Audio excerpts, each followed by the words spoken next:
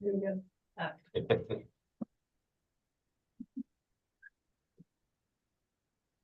Good morning, everyone. I'd like to call this meeting to order. Can everyone hear me? Yes. Okay, great. Welcome to the 274th meeting of the Council. I'd like to begin this meeting with a land acknowledgement. We want to take this opportunity to respectfully acknowledge that the Council regularly meets and its staff office is located in Anchorage on Dena'ina homeland. The Council wants to honor the Dena'ina, the Indigenous peoples who have stewarded this land across generations and continue to do so. We're glad to be part of this community, honor the culture, resilience, and tradition of the Dena'ina people. Thank you. So the Council is meeting virtually for the first time since 2022. Please note that we have planned for an adjusted meeting day. The Council is scheduled to meet from 8 a.m. to 4 p.m. Alaska time to accommodate those participating from Pacific Northwest. Also, members, we're asking you to please use your webcams during the meeting, particularly during public testimony. Our agenda for this meeting is available on the Council's e-agenda site. We intend to go through the agenda in order, but agenda items may be taken up earlier or later than is noted, depending on how we progress throughout the meeting. Are there any objections or changes to the agenda? Seeing none, we're now ready to move on to our B reports. We're scheduled to receive 7 agency reports under this section. 3 of them are oral, as well as some oral reports from cooperative representatives under B10. As a reminder to the public, we'll receive all of the B reports and then take public testimony. So please sign up on the e-agenda before the conclusion of the final B10 Cooperative Report. I'll hand it over to Mr. Witherall. Yeah, thank you, Madam Chair. I just have a few announcements and we will have a couple of presentations as part of this report. First, I wanted to note that Serene Reeves has joined our staff as an administrative specialist back in January, and maybe you've met her at the February meeting, but this is my first opportunity to introduce her publicly. She holds a bachelor's degree in journalism and public communications from the University of Alaska, and she has many years of media experience as a professional photographer and managing editor of the Milepost. So welcome aboard, Serena. I included some links to 2 recent publications by Council staff, one that I co-authored with other staff on the use of conservation areas for fishery management and ecosystem conservation, and another with Dr. Stram entitled Ecosystem-Based Fishery Management of Crab Fisheries on the Bering Sea and Aleutian Islands. The links are there, so papers can. The next thing is we have had a University of Alaska Fairbanks graduate student intern, Emma Luck, who is a marine mammal specialist, and she has prepared several infographics on killer whale interactions for us and the Marine Mammal Protection Act. And I'd like to give her an opportunity to introduce herself and give you an overview of what she's put together for us. Go ahead, Emma. Thank you. Let me just pull up my PowerPoint that I've prepared.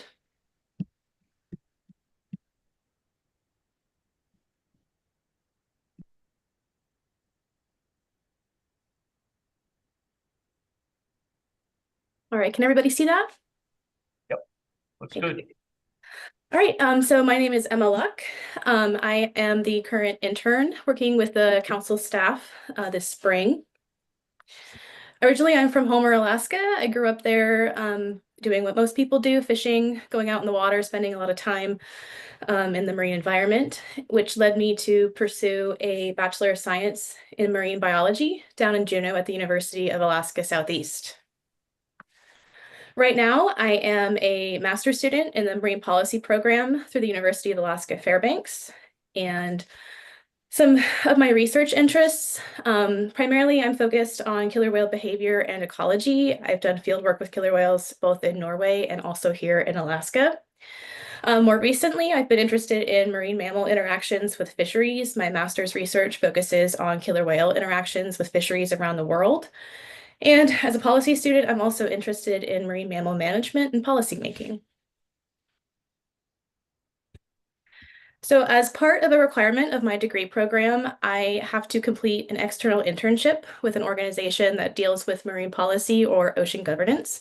And I've been fortunate enough to complete this internship with Counsel staff this spring. And the primary goal of my internship was to create informative infographics about Alaska's marine mammals and their interactions with fisheries. So apart from my research interests, in my free time, I enjoy scientific illustration and creating infographics. So this was a really great way to combine both my expertise and some of my other skills. So we, in the end, came up with 3 different infographics. The first being one that discusses killer whale interactions with Alaska's fisheries. The second focuses on marine mammal laws and applications to fisheries management. And the third one, the most recent one I've been working on, takes a look at fishery interactions with Alaska's marine mammals and future outlooks. And so I'm going to go over 3 of them now. For the sake of time, I won't be able to go into depth about all 3 of them, but they are available on the Council website for you to review if you haven't looked at them already. So this is the first graphic. This is the one that's talking about killer whales and Alaska's fisheries. This is one of my main research interests, and it is also a topic that has generated quite a bit of interest from a variety of different people, including the public. And so I felt it was important to have a piece of educational content like this to help explain some information around some of these interactions. So what we included was some background information covering killer whale interactions with fisheries in general and some information about that. I also included some information about the different killer whale subspecies that are involved in interactions in Alaska's fisheries. The lower left, this is describing where most of these interactions are occurring and what type of interactions are known to occur. And then finally, and most importantly, we also wanted to highlight what's being done about these interactions. What are people doing from the Council to the Fisheries Service and to the people that are working in the fishing industry to address some of these interactions? And this particular graphic, I was lucky enough to speak with a few different folks in different areas of the fishing sectors for some of their insight and feedback, and that was really helpful in formulating this particular graphic. The next one focuses on laws and regulations surrounding marine mammal management and what it means for fisheries. So here we focused on the 2 main statutes involved in marine mammal management, the Endangered Species Act and the Marine Mammal Protection Act. So that is highlighted on the left side, mostly pointing out some of the things that are relevant to fisheries management within the context of these 2 laws.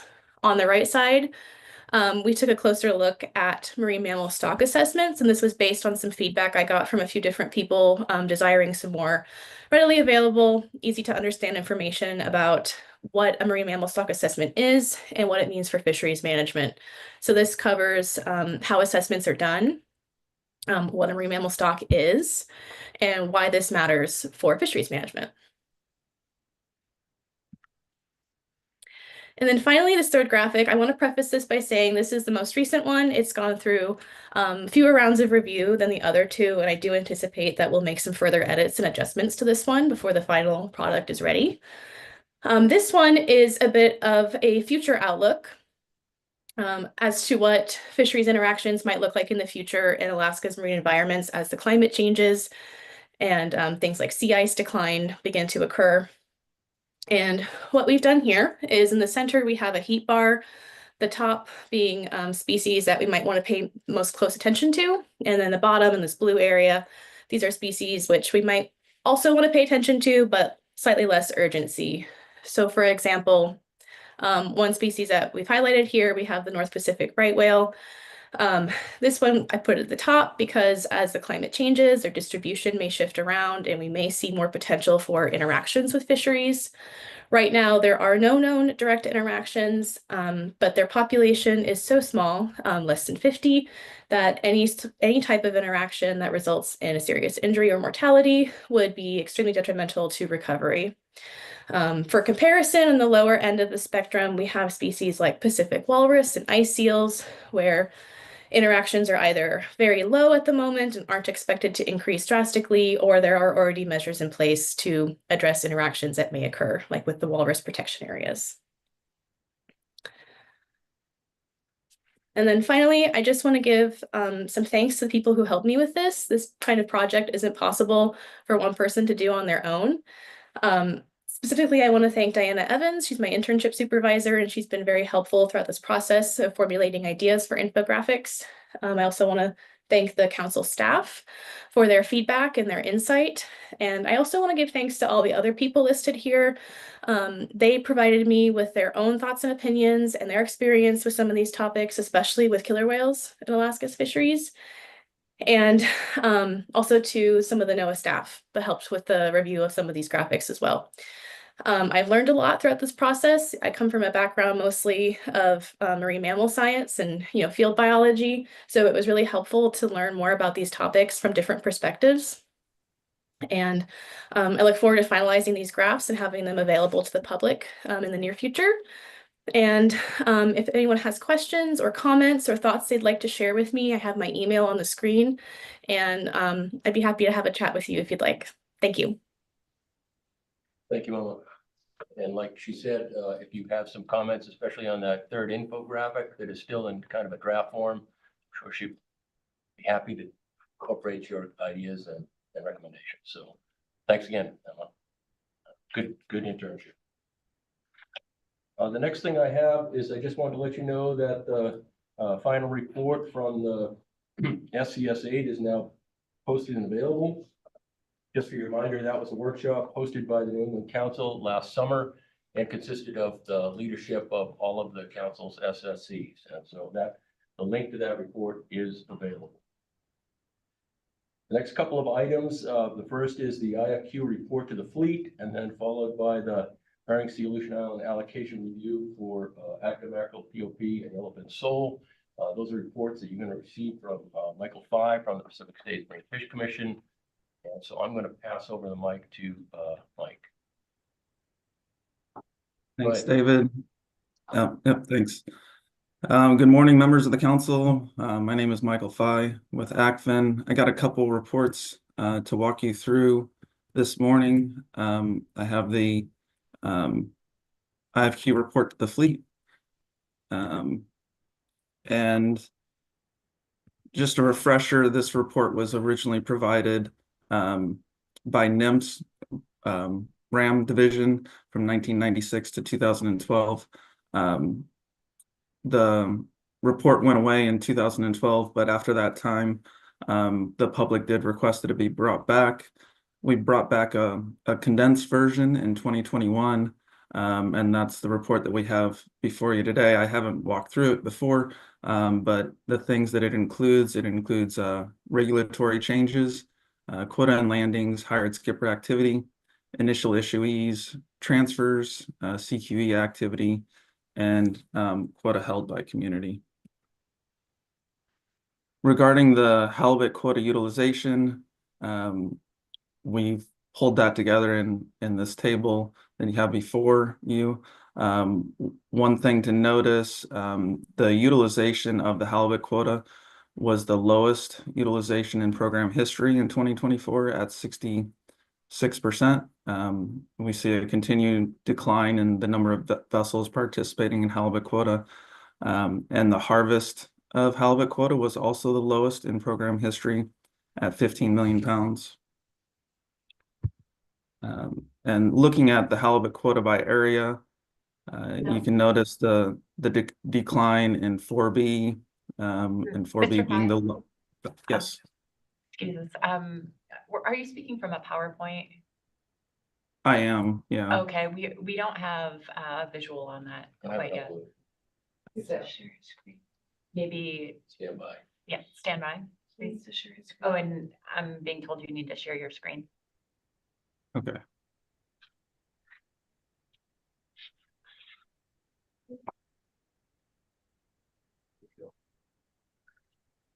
Thank you. You have it now? We do. Yeah. Oh, sorry about that. Okay. Here's the initial slide where it it goes over the date range and what the report contains. Here's the table that I discussed initially that has the amount of harvest, the percent of harvest, and then the pounds landed. So we see that in 2020, 90% of halibut IFQ was harvested, and that decreasing to 2024, where 66% of halibut quota was harvested. And also the lowest, you see the 14 million pounds in 2024, which was the lowest amount in program history. And here's a description of the various areas, or it breaks out the utilization of that quota by area. You can note in 4A, 4B, 4C, and D, those declines. 3A and 3B and 2C also declined. So if we look back in 2017, all areas were above 90%. And in 2024, 3A was the only area above 90% utilization. Moving on to the sablefish quota. Sablefish was also the lowest amount utilized in program history at 59% in 2024, and has a somewhat stable number of vessels and number of permits. One thing to note about the sablefish quota, the pounds landed was the third highest in program history at 36.5 million pounds. So something to consider with that low utilization rate, it still has a high amount of pounds landed. Looking at the sablefish quota utilization by area, the Aleutian Islands obviously has that low downward trend.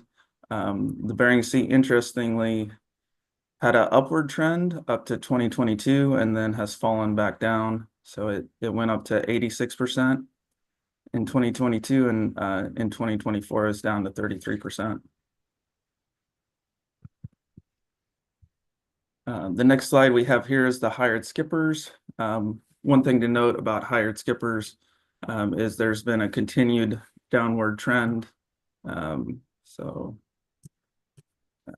We see that continuing through 2024 at just 23.6% of halibut landings using hired skippers, and 33% of sablefish landings using hired skippers. The medical transfers, we do see a continued upward utilization of medical transfers that started in 2020. There was an emergency rule as well that authorized transfers in 2020 and 2021 that is not included in the table here.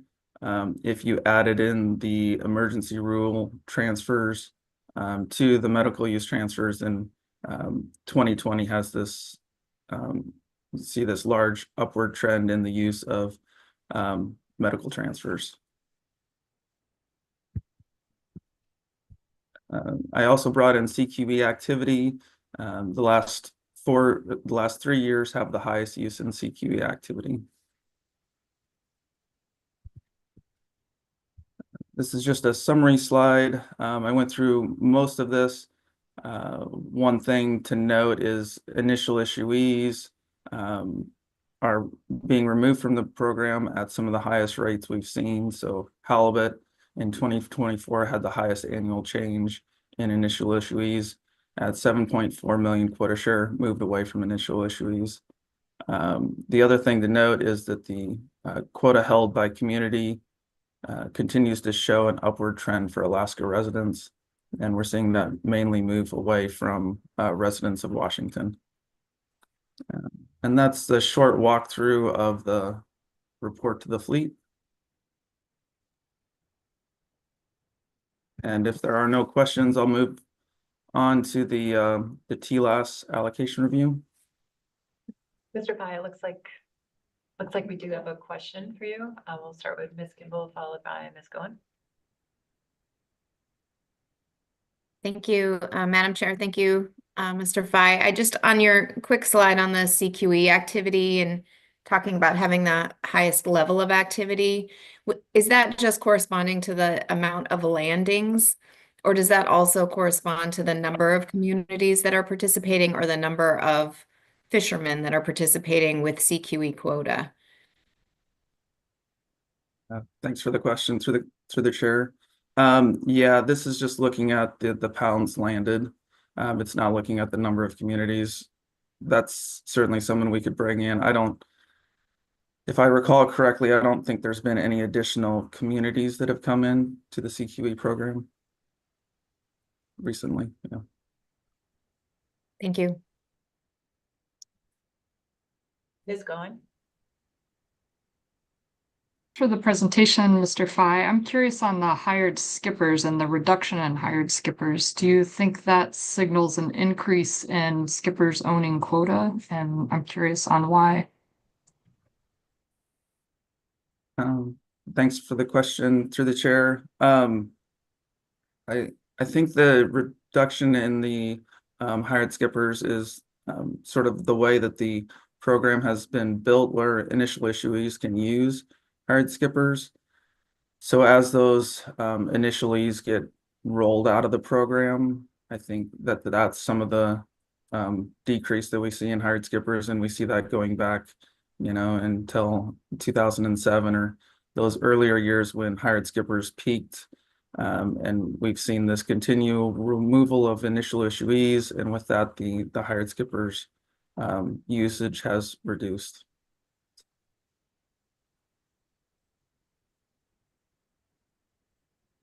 Thank you, Mr. Fye. Not seeing any further questions. We're ready to move on to your next report. Thanks. Yeah, the next report that we have is the Amendment 80 Trawl Limited Access Allocation Review. If you recall, in 2016, NMFS issued a directive to periodically review allocations. This was to ensure that allocations remain relevant to current conditions, improve transparency, and adhere to adaptive management. In 2023, the Council adopted a streamlined approach to review these allocations. The initial step would be for the allocation to be presented in the B report, and then the Council would determine if there were any steps or if the review was complete. This slide sort of breaks down the potential avenues that the Council could take. This is not an in-depth report. It's data-driven. When the Council receives the report, they can note that the allocation review is complete and move on. They could solicit input from public. They could request an addendum. They could also request an in-depth analysis if they wanted, if something further was needed.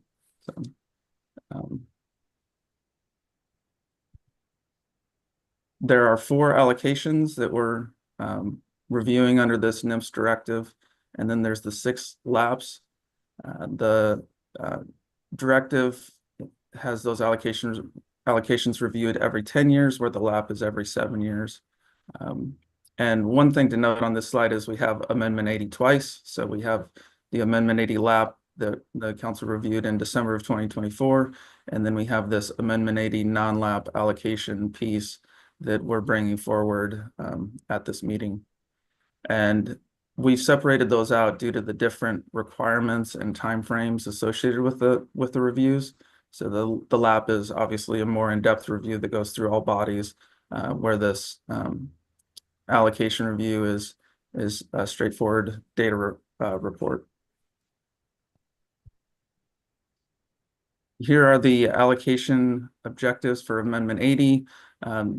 These apply both to the lap and to the allocation. So this is a little bit of a tricky allocation review where both programs are kind of rolled together in the amendment. Maybe teasing out what is important to the allocation, the TLAS allocation itself, is something we need to do. The allocation objectives are to maintain a healthy marine ecosystem, reduce bycatch, minimize waste, provide maximum benefit to future generations of fishermen, and minimize the negative impacts on other fisheries. We also pulled together some FMP objectives that might be relevant.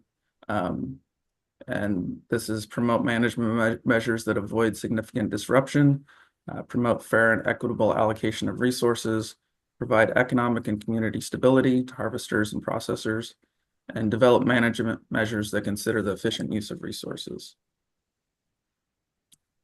So again, there's the two sectors under Amendment 80. There's the Amendment 80 vessels, which is the LAP, which has 5 species allocated. Then there's the trawl limited access sector, the non-LAP, which has 3 species allocated, the BSAI Yellowfin sole, the BSAI Atka mackerel, and the AIPOP. The review covers 2008 to 2023. So that's 2008 was the first year of the program. And it contains allocations and landings, value, PSC, community participation, and stock status. Regarding the Yellowfin sole allocation, it's a tiered allocation. So the first 87,500 tons gets 93% to the Amendment 80 sector and 7% to the TLAS sector. As that TAC increases, it has an increased rate that goes to the TLAS sector. So any TAC above 125,000 tons, 60% would go to Amendment 80 and 40% would go to the TLAS sector. The Yellowfin sole allocation is the only allocation in this review that has had reallocations. It was the first 4 years of the program. And 2010 had the significant reallocation of 20,000 tons due to a closure. This slide here shows the percent of allocation utilized throughout time. The tan area represents the catch. The gray bar is the initial allocation. The blue bar is the final allocation. And then the red line is the percent of allocation utilized. One thing to note on this is the significant decrease that we saw in 2021. And then, the even more substantial decrease that we see in 2024. In 2024, we saw 5% of the quota utilized, which was a decrease from 93% in 2013.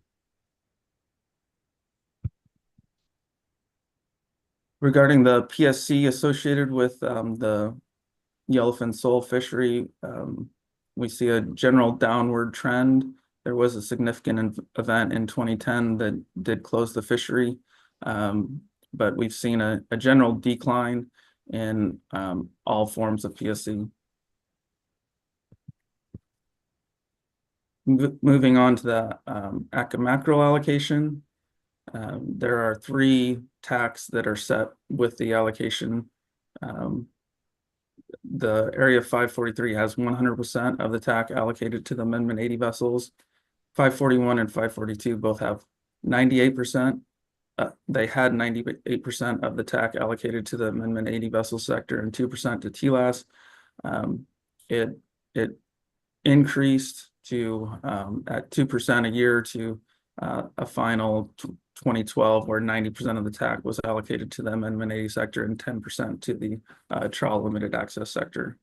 And there's been no reallocations for this allocation.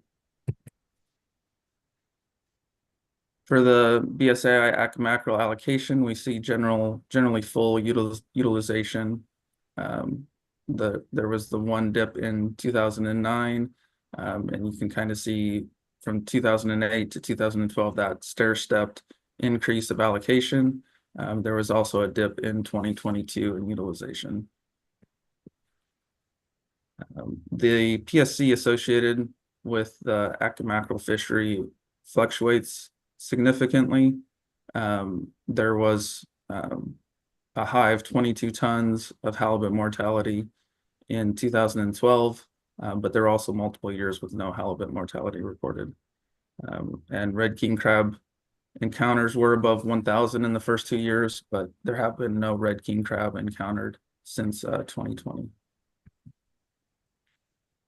Moving on to the AIPOP allocation. Area 543, this is also divided into 3 areas. Area 543 has 98% of the TAC allocated to Amendment 80 and 2% for TLAS. Area 541 and 542 have 90% for the Amendment 80 sector and 10% for the TLAS sector. And this allocation also has no reallocations. Similar to Atka mackerel, the POP allocation is generally fully utilized and has been over 90% utilized for every year except 2012. The PSC associated with the POP allocation, we see fairly small numbers here. It did reach 5 tons in 2019 and 2020. There was red king crab PSC that occurred in 2008 and 2009, but has not occurred since. I also brought in the Chinook salmon numbers, which are in the document as well, which had less than 100 animals in all years except 2014 when it reached 105.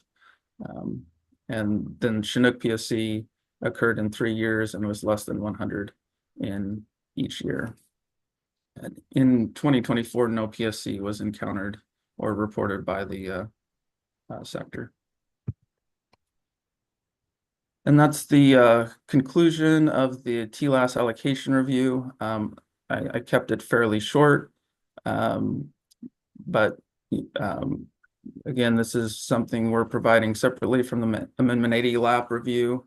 The PSC shows a general downward trend for all 3 allocations. One thing to note is the BSAI Yellowfin sole allocation has been underutilized since 2020. And that's the conclusion. Again, it's up to the council to determine if there's any next steps needed or identify the review as complete. Thank you for the presentation, Mr. Fye. Looks like we have a question for Mr. Oliver. Yeah, thank you, Michael. The previous slide, in 2024, there was no PSC of any species encountered. That just seemed odd, I guess. Is there any explanation for that? Thanks for the question through the chair. It is a fairly small allocation. And it is, it is somewhat surprising that nothing was reported, but that's the way that the data shook out in that year. So yeah, I don't have a good explanation for why that occurred. Thank you. Any further questions for Mr. Fye?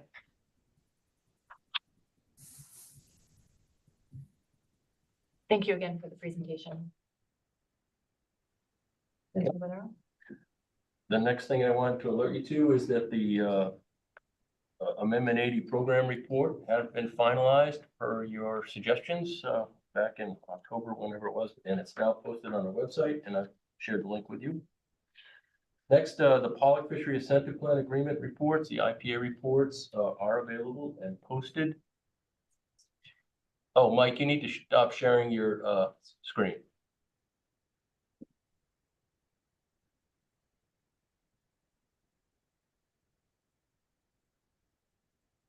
Texting.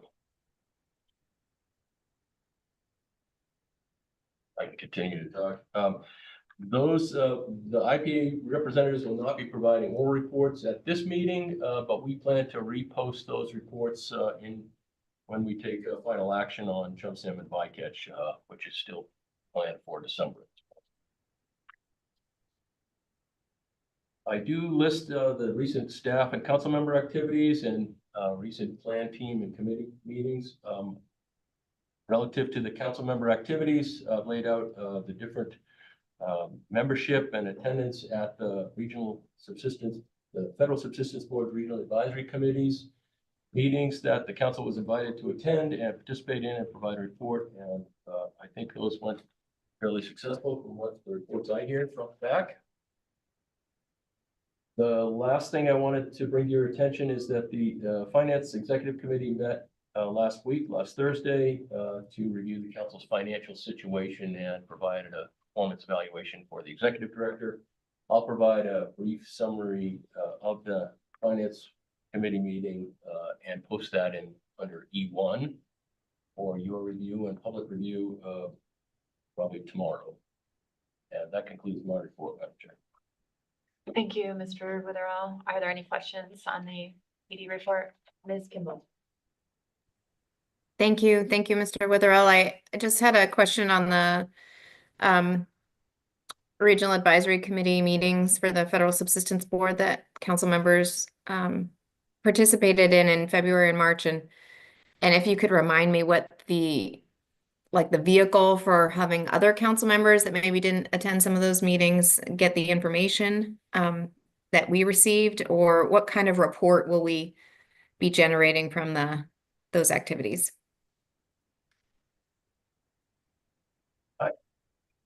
I simply listed who attended those meetings. I know that there was interest in trying to summarize and provide the council with feedback from those meetings. I don't know where that report stands, if that has been finalized or not, but I'll get back to you on that. Okay, thank you. And I guess I would assume that wouldn't come back to the council until we had the chum action back on our agenda. But just some clarification on that in the future would be helpful. Thank you. Will do. Thank you. Any further questions for Mr. Witherell at this point? Yeah, I'd just like to congratulate you and Dr. Stram on the publications, recent publications. They're quite meaningful contributions to our region, as well as others who are in our fisheries world across the United States. So very proud to be affiliated with such talented staff and expertise. Thank you. And I think we're ready to move on to our B2 report. Do we have Ms. Harrington online? Well, Mr. Curlin? Yes, good morning. Good morning. Yeah, Madam Chair, I can start out with a couple of items. I don't have any visuals for this, but first of all, good morning, everybody. You all have doubtless been following the news about changes happening with various federal agencies. And I can't go into a lot of specifics, but I want the council and stakeholders to know that the National Marine Fisheries Service is facing some very challenging circumstances. And specifically for our Alaska Regional Office, we started out the beginning of 2025 with a number of critical positions vacant that we have been unable to fill. We lost a number of staff in February from a combination of the deferred resignation program, which was an incentive for people to depart the agency, and the termination of employees who were on a probationary status. That latter group included really some great new hires, some with extensive non-federal experience or who had changed federal jobs within the last year, so they were not all rookies by any means. Those people who were terminated have been reinstated per some ongoing litigation, but they are now on administrative leave, so we are not able to take advantage of any of their services. They're not able to do any work for us in their current status. Like most federal agencies, we now have voluntary separation incentives available for a limited time for staff, and a number of our people will be taking advantage of those incentives. And we're also expecting and planning for some number of non-voluntary reductions in force. So I don't currently know the full aggregate numbers, but NMFS will need to adjust to this new reality. This will be a new paradigm with less staff and less capacity. I can't speculate on what all the impacts will be and really can't predict what other changes or impacts we might see in the future. I can say that we will have limitations and delays in delivering things that the council and stakeholders are expecting. And as we learn more and adjust in the coming months, I hope to be able to convey more details. I really appreciate everyone's understanding. Sorry for the unhappy message, but I wanted to share what I can. And finally, I just wanted to express my thanks to the many people in the seafood industry and others in the public who have reached out recently to express their support and gratitude to our employees. Our staff have been under quite a lot of stress, and they have been really touched by numerous very kind acknowledgments of their public service. It means a lot. So on their behalf, again, thanks to everyone who has reached out in that way. That's all I have, and with that, I'll pass to Ms. Harrington to present our regular NMFS Management Report and other reports and updates. Thank you. Mr. Curlin, before we transition, it looks like we might have a couple questions for you. So we'll start with Ms. Kimball, followed by Ms. Vanderhoven.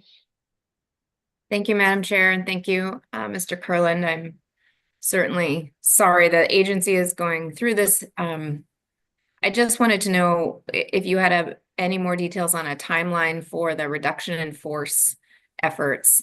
Is that something we would understand the impacts of by our June meeting or sometime before the June meeting? Through the chair, Ms. Kimball, I don't know. We expect it will be unfolding in the coming months, but I don't have a timeline. Thank you. Thank you. And Ms. Vanderhoven, your hand is down. Was your question answered? Okay. Okay. We'll move to Ms. Goen. Yeah, thank you for the update, Mr. Curland. And I don't have a specific question, just wanted to echo your comments about what you've been hearing from the seafood industry, and I'm sure my fellow council members agree. Just appreciation for the work that your staff are doing and council staff. I know these are uncertain times, but we really appreciate all the work. As a former federal employee myself, I know how hard staff work, so thank you. Thank you. And Mr. Twite. Thanks, Madam Chair. Mr. Curlin, I'm sure that's probably one of the more difficult reports you've had to give to the council. I'm afraid it's not the end of the difficult reports we'll be hearing from you along these lines. One question I have for you is, in addition to managing the loss of staff, the loss of resources, I'm sure you're also trying to manage morale issues to try to work with the staff who are still there to maintain whatever morale and productivity you can. So my first question for you is regarding that. What, if anything, can this council do, or should this council be sensitive to relative to making the remaining staff who are being called on to do extraordinary things at this point? What can the council do to support your efforts there to maintain productivity? Madam Chair, Mr. Twite, thanks for the question. And I really appreciate your acknowledgement of the strains on our existing staff. You know, I think all I can really say on that is we're going to have to be increasingly attentive to priority setting and setting expectations. But as I indicated, I'm really not in a position to be able to describe particular implications for the services that we can deliver. But I guess, you know, just at sort of a human level, since that seemed to be where your question is coming from, I just appreciate the compassion and continuing to let our staff know that you appreciate them if you do. These are indeed challenging times. Thanks.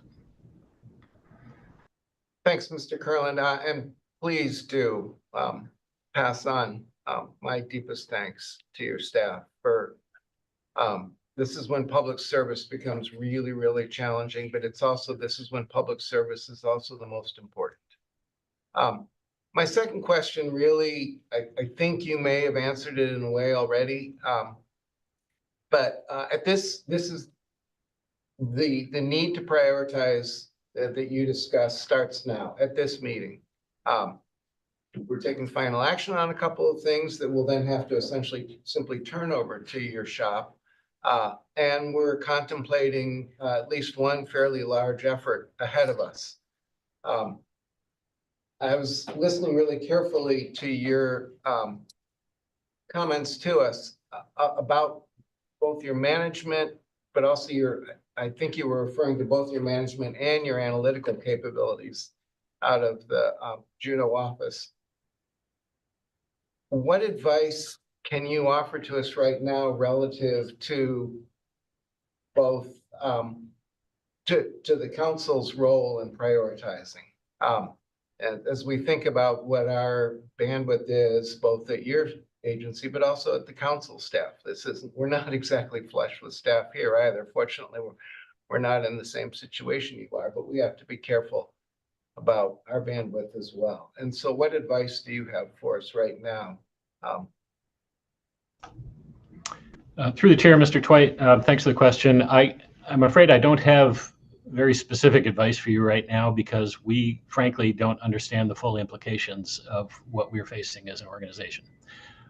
So I can promise you that I will share more information with the council as I have it and try to be as clear as I can about what we are able to do to advance the council's priorities and to assist. But I guess beyond just overall being mindful of staffing constraints and associated impacts on timing for various actions, I don't have any other specifics to offer. Thank you, Mr. Kurland. And Mr. Ritchie? Thank you, Madam Chair. First off, Mr. Kurland, I just wanted to thank you for the service that you do. I wanted to just take a moment to call out the retirements of Kurt Iverson and Jennifer Mondragon, and just express appreciation for the work that they've done over the years, and that their presence will definitely be missed. Lots of times after hours that Mr. Iverson has been able to help me understand issues, help with language and things like that, and yeah, their presence will be missed, and their work is more than appreciated. Thank you. Thanks. Thank you, Mr. Ritchie. Not seeing any further questions. Thank you for the update, Mr. Kurland. Appreciate it. So, should we move to Ms. Harrington? Yes. Good morning, members of the council. I am Gretchen Harrington, the Assistant Regional Administrator for Sustainable Fisheries in the Alaska region, and I'm going to present the overall NMFS B2 Management Report, and we have a number of presentations under this report that I'll introduce as we go along. So the NMFS B2 Management Report is posted, and we start off with our progress on rulemaking. It was very nice to see that we were able to publish, every year we publish our harvest specifications and our annual management measures for the halibut fishery. Those were able to be published. We had the Secretary of State concur with the Secretary of Commerce in accepting the 2025 IPHC fisheries regulations on March 14th. And we published the final Gulf of Alaska harvest specs and the Bering Sea Aleutian Islands harvest specs on March 18th, and a notice to open the sablefish fishery on March 18th. So this all came down to allowing us to be able to issue IFQ and open those fisheries on March 20th. We also, on March 21st, published the annual halibut management measures. Then recently on March 27th, we published a notice of an exempted fishing permit, EFP, which we will present here under this B2 report. And public comments are accepted on that through April 7th. We also published on March 27th the final rule to authorize the hook and line catcher processors to use longline pot gear in the Bering Sea and the Bering Sea Greenland turbot fishery, and that will be effective April 28th. And we just learned that the Cook Inlet harvest specifications will publish tomorrow. They're on public inspection today, and these are the proposed harvest specifications. We intend to also publish the final harvest specifications to open that fishery this summer. And as usual, we have our updated status of actions link for folks to see more details on each of these actions. The RQE Charter Halibut Stamp Final Rule is still under review, and if approved, we intend to implement that action in January 2026. We had published a proposed rule on October 31st, 2024, and we are delaying the implementation until January to not have it implement during mid-season to avoid disruptions to the charter halibut fishery. Also, we're pleased to announce that all in-season actions for 2025, including fishery closures and reallocations, have been published in the Federal Register. Our in-season branch continues to work to ensure in-season management actions are published in the Federal Register as close to real time as possible. And again, the status of actions reports provides additional detail. We've posted a number of documents under the B2 report, and I'll talk through those as I move through the items. First of all, I wanted to point out that we had provided an update at the February 2025 Council special meeting, and that we've linked that report here in our B2 report. We realized because that was a focused meeting, special meeting, that people may have missed that, so I wanted to highlight the issues that we describe in there, including the data confidentiality final rule, a memorandum of agreement between NMFS and the Aleut community of St. Paul, an update on the Chinook salmon ESA listing petition, and National Academies of Sciences study. One announcement is that we had to change all of our phone numbers. And so if you had been relying on old phone numbers, we have an updated directory on our webpage, and the link is there in the B2. So please refer to that if you need to contact any NMFS staff on the phone. Next, we'll move into the EFP. We received a final application for an EFP on March 11th from Mr. John Govan under contract with North Pacific Fisheries Research Foundation. The proposed EFP is focused on developing salmon excluders specific to summer pollock fishing conditions in the Bering Sea, where chum is the primary salmon species caught as bycatch. And like I said, we published a notice of receipt of the petition in the Federal Register and are accepting public comments through April 7th. And with that, I think I will turn it over to John Govan to give the EFP presentation. Thank you, Ms. Harrington. Good morning, Mr. Govan. Good morning, Council Chair and members of the Council. I'm getting a little help setting this up. Haven't done one of these over Zoom yet, so bear with me. Madam Chair, if it's okay with you, I'd be willing to take questions as we go through this as we go, but I will, if I'm about to get to that subject in the next slide or something, probably just ask people to give me the chance to get there and then take the questions or clarifications if that works for people. Thank you, everyone, for your opportunity to present the North Pacific Fishery Research Foundation's application for an exempted fishing permit to work on salmon excluders. I am doing this work on behalf of the foundation, and with me is Andrea Kekola, who is the president of the foundation.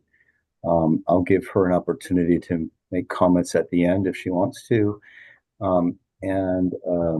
I would like to say that if you look at the application, the collaborators from the different pollock trade associations, Austin Estabrook from the at-sea processors, Susie Zagorski from United Catcher Boats / Inter-cooperative manager, and Heather Mann with Midwater Trawlers Cooperative. Additionally, collaborators on the gear innovation side are Captain David Irvine, formerly Starbound Captain, and Seamus Melly at Swan Nets. And also would like to thank agency staff for getting this on the agenda and reviewing the application, given all you've heard about the staffing challenges. So particularly Maggie Chan in the region and Dr. Lyle Britt at the Race Division Science Center, who've been most involved with helping get this scientific review that's attached to the permit application and the process going forward to get the permit.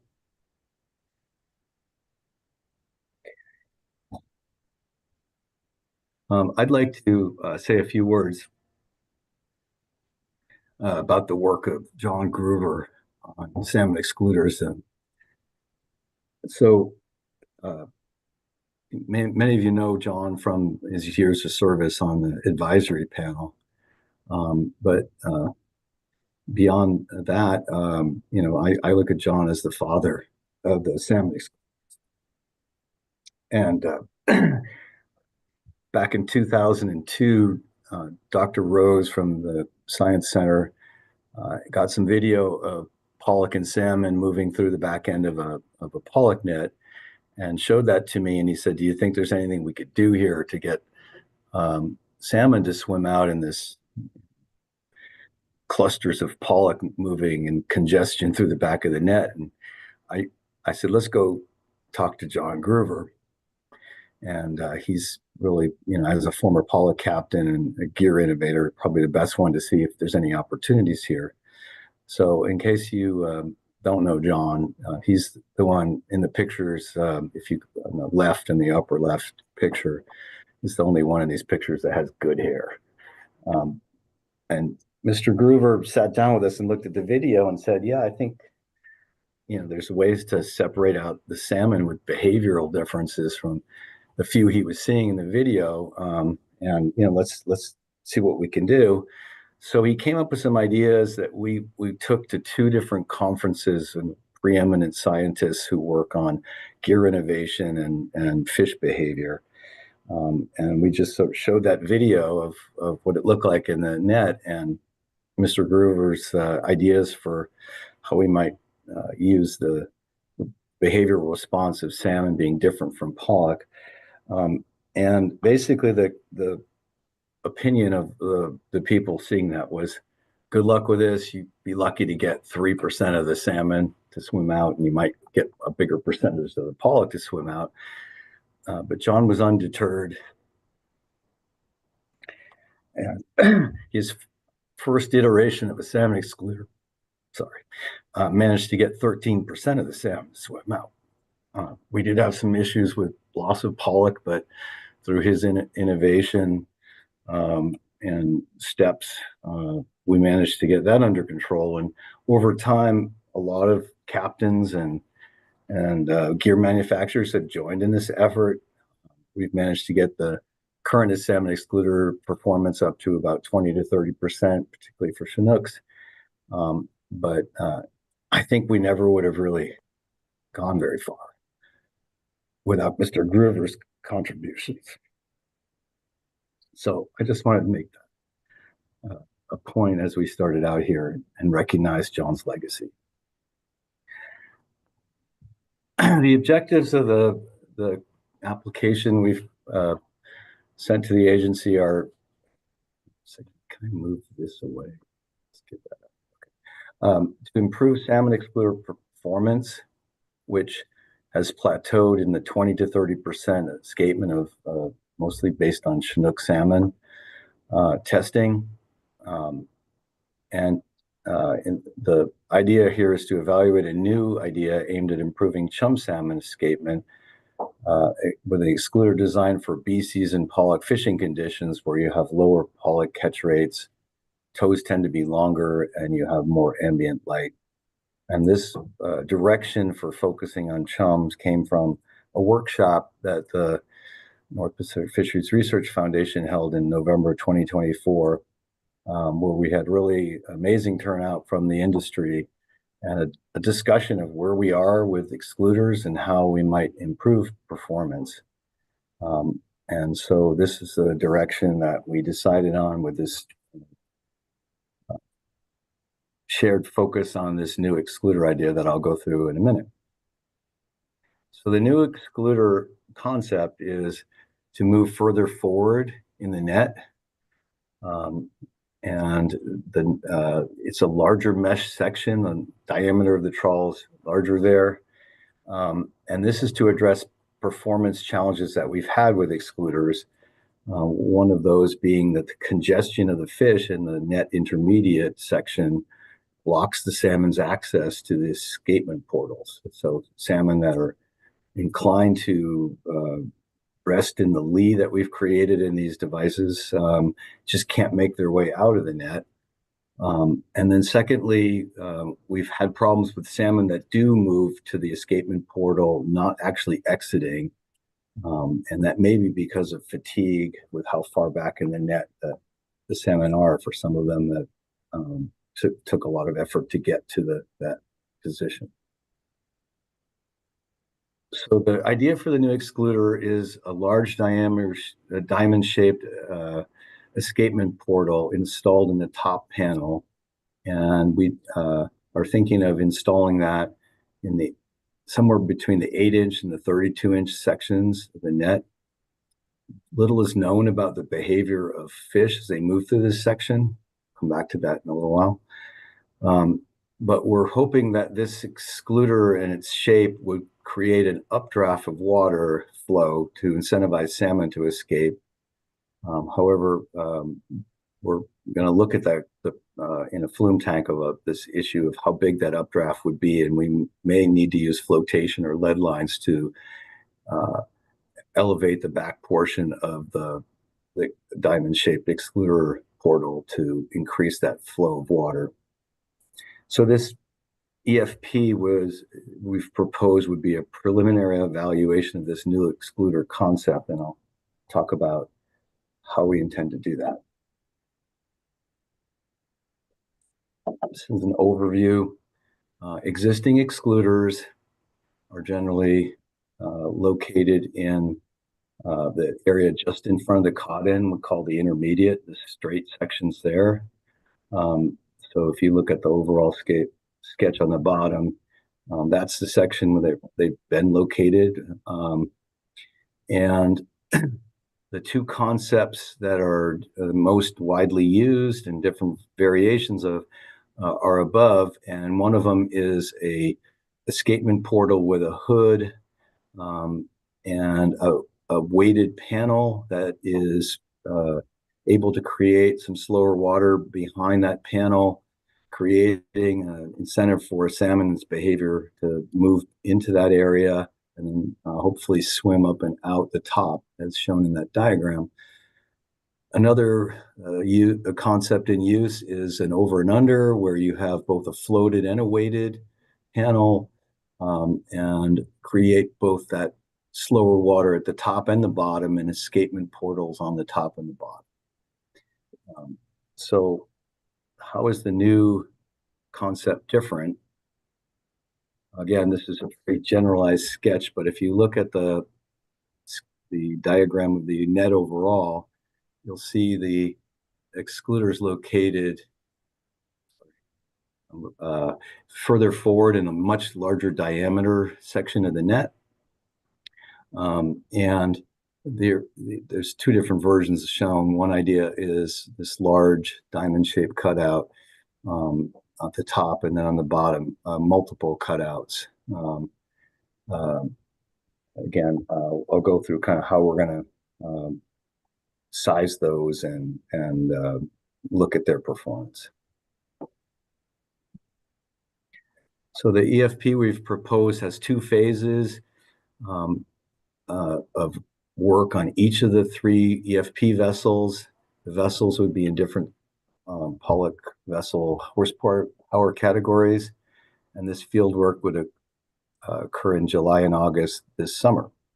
The first phase would collect head rope sonar, wireless echo sounder, and video camera data for pollock and salmon behavior assessment in the large mesh sections I just showed.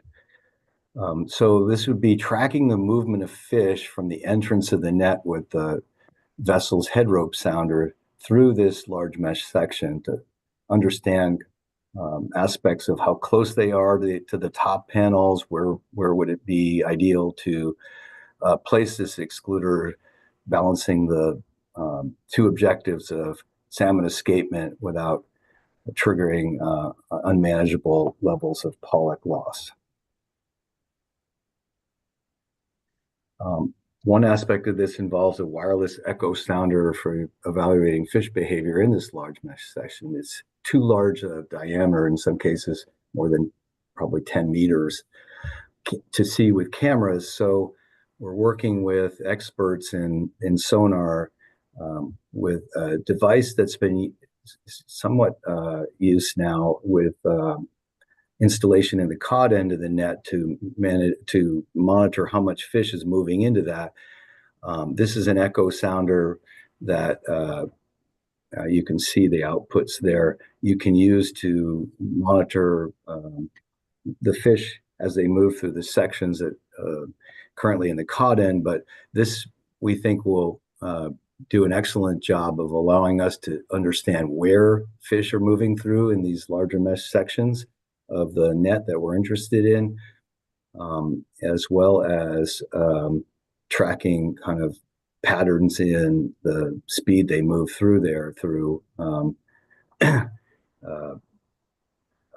the device shown can only look down, but this one we're going to use can actually look forward and backwards.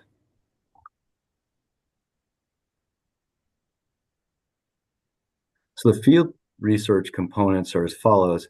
Phase 1 would inform information about the escapement portals relative to the diameter of the net, and look at water flow changes to validate the flow calculations that we're going to get from a flume tank research that will occur in a little bit over a week.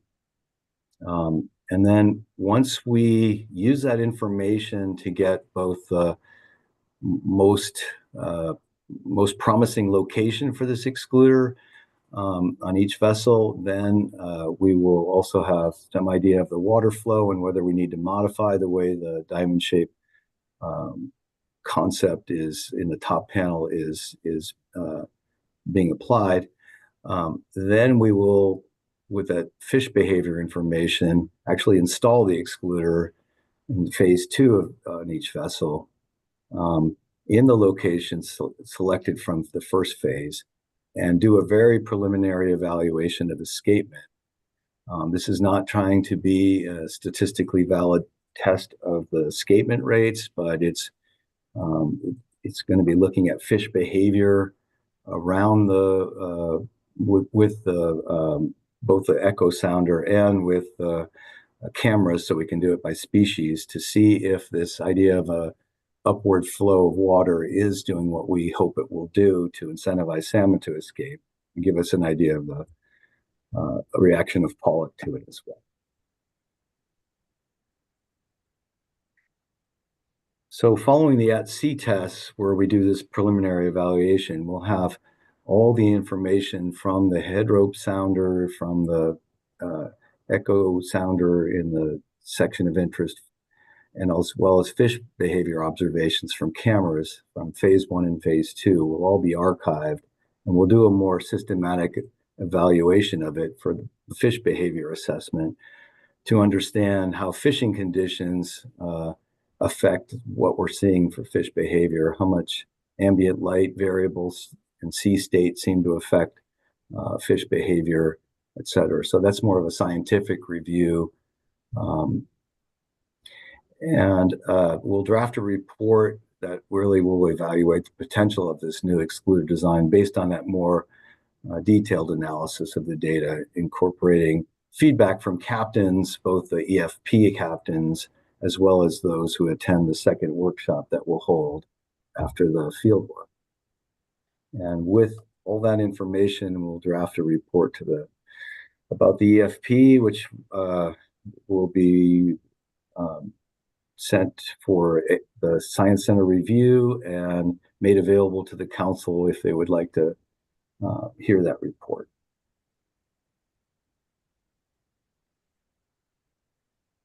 I'd like to talk about the exempted fishing permit exemptions and specifically our rationale for them. So I'll walk through these. I have a slide on detailing each one kind of separately. We've asked that our EFP activities be allowed in all Bering Sea pollock fishing areas suitable for the EFP objectives, including the rolling hotspot closures and catcher vessel operations area. We've asked that the catches during the EFP not count against the TAC and salmon bycatch cap for Chinook. And I'll go through that rationale there and what we mean by that. But specifically, I wanted to point out that all EFP catches would be reported to NMFS in their catch accounting system with a coded identifier. So they are clearly identified in the catch accounting system and can be separated out. So it's not like we're asking for the catch not be accounted, but that it not count against the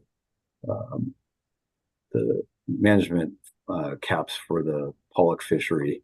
My rationale for that will be explained below.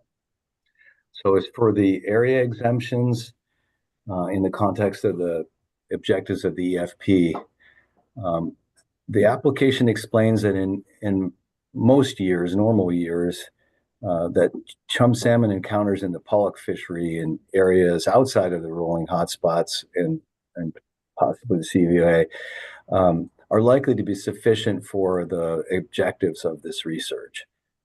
By that, I mean there will be enough chum salmon encounters so that we can assess the behavior with cameras in this large mesh sections, noting that cameras can only see approximately 2 meters, and these large mesh sections are larger than the cameras will be able to see.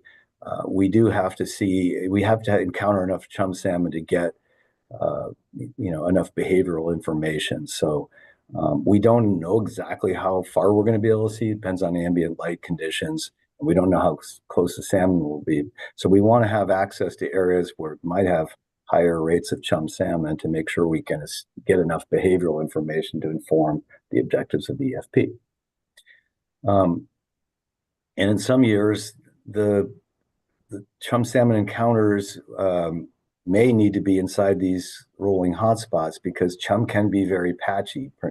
For instance, in 2024, really the chum salmon encounters were really only in any significant way inside the rolling closures that the industry has in place. So we may choose to do the EFP activities inside these areas if that's the only area we can achieve enough chum salmon encounters for the purposes of this research.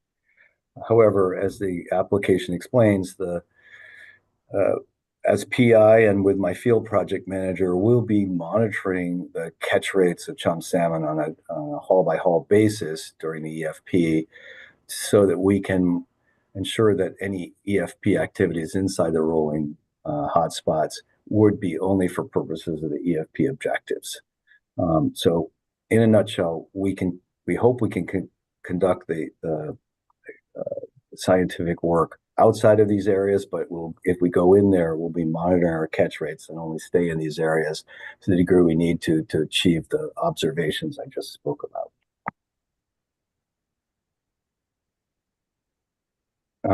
The EFP also talks about exemptions from NMFS catch handling regulations, says they may be needed to track the salmon catches on a haul-by-haul basis for vessels in the electronic monitoring program.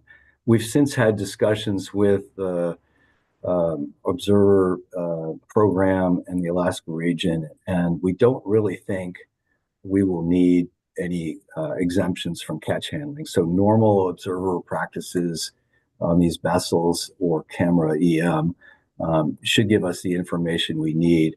What we'll be working out is how we can just do these on the vessel hull by hull counts of salmon informally, just so we know we're getting enough to achieve the objectives of the EFP and monitor our catch rates, as I spoke to a minute ago.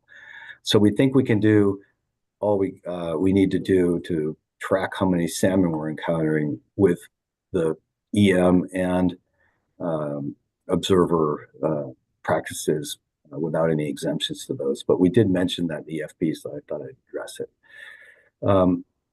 And also we will consult with NMFS region and the observer program on catch reporting for catcher processor vessels, so that we can ensure that we can do the EFP on the CP vessel that's selected as a combined trip. This isn't enough fish for a single trip. So they either combine it with a CDQ trip or an AFA trip, but we need to identify which hulls are EFP for their catch accounting. So we'll work that out. And then, as I mentioned, we've asked that the Chinook not count against the caps. And what we meant by that was we don't want to have a cap on the EFP for Chinook catches, because we're asking vessels to fish in areas that they normally wouldn't at times, potentially. And we don't want to see any incidental catch of Chinook salmon become something that either would close down the EFP or affect the vessel's ability and willingness to go into areas we need them for the scientific objectives. So to look at the likelihood of any catches at all of Chinook salmon, the region provided me some data for the last 10 years of the Chinook per ton rates in the pollock fishery in July and August when this work would occur. And you can see that these rates per ton are fractions of 1 per ton, very small fractions of 1 Chinook per ton. And when you apply them to the groundfish requested for the EFP activities, the average estimated catch would be 11. And using the year of 2017, where the encounter rates were highest among this data set, that would extrapolate out to an expectation for is 28 Chinook salmon. So rationale here is if we put caps on this for the EFP, it will affect our ability to achieve the scientific objectives. We have had in the past hard caps on an EFP that has actually shut down the EFP. One of them was an experiment looking at Chinook salmon escapement, and we didn't have any available chum salmon in a season. We caught some, and that shut down one of our AFPs. The other thing is, in my experience, we do this sequentially, working from first vessel, second, third. It's really hard for us to get applicants if the vessel before say the one who's third in the rotation achieves this cap and shuts down the EFP. So you have a vessel that did everything to gear up, apply for, invest in the equipment they need, shift fish away to other vessels in their cooperative, and then they can't do the work. So it's difficult to get vessels to do this work if we have all these constraints. So we're trying to keep the Chinook, it's very small numbers of Chinook expected in this to becoming some sort of a choke species, if you will, that would shut down the cap. Likewise, we need the vessel participants to be able to feel like they can fish where we need them to fish for the scientific objectives. So if the Chinook is counting against their vessel or the AFA caps, this can change their behavior and make it so that they're unable to do what we're asking them to do. So it's our understanding that we can't combine also AFA fishing with EFB fishing. So there's some potential issues with management programs that can't be resolved. So all this is a lot of detail about this, but essentially we don't expect to catch many Chinook. We hopefully won't catch any in this, but we don't want that to become something that would potentially affect our ability to achieve both the scientific objectives of the work as well as getting vessels that would be willing to do the EFP work, which involves a lot of vessel slowdowns and cost to them in that process. And finally, my last slide is just showing you where we are. This is actually in figure 5 in the EFP application. If you probably can't see it on the screen, but we've gone through the task to get to this point to develop the application, hold the workshops with industry. And right now we're about a week away from going to the flume tank to do some of the gear design work for the new excluder. We're working with the Alaska Fisheries Science Center's race division to come up with criteria that they can use to select the EFP vessels. So we'll create a request for proposals, draft that request for proposals, and send it out to the pollock industry in the Bering Sea.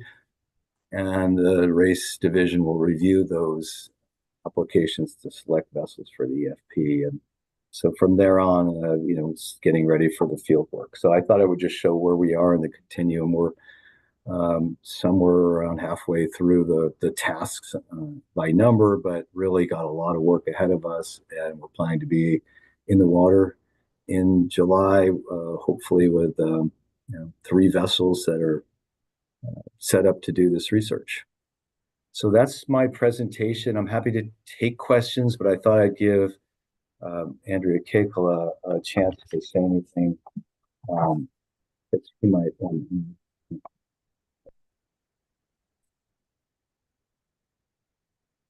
Right, so again, hello, my name is Andrea Keikola. I'm the president of the North Pacific Fisheries Research Foundation, and I want to thank you for your time and thoughtful consideration of the proposed salmon excluder EFP.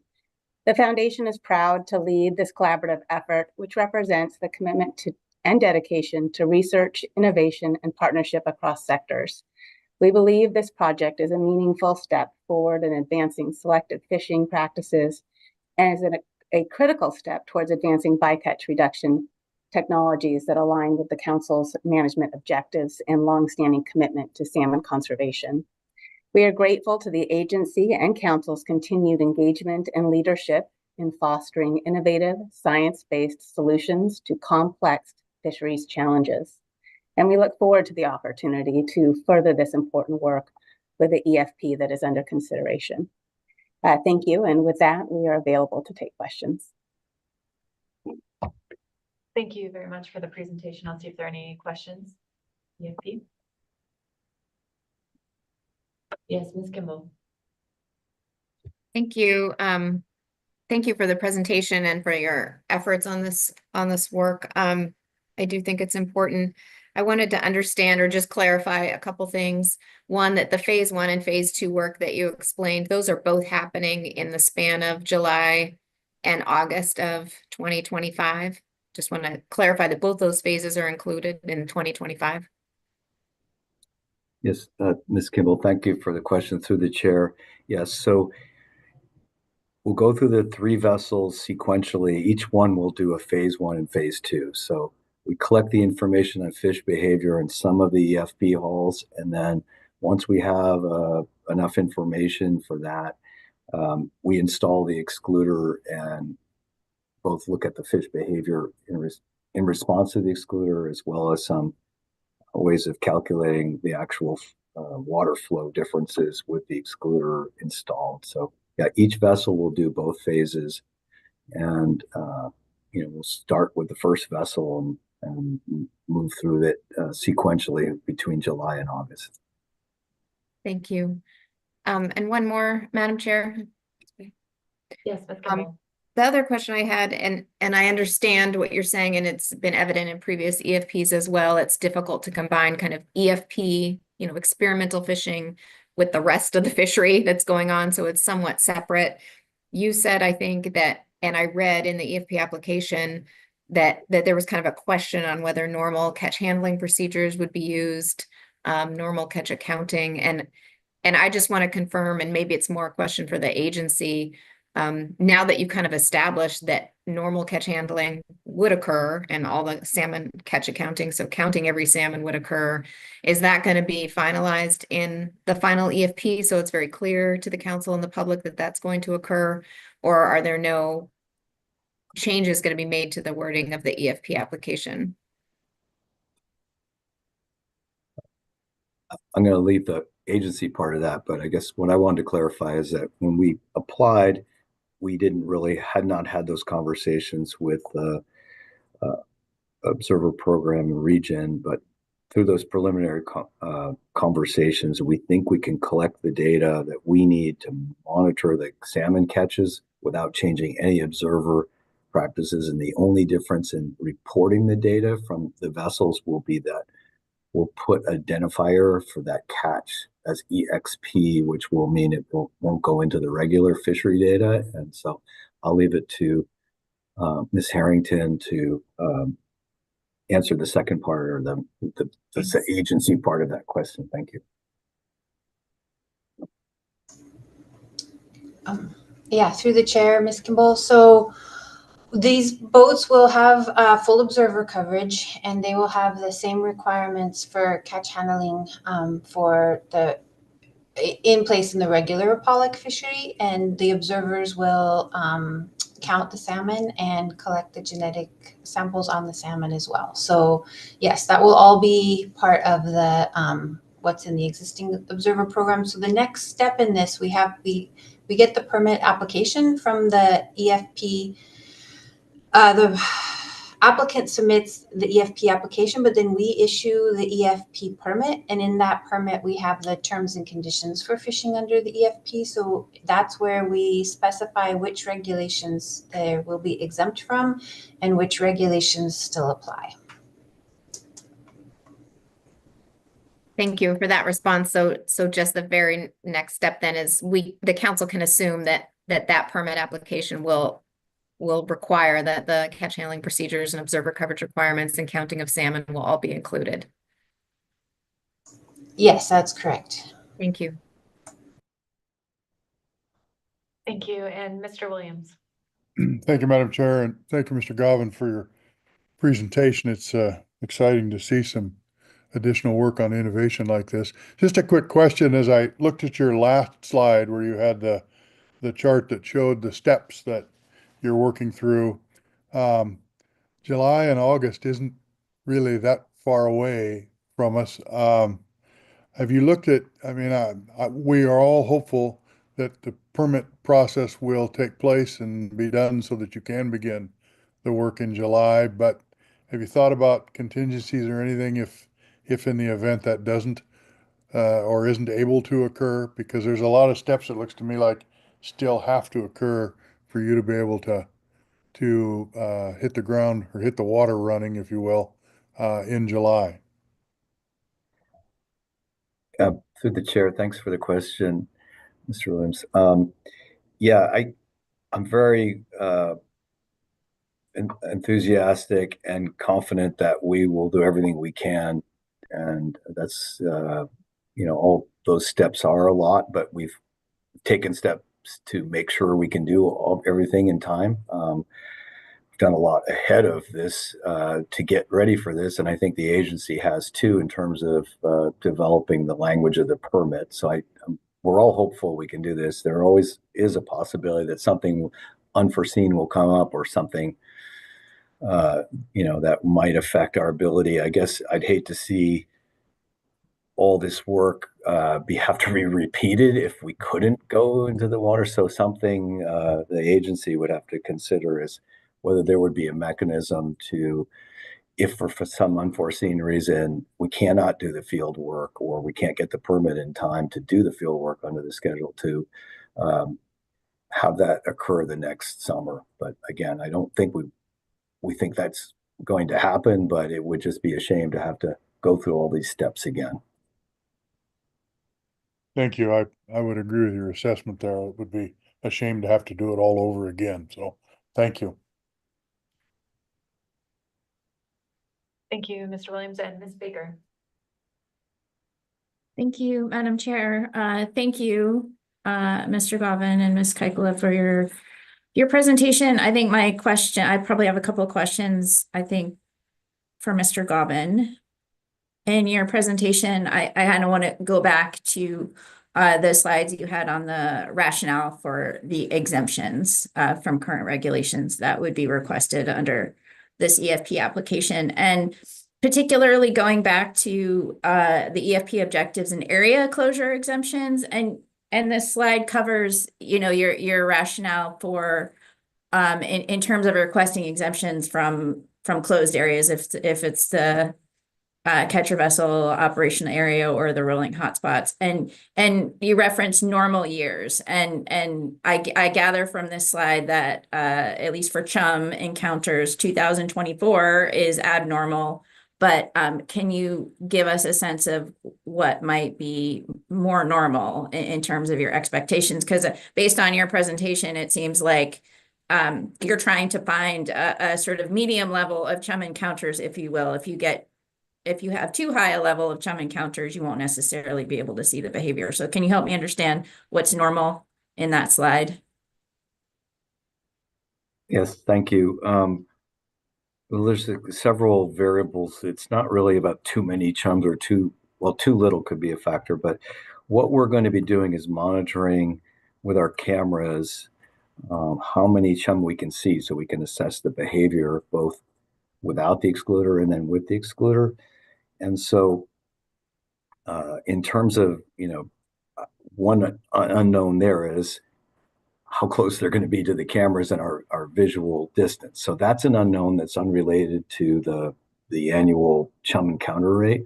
However, in talking to captains and looking at the data, really, I think the pollock fishery, based on most years, would have enough chums that we would expect to be able to get the objectives done in terms of this behavioral assessment of chum salmon outside of the closed areas. I can tell you that it's impossible to know exactly how many we'll observe with these cameras given our limited field of view, but we will be able to tell once we start doing this whether we're seeing some. We'll start on the outside. We'll use the information available from the fishery bycatch rates to target areas outside that would be the most promising. But I can't tell you exactly, what that sweet spot is for, the number of chums per ton kind of thing. Other than captains think that based on their looking at salmon excluders with their live cameras, and in most cases, and that's, normal years, they are going to see enough chum that they think they would see it back where they have their live cameras in the cod end or near the cod ends. But again, back to this unknown of how far we can see. So we'll have to go out there and see what we can see with our cameras in a much larger section of the net. And once we got the observations, I think we'll know whether they're in the right areas or not. And we, as the application says, we'll only use the closed areas to the degree we need to.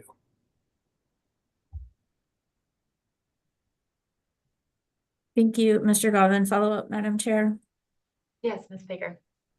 All right, thank you. And again, I probably should have started with this, but I'll join Mr. Williams in thanking you for taking the initiative on this research. However, I'd be remiss if I didn't say, just this council coming out of a February special meeting to really to focus on its chum salmon bycatch action.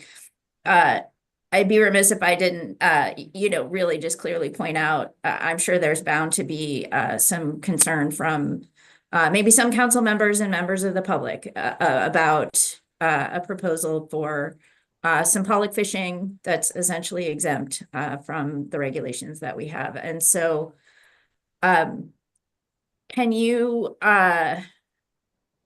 help me understand just from a very basic level? I'm not sure. I think many of us have read the exempted fishing permit application, but perhaps those fishing online, I'm not sure that you covered in depth, or maybe I'm just asking you to repeat. How many vessels are we talking about doing EFP fishing? How much pollock are we talking about? And what is the time period you're expecting this fishing to happen? Just to be really clear so we can put it in context. Yes. With sort of regular Bering Sea pollock fishing. Yes, thanks, Ms. Baker, for the question through the chair. So the EFP groundfish that was requested was 3,000 tons of groundfish in a pollock target fishery. That would be between 12 and 15 tows per vessel for 3 vessels. So you'll have a vessel in the lower horsepower range of catcher vessels, a vessel in the higher horsepower range of catcher vessels, and then a catcher processor. Those are in those categories because we've seen a lot of differences in the way fish behavior and excluders function on different horsepower vessels. So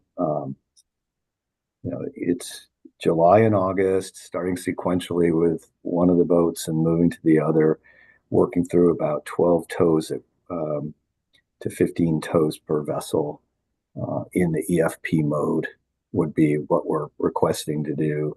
And I think I covered everything, but if I left anything, I'd be happy to. Oh, yeah. So yeah, groundfish is 3,000 tons. How much pollock? 98 or 99% of that would be pollock.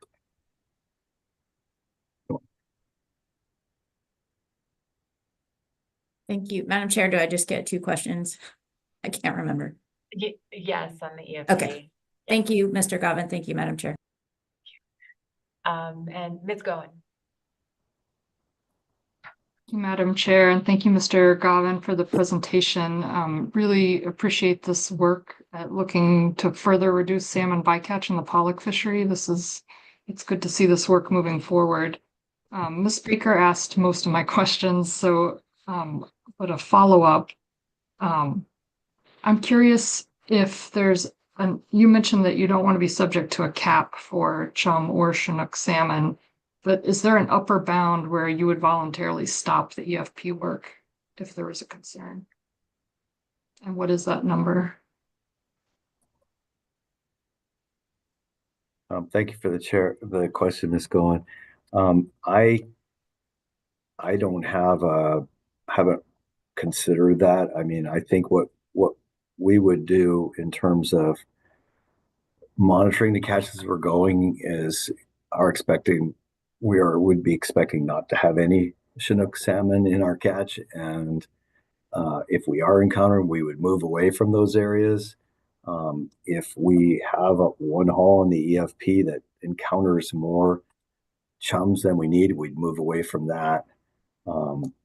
It would just, as I said, putting caps on this really makes it difficult to get vessels, because if for some reason one boat has one haul that's different from the average, which happens because that's what averages are made out of, there's a lot of variance that goes into all the data in average. Again, having some magic number where we say this just isn't working, would make it very difficult to do this research. That said, I often have consulted with the agency and phone calls to apprise them, when we see something that's different. And so I would have a conversation with them to make sure they're comfortable that we're still meeting the objectives of the EFP. But I don't have the magic numbers. I mean, if I have a cap, then I almost guarantee you we will have a difficult time achieving the objectives. But these are the guideline amounts. They're very small, both in terms of chum and Chinook salmon. So can't come up with that magic number. Thanks for that. That's helpful to hear that there'll be a real-time adjustment in fleet behavior. If you do come across too many Chinook or chum in any given area, you would move off of that. Absolutely. And Madam Chair, can I ask a second? Yes, Ms. Goen. Thank you. The second is, I think, an easier one.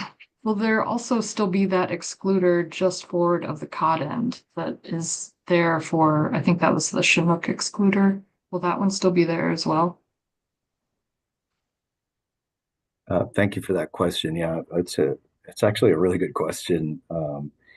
The captain who came up with this idea of a different excluder didn't see it as a replacement for the existing excluder. So in his mind, it's an additive, and that's why we say, this is likely to improve salmon excluder performance.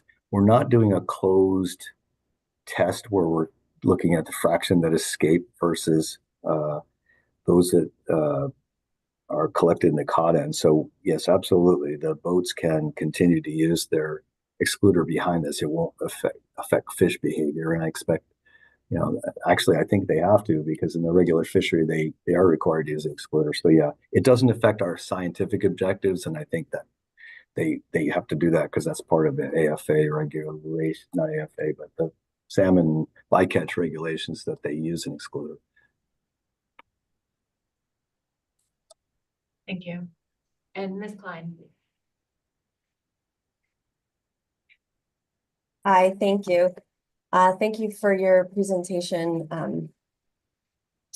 And we too at the U.S. Fish and Wildlife Service appreciate the work that you're doing on this.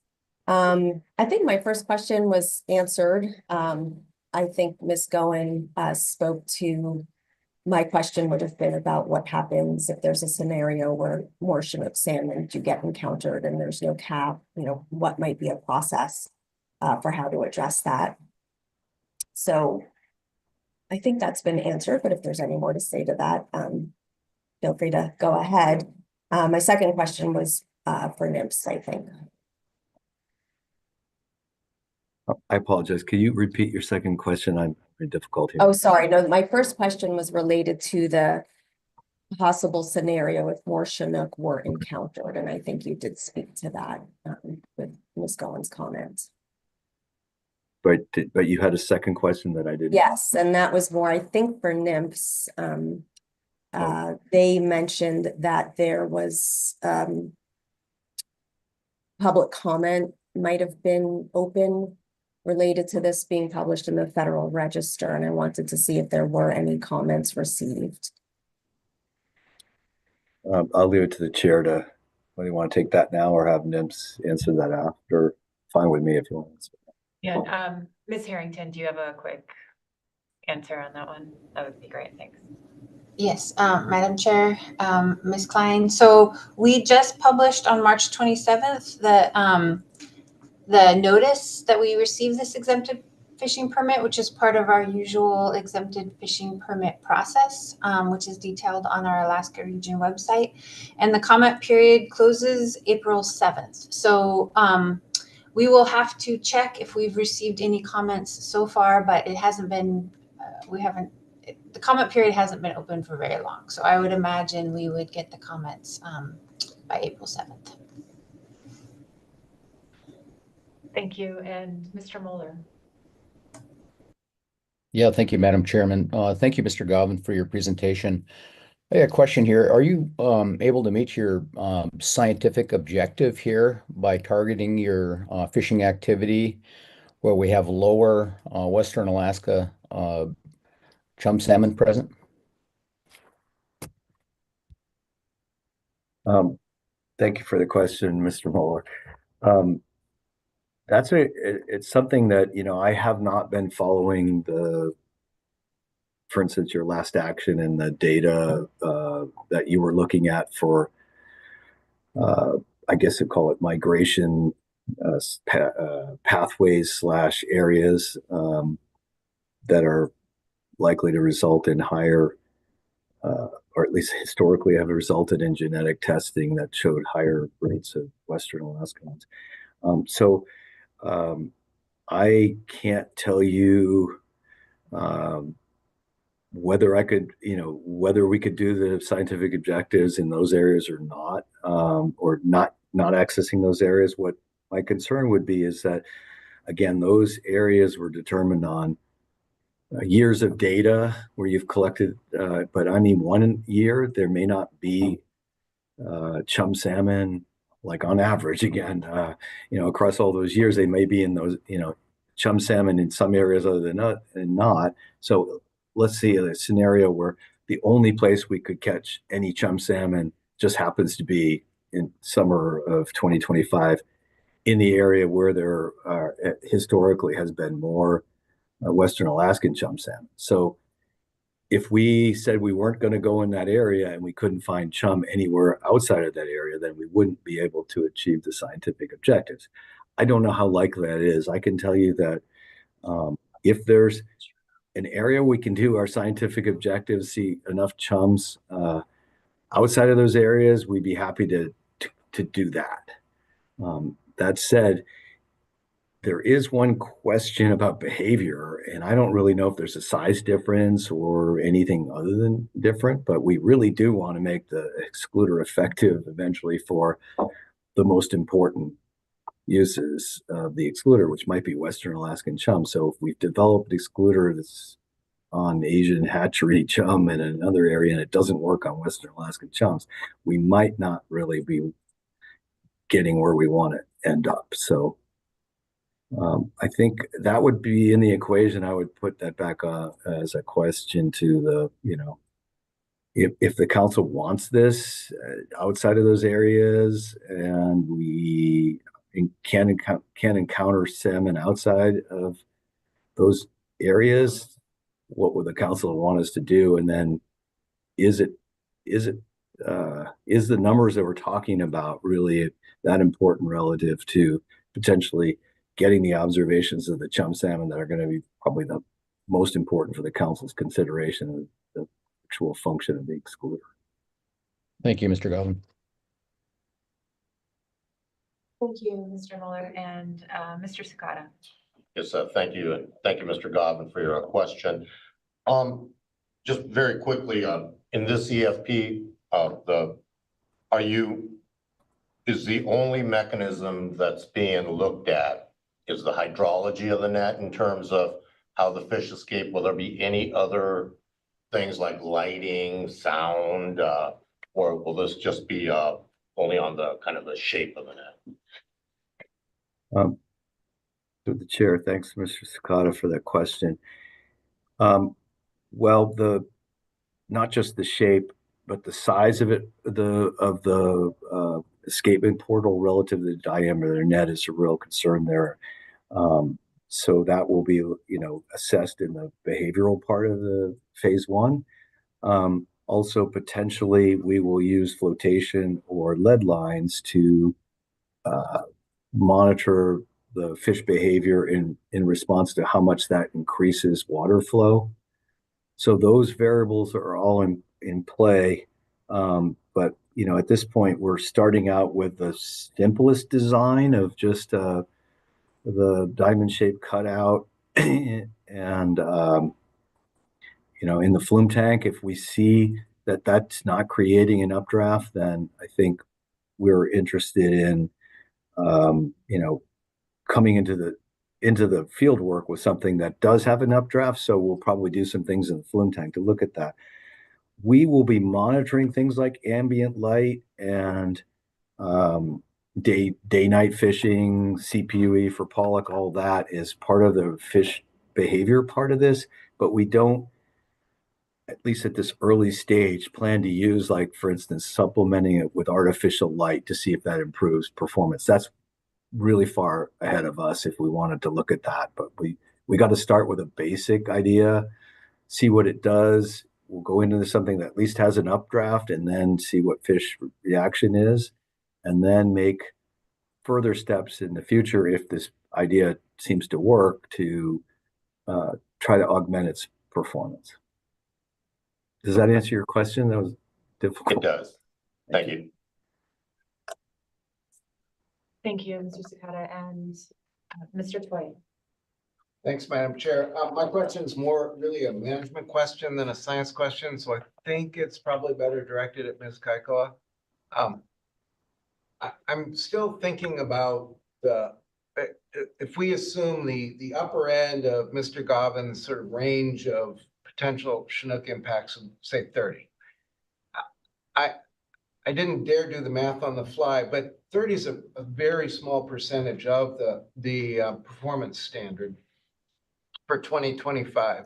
Got to be well under 1%, I think, but there we go, starting to do math. And I'm just not tracking why within the complex system of how the performance standard is both apportioned and buffered.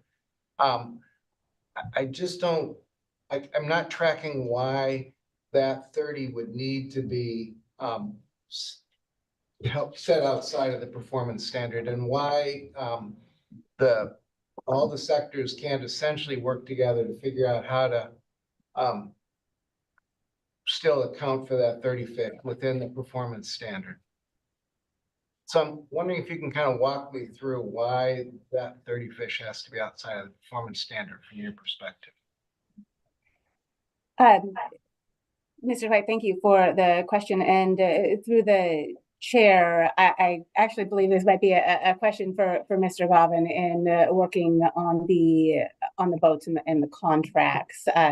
We do acknowledge that it is a huge issue to be looking for to make sure that we're not catching those fish, but our ability to do this research, it could be impacted. And with that, I'll probably turn it over to Mr. Govan, because it does sound like a question more for him on his experience in working with these EFPs in the past.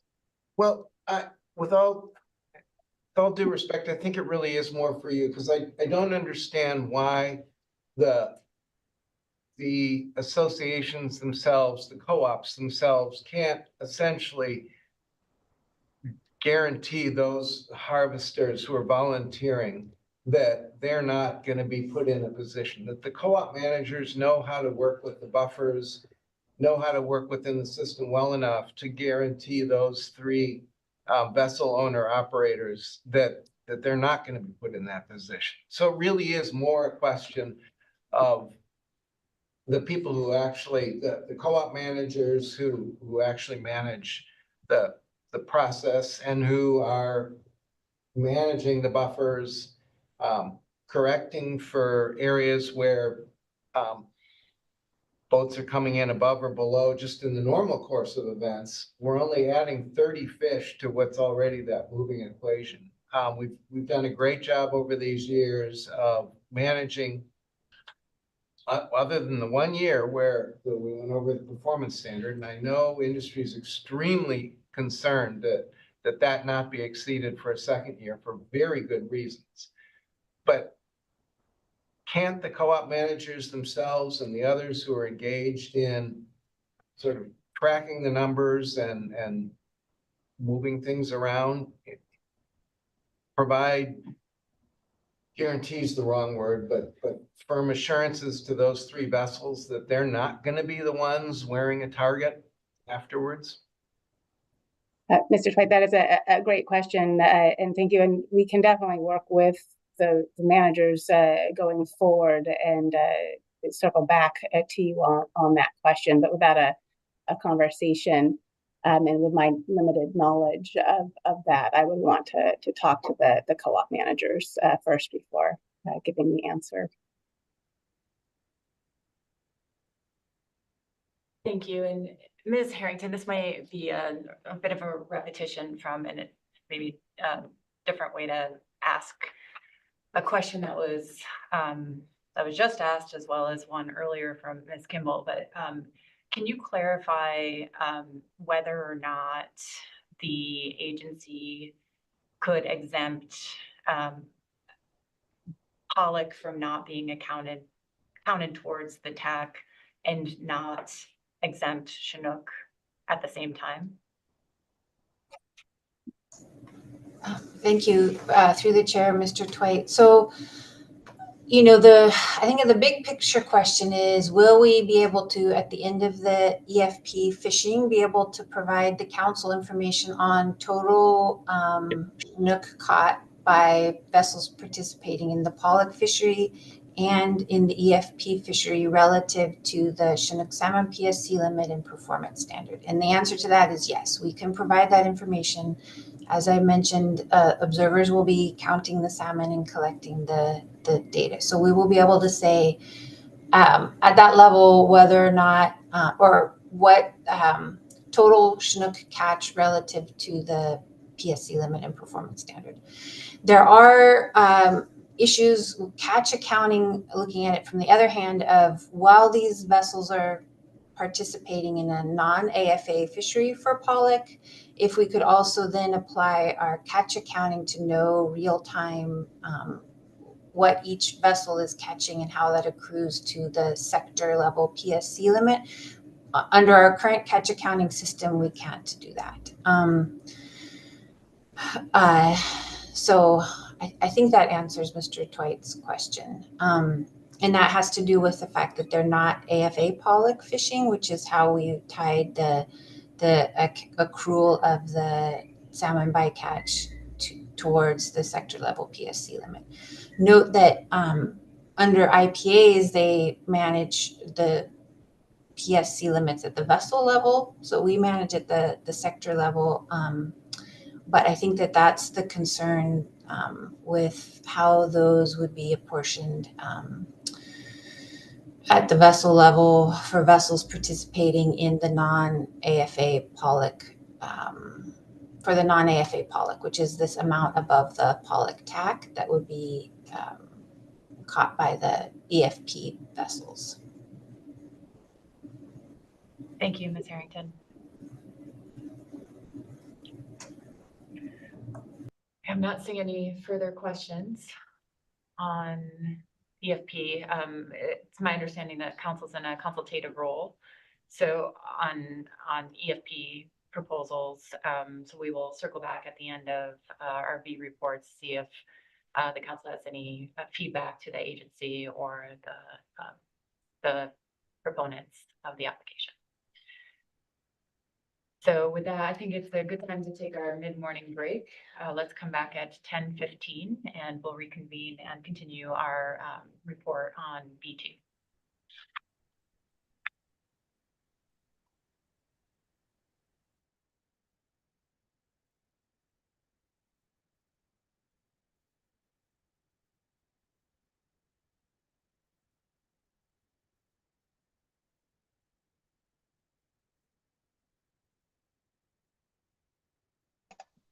Sound check. I can hear you, Kathy.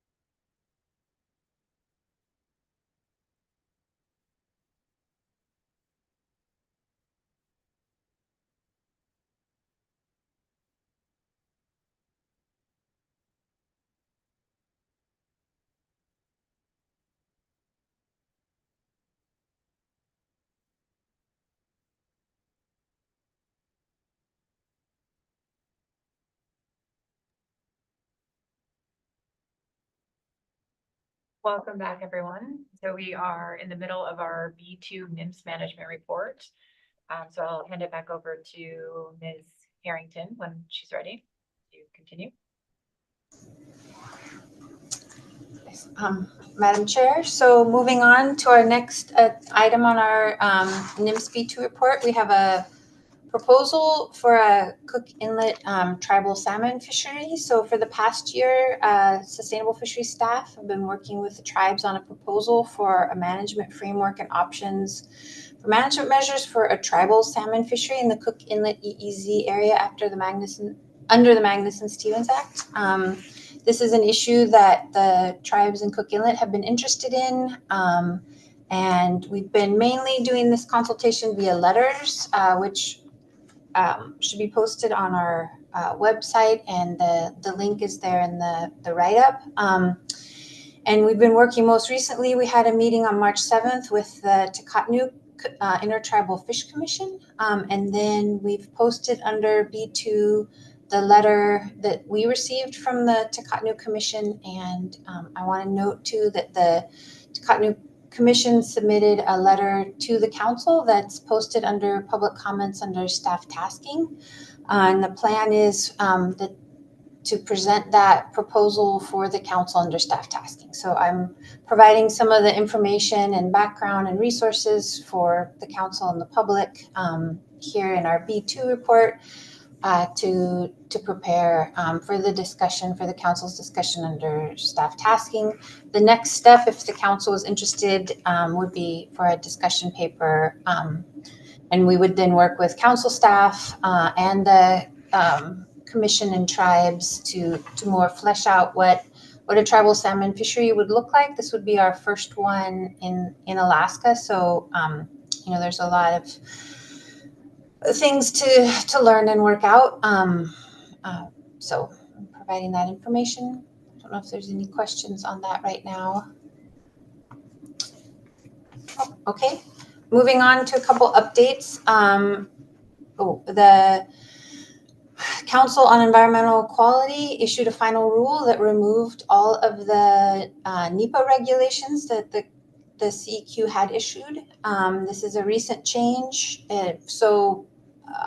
And I know folks may have heard about it through the news and stuff like that. So basically, it won't change how we do NEPA immediately. We do have, and we include this in the B report, the CEQ guidance is to follow agency procedures, and we have detailed NOAA companion manual, which is our agency procedures that we've been following, and we will continue to follow until we have until that's superseded by new procedures.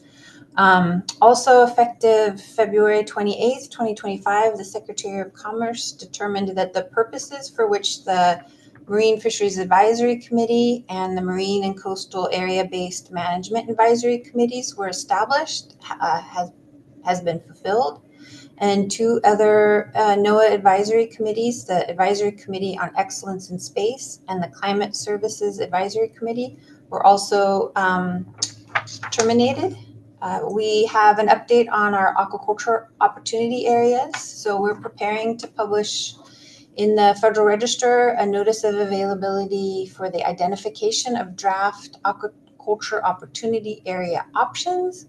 And the notice will announce preliminary results for marine spatial planning study to identify aquaculture opportunity area options. And we'll provide information when that notice publishes. So moving on, next we have our NMFS annual essential fish habitat report, and I have Kathy Kuhn, who is the Assistant Regional Administrator for Habitat Conservation Division, and she will do the report. Yes, good morning, Madam Chair, members of the council. I am Kathy Kuhn. As Gretchen mentioned, I'm the Assistant Regional Administrator for Habitat, and I want to confirm that you can see my slides. Yes, we can. Okay, great. I also wanted to just give a shout out to our Habitat staff and Restoration Center staff that are committed to public service, and also acknowledge Sean McDermott and Jody Pirtle, our branch chief for the divisions.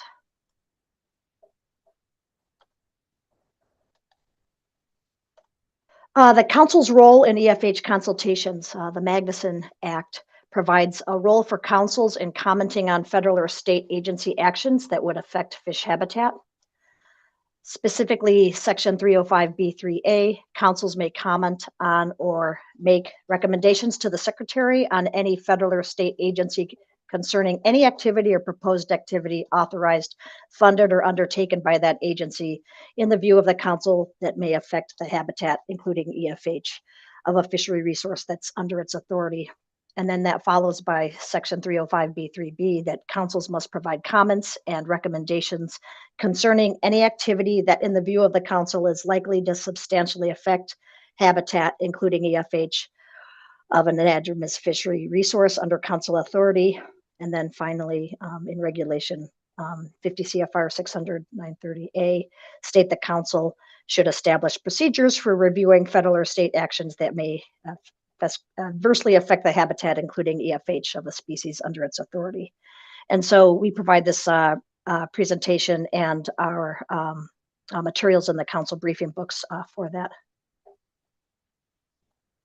The types of early coordination and EFH consultations we undertook last year, there was well over 100 of those, and those focused on areas of aquaculture. They are a lot of new permit applications for aquaculture, lease amendment requests, and nationwide permit notices and early coordination. We also review a lot of coastal development projects. We looked at about 36 of those over this last year. Projects with Department of Transportation, that includes culverts and roadways. We also were able to look at a lot of dredging and harbor improvements. There's modifications of over 20 harbor development projects.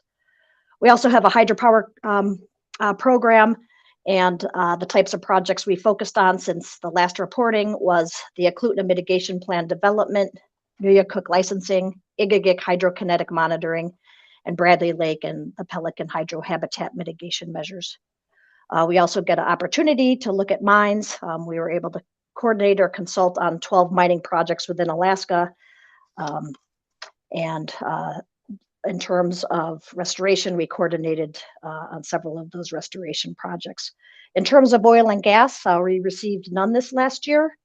And then finally, military, we conducted an EFH consultation with the U.S. Army at the Joint Base Elmendorf and Richardson out of Anchorage, leading to artillery training changes to protect Pacific salmon in the Eagle River Flats, including ongoing monitoring. Then focusing a little bit on some of our other work, our 2028 EFH 5-year review launch. The objective of a EFH 5-year review is to review the 10 components of the fishery management plans and revise or amend EFH components as warranted based on available information. We intend to launch the next 5-year review during the June 2025 council meeting and are preparing council's roadmap to identify priorities for updates in the 6 FMPs, and Jody Pirtle will be leading that. Just a reminder, just in terms of each FMP, there's 10 components for EFH, and those include some of the maps and the descriptions that you've seen. It also includes fishing activities that might adversely affect EFH, and then the non-Magnuson-Stevens fishing activities that might adversely affect EFH, and cumulative impacts analysis and EFH conservation and enhancement recommendations. It also looks at prey species list and locations, and then also our habitat areas of particular concern identification, research and information needs, and then we review those EFH every 5 years. Just in terms of where we would like to have ideally more information, EFH research recommendations were informed during the 2023 EFH 5-year review by contributing researchers, stock assessment scientists, and council advisory bodies. These recommendations were summarized as 3 new objectives for our last year's 2024 Alaska EFH research plan. And those 3 objectives are to improve EFH information for targeted species and life stages, Secondly, to improve fishing effects assessment. And thirdly, to improve understanding of nearshore habitat and forage species. The timely objectives provide guidance for recommended habitat science advancements leading up to the next and future EFH 5-year reviews and supporting our ecosystem-based fishery management in the council process. The EFH research plans have also included 5 long-term research goals that remain consistent with minor and meaningful updates for the last 2 decades. So this year, we recommend, if there's funding available, the following projects. That's to develop a network of nearshore sentinel sites to enhance our understanding of environmental change effects on EFH for federally managed species and their prey in partnerships with tribes and coastal communities. We've been working with our headquarters office on trying to get that funded. Secondly, there is a habitat utilization of juvenile snow crab in a warming Bering Sea and the interactive effects of ontogeny and temperature on juvenile snow crab, energetic condition, metabolic scope, and survival. That was proposed as a second year within our EFH request for proposals. The third one is identifying EFH for walleye pollock, early life stages, the influential of environmental conditions and food availability on density, and early growth of larval and juveniles in the Gulf of Alaska. And the last one is leveraging a unique winter survey opportunity to improve the understanding of EFH for red king crab in Bristol Bay. I also wanted to just mention that we appreciate working with Anita Kraska, council staff, on our habitat issues. So thanks, Anita. Then something else of interest to the council, the NOAA Restoration Center in Alaska has been very successful in the last couple of years, funding projects to improve fish passage, coastal resilience, and capacity building for communities. And this was, $30 million that were funded. And the projects vary. They're more described in our report in your council material. But Trout Unlimited is going to be focusing on some fish passage barrier removals in the Tongass. Atka Tribe is going to increase their capacity to assess, mitigate flood, and implement stream restoration initiatives, focusing on salmon populations. Chickaloo Native Village received some funding for fish passage. Village of Kasan, Qualanig Tribe of Unalaska to remove a fish passage barrier in Alaska and repair 3 culverts. And then there's a couple others listed here. I can point you to talking to either Erica Aman or Emily Mailman with a Restoration Center if you want more information on those projects. Just some other work we've been focused on with the aquaculture opportunity areas siting process. The Alaska region and the Alaska Fisheries Science Center has a cross-divisional aquaculture team that works together to bring our different mission goals to successful aquaculture operations. The aquaculture program has been working with NCOS for spatial planning of aquaculture opportunity areas in response to an executive order.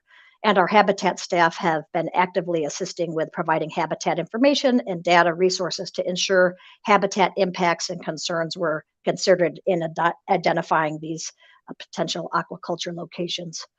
And to be proactive, we prepared a list of best practice conservation recommendations made available for potential permit applicants. So ultimately, this synergistic collaboration on the Alaska AOA process should lead to better outcomes for habitat conservation. Finally, we are engaged with the Council Coordinating Committee Habitat Working Group. Our habitat management team participates in this working group, and this last year, we focused on federal habitat initiatives, implementing habitat requirements, and sharing knowledge to address fish habitat issues across the regions. We were able, with Katie Latinich and Anita, as well as myself and Jody, to share highlights in February on the Council's climate resilience planning, including habitat conservation recommendations at the June 2024 climate workshop, uptake and application of science products for climate-ready fisheries management, crafting climate-ready habitat goals for fishery management plans, and upcoming habitat-focused work, such as the next EFH 5-year review, and in my humble opinion, we're leaps and bounds from other regions across the country. And I just want to leave you, finally, if you're more interested about our habitat division, we publish an accomplishments report started by John Kurland some time ago. And we've been continuing on with that. And this year just focuses a little bit on the overview that I provided you, and then just thinking ahead towards strengthening our partnerships and advancing our future work. And that concludes my presentation. Thank you for the presentation, Ms. Goon. I will see if there are any questions for you before moving on. Yes, Mr. Williams. Thank you, Madam Chair, and thank you, Ms. Kuhn, for your presentation, covering a lot of ground there. Just a quick question. I believe right at the beginning, you talked about 32 aquaculture permits that were reviewed. What was the general nature of those? Were they shellfish oriented, kelp, salmon? What was the general nature of those 32 permits that we were reviewing? Yeah, was primarily kelp. Primarily kelp. Okay. Thank you. Thank you. And Ms. Kimball.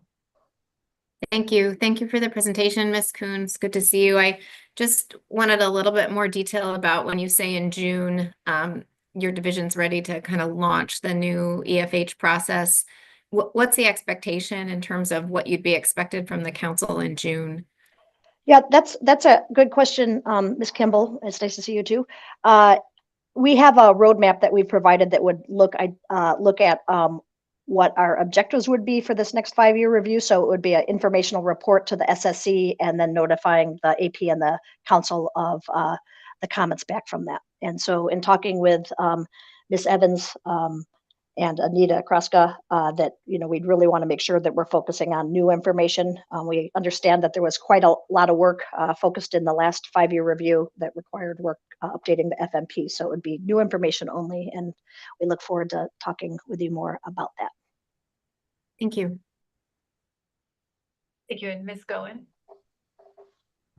Thank you, Madam Chair, and thank you, Ms. Kuhn, for the presentation. I also have a question on the upcoming 5-year review for EFH, and will it follow a similar process to the last one where the stock assessment authors are asked to give input on the EFH for their species? Yes, it would. Thank you. And Mr. Twite. Thanks, Madam Chair. Thanks, Ms. Kuhn. 2 questions.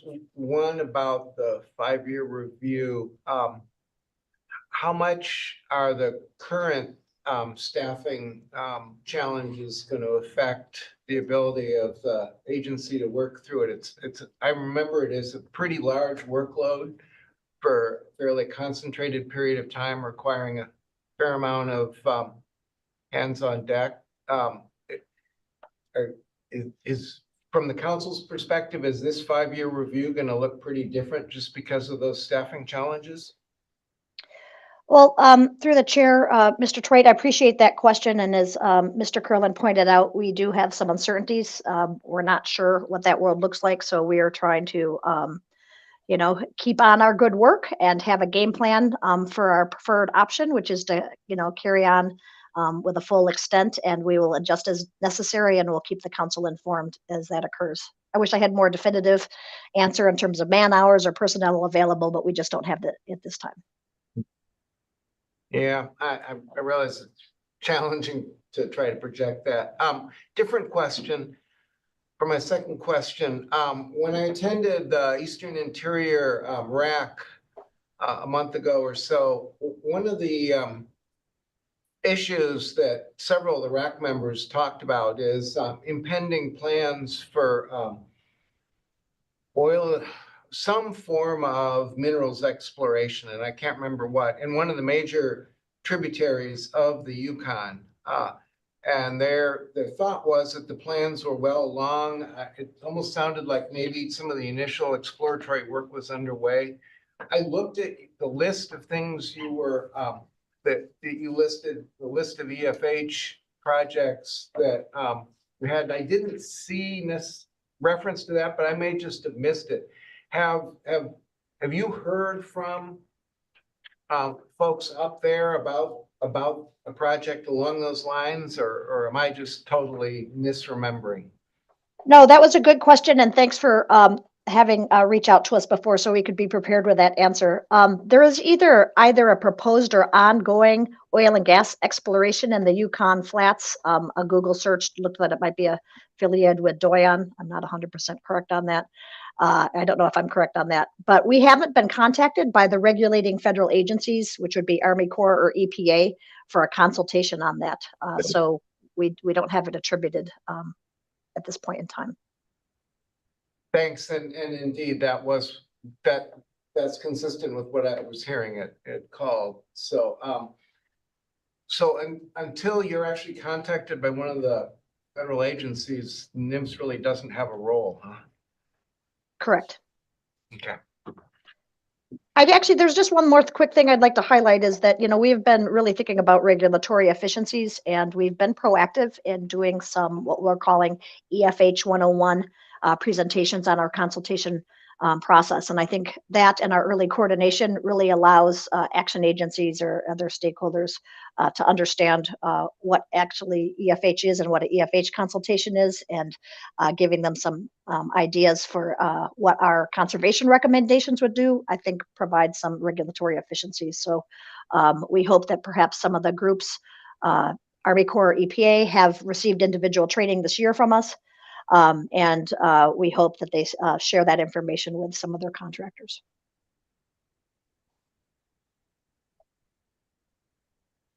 Thank you. I'm not seeing any further questions. Thank you, Ms. Goon. All right, Madam Chair, members of the council. So our next item under our B2 report is the Protected Resources Division update, and I will turn it over to Dr. Anne-Marie Ike. Good morning. Thank you, Ms. Harrington. Good morning, council. For the record, I'm Anne-Marie Ike, and I'm with the NMFS Protected Resources Division. And I'll start the NMFS Protected Resources topics today with an overview of the species listed under the Endangered Species Act, and then turn it over to my colleague, Julie Scheuer, to present on the recently completed Gulf of Alaska FMP biological opinion. Online, we also have Sierra Franks and Dr. Susie Tierlink this morning to assist with questions as needed.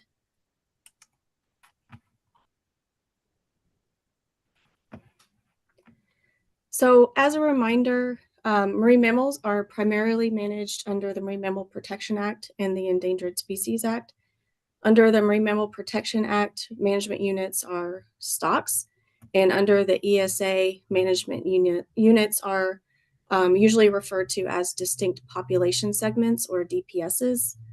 In this presentation, I'll be presenting information on both stocks and DPSs. So it's important to know that stocks and DPSs are not always aligned. And for some species they are, but it's not always the case. For this presentation, I'll provide information on 7 ESA listed marine mammal species. And there's a fair amount of information that I've packed in on the slides. And my intention is not to review every line today, but I did want these to be available as reference if needed in the future. And lastly, in this presentation, I'll touch on 3 hot topics for us at this time. And I hope this information will be useful to you. So this overview figure includes a breakdown of all the marine mammal species and stocks in the Alaska Marine Mammal Stock Assessment Reports, or SARS. There are as well 3 stocks in the Pacific SARS that are included here that occur in Alaska.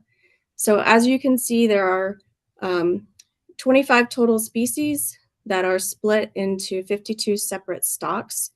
Roughly half of the stocks are harvested and important for food security in our Alaska Native communities. 22 stocks interact with commercial fisheries and result in serious injury or death.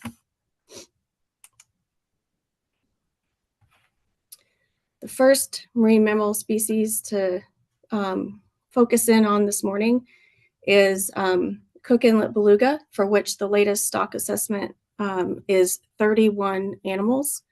They live in the inlet and follow fish like hooligan and salmon. Tuxedni Bay in the lower inlet has recently been identified as the first known winter foraging habitat.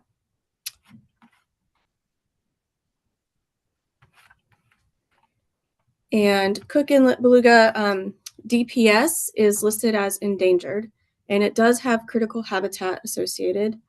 Recovery plans are required for listed species except under very limited circumstances. And Cook Inlet belugas have a recovery plan which lists the main threats as catastrophic events such as oil spills, also noise, cumulative effects, disease, habitat loss or degradation, reduction in prey, predation, pollution, and unauthorized take. Subsistence harvest was an issue for this population, but is no longer allowed. And there isn't much interaction with fisheries gear, except to note that some animals do have scars from potential past entanglements with fishing gear or other lines in the water. So there are currently 2 petitions that we're evaluating as an agency related to Cook Inlet belugas.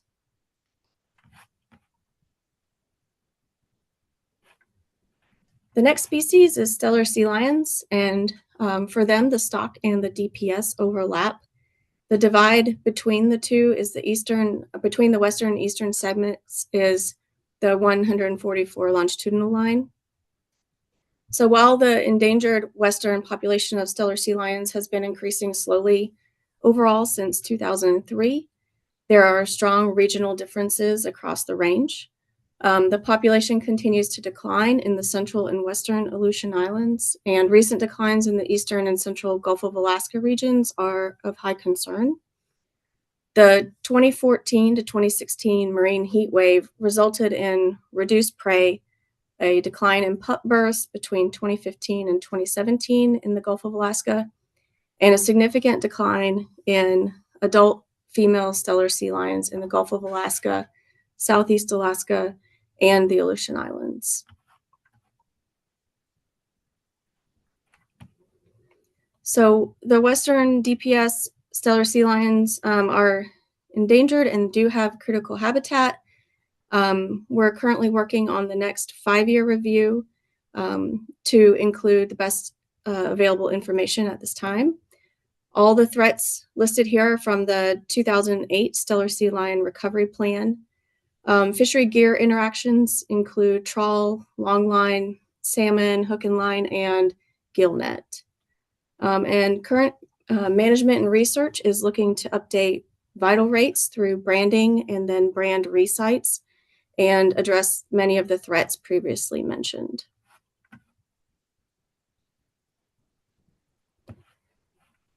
Next is the bowhead whale. So there are 4 stocks worldwide, and only the Western Arctic stock is found in U.S. waters. So bowheads are listed as threatened and do not have critical habitat. The International Whaling Commission was established in 1946 as the global body that's responsible for management of whaling and conservation of whales. And NMFS and the Alaska Eskimo Whaling Commission, along with others like the Macaw tribe, work with the IWC on behalf of U.S. citizens to secure a harvest quota because they're important as a subsistence species. Fishery gears, pot fishery gear is the only source of documented source of fisheries caused bowhead whale mortality and serious injury.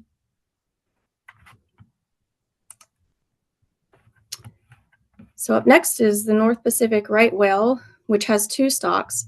The eastern stock occurs in Alaskan waters and is estimated to have a mere 31 individuals. The western stock is likely in the hundreds. North Pacific right whales are endangered, and threats include vessel strikes and environmental changes. Similar to the bowheads, pot gear is the only likely gear interaction, and we're considering a revision to critical habitat as a result of a petition. And on that critical habitat revision that we're examining, we don't have a definitive timeline at this point for when we'll publish a proposed rule, And we're working through all the available data mentioned in the warranted finding. And I think I've presented that to the council previously. But we're trying to work on this in as timely a manner as we can. The next species is Arctic ring seal. So this is the one recognized stock of ring seals in U.S. waters. The population size is pretty large, but on the next slide, you'll see that they are listed as threatened, and the primary threats as provided in the listing determination are climate change and habitat loss due to sea ice decline. There are infrequent fishery gear interactions, and current research focus is on abundance estimates, population structure, and subsistence harvest monitoring. The bearded seal there's one stock of bearded seals in U.S. waters. The population size is estimated to be at about 273,000 individuals. And the Beringia DPS ESA information, as well as the threats and the fishery gear interactions, are similar to that of the ring seal. Current research focus for this species, this DPS, is on distribution and abundance estimates, passive acoustic monitoring, stock, and structure. So the last species spotlight is on humpbacks, for which there are 3 stocks and 3 DPSs that overlap in Alaska. The relative size of these DPSs is reflected in the thickness of the arrows, which show the migratory corridors. The Hawaii DPS has the largest number of individual humpbacks in our waters and is not listed. The Western North Pacific DPS is listed as as endangered, and is estimated to have 1,084 individuals. And the Mexico DPS is threatened and is estimated to have only 2,352 individuals. The main threats to humpbacks include entanglement, vessel strikes, prey availability, ocean noise, and vessel-based harassment. Fisheries gear interactions include fixed gears, as humpbacks are known to get caught in lines in the water. So that concludes our ESA species. I'm going to hit on our 3 hot topics really quickly. The first 2 you're pretty familiar with. Well, you're very familiar with this first one, so I won't spend much time here. The stock structure for killer whales in Alaska are likely at a finer resolution than defined currently. And so the Alaska Fisheries Science Center is looking at this with current data because this is a management priority. So looking at the stock structure of killer whales in Alaska and if they should be modified. The annual average killer whale bycatch has been increasing, but in 2023, there was a very unprecedented spike, and the council has heard from Mr. Govin and others regarding efforts to deter future interactions. And we're also working with them and continuing to work on this issue and look forward to the results of gear modifications.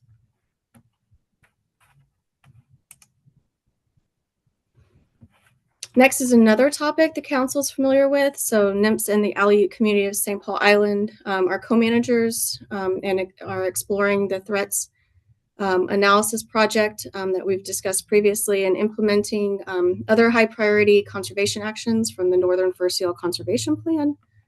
A couple new papers are listed here, and there's work at the center to integrate fur seals into the Seattle model for future projections. So this final topic is not something we've presented on recently. As you know, hunting marine mammals for subsistence and handicrafts plays a crucial role in Alaska Native culture, history, and food security. Determining marine mammal subsistence harvest eligibility based on a minimum quarter Alaska Native blood quantum has been a concern for many years and has been contemplated by different organizations at different points in time. Fish and Wildlife Service and NMFS each have a set of similar but not identical regulations regarding subsistence harvest eligibility for species under our respective jurisdiction. Both agencies are reviewing requirements and options to change this to be more permissive. No change has been implemented by either agency at this time. We are discussing with Alaska Native organizations, corporations, and tribes to discuss ways to move forward. And before proposing any changes, NMFS will work with our co-management partners and tribes and others to explore options for clarifying Alaska Native harvest eligibility for species that are under our jurisdiction. And I've provided a website where you can go to see updates on where we are in this process, and then as well as past updates on this process. So that is the conclusion of my presentation. I do have a request for feedback. I'm interested in knowing if this level of information was helpful, and if a presentation similar to this is requested in the future, if there might be additional information that would be helpful to include. And I will pause here for questions on this presentation before I pass it over to Ms. Scheuer to talk about the results of the Gulf of Alaska FMP biological opinion. Thank you for the presentation, Dr. Ike. I'll see if there's any questions or feedback right now, or perhaps council members want to circle back. I see a couple hands, Ms. Kimball, and then Mr. Dwight. Thank you, Madam Chair. Thank you, Dr. Ike, for the presentation. And I just wanted to ask, since so many of the kind of status reports on the marine mammals under the ESA, is there any accommodation? Much of the threats to those species were associated with climate change, specifically the marine heat waves for stellar sea lions, and of course, habitat loss and sea ice loss for the various seal species. So how do you deal with that in your work? Is there accommodation for that level of threat in the Endangered Species Act, or in the ability to write a recovery plan to take that into account? Or are we only focused on fishery interactions because it's something that we can manage? Through the chair, thanks for the question, Ms. Kimball.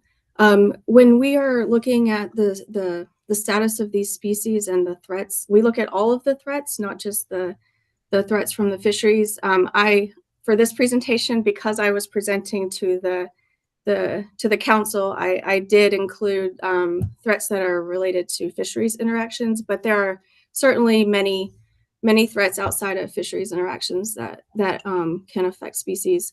And so when doing the analyses, the threats analyses for the listing of these species, or continuing to look at the threats as they affect these species after they're listed, the biologists that do the analyses will continue to assess the relative importance of each of the threats and include that in their analysis. So it's all included in order to do a holistic look, and I hope that addresses your question, but if I haven't, then please let me know. It does. It does. Thank you. And then one follow-up or separate question, Madam Chair, if that's okay. Yes, Ms. Kimball. Thank you. And now I don't have it up, obviously, but on the killer whale hot topics, and you talked about in 2023, that more significant event of 10 killer whales taken. In 2024, only 1 taken. And so we have received presentations on this in terms of the gear modifications, but in the 2023 scenario of the 6 killed by gear, I mean, are we to assume that all of that was kind of for the same problem that the council heard about, where killer whales had changed their behavior and were going in the mouth of the net, which we hadn't ever seen before. So less so on picking fish off the line and less so on following discards, but a completely new behavior. And then our reduction in killer whale take is directly correlated to that change in the gear modification. I'm just trying to make a connection there, so that the council knows whether they should try to receive more information on this, or whether we've gotten the whole breadth of information on this issue. Through the chair, thanks for the question. I think we're still trying to understand the causes. We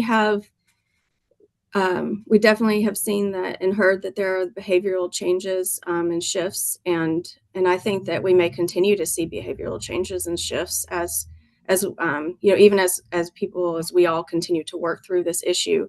And so I don't know, and I think you've heard others say the same thing, that this may be a continual issue where we're continuing to have to modify as the animals modify as well to what we try to do to prevent their bycatch.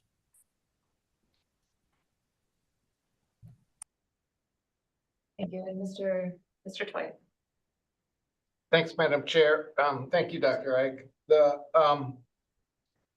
You sort of started off with a discussion of both the two major pieces of federal legislation, the ESA and the MMPA, but then really focused in on the ESA and those listed stocks. So I'm wondering, is there a point in the future where the council is going to get a briefing on the MMPA and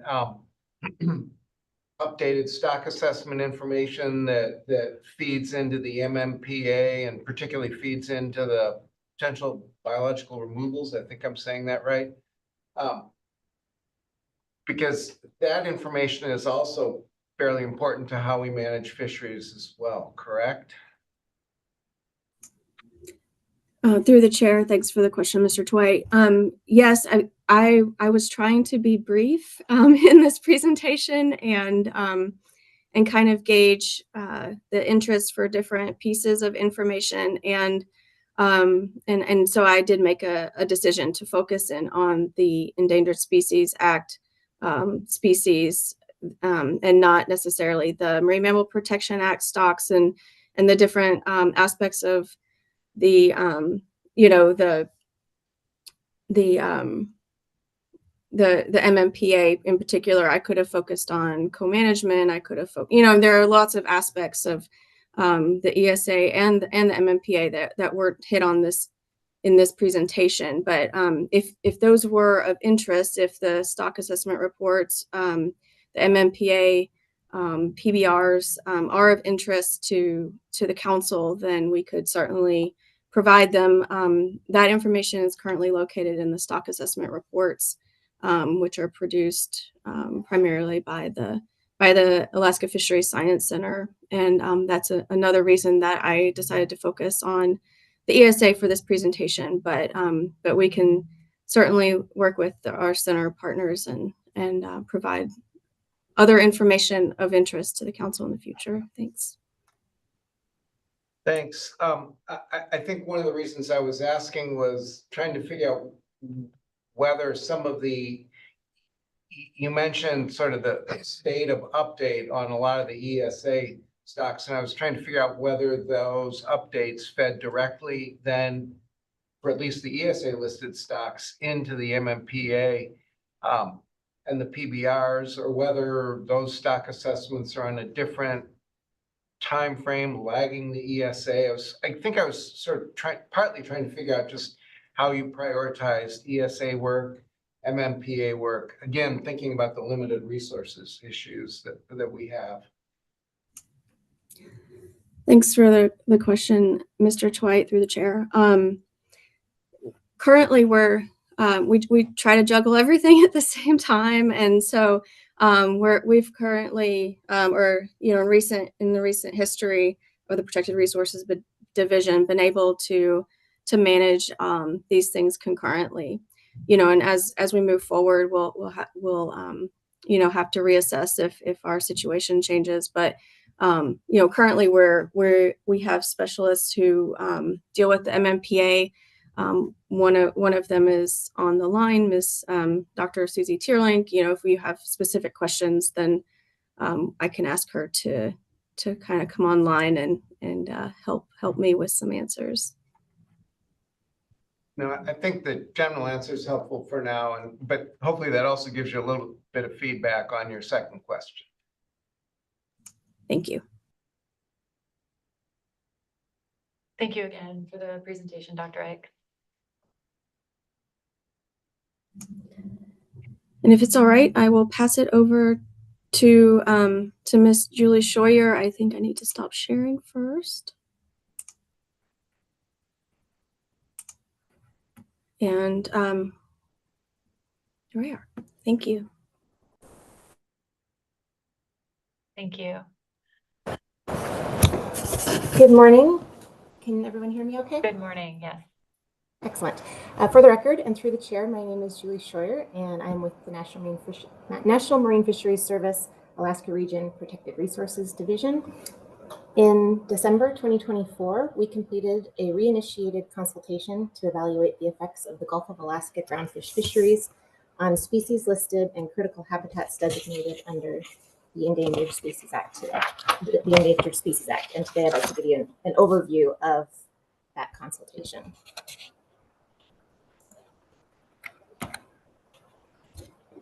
There were several triggers that had been met that required reinitiation of this consultation.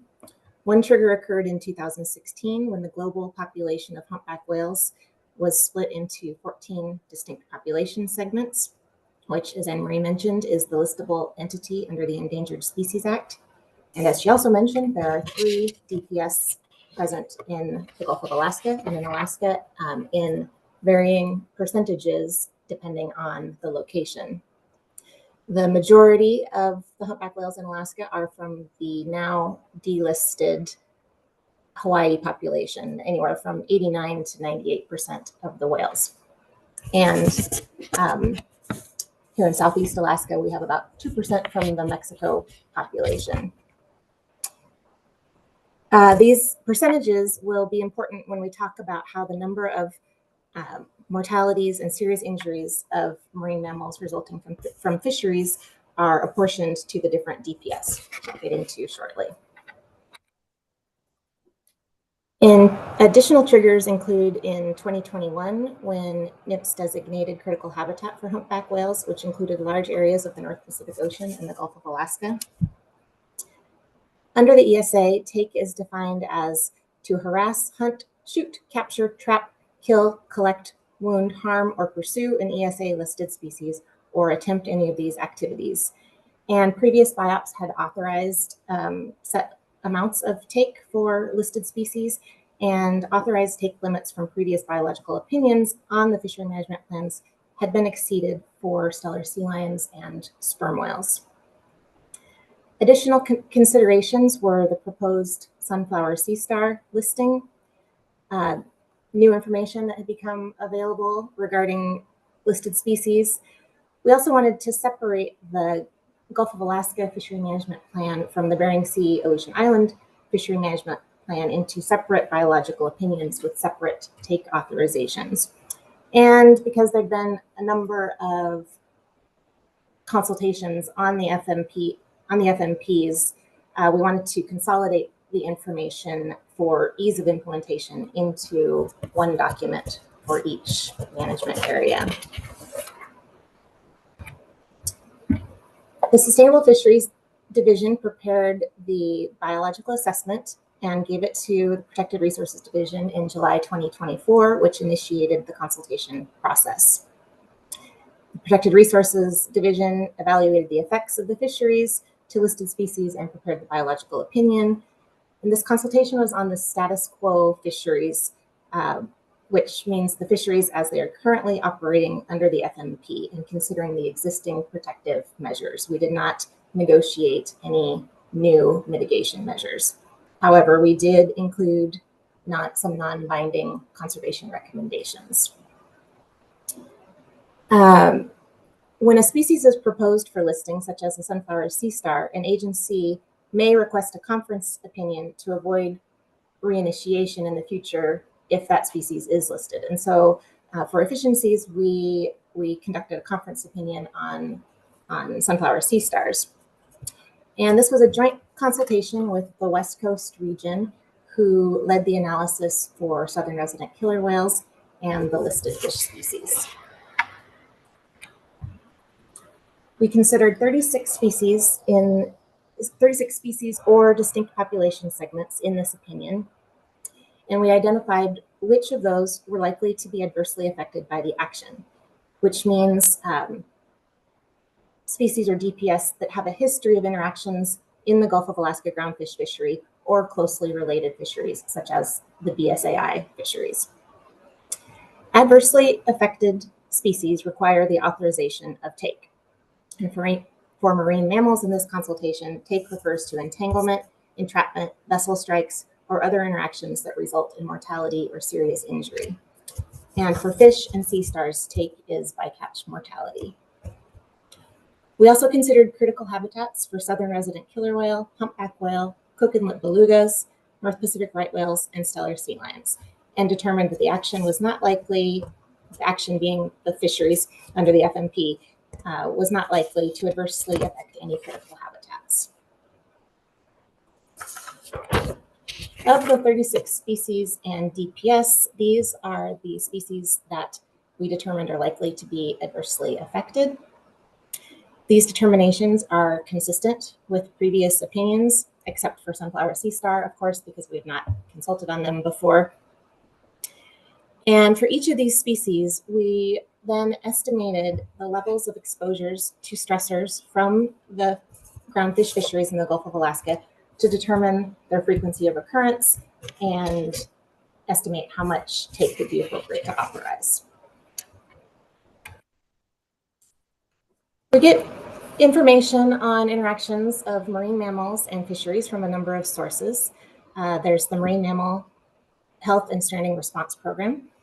Fisher self-reports as required under the Marine Mammal Authorization Program, which is part of the Marine Mammal Protection Act, Section 118E. And of course, the North Pacific Observer Program, which has relatively high rates of coverage in the Gulf of Alaska Fishery Management Plan fisheries. These data sources inform the annual human-caused mortality and injury report. This is an annual report that summarizes records of human-caused mortalities and injuries and assesses the severity of injuries of pinnipeds and cetaceans over a 5-year period.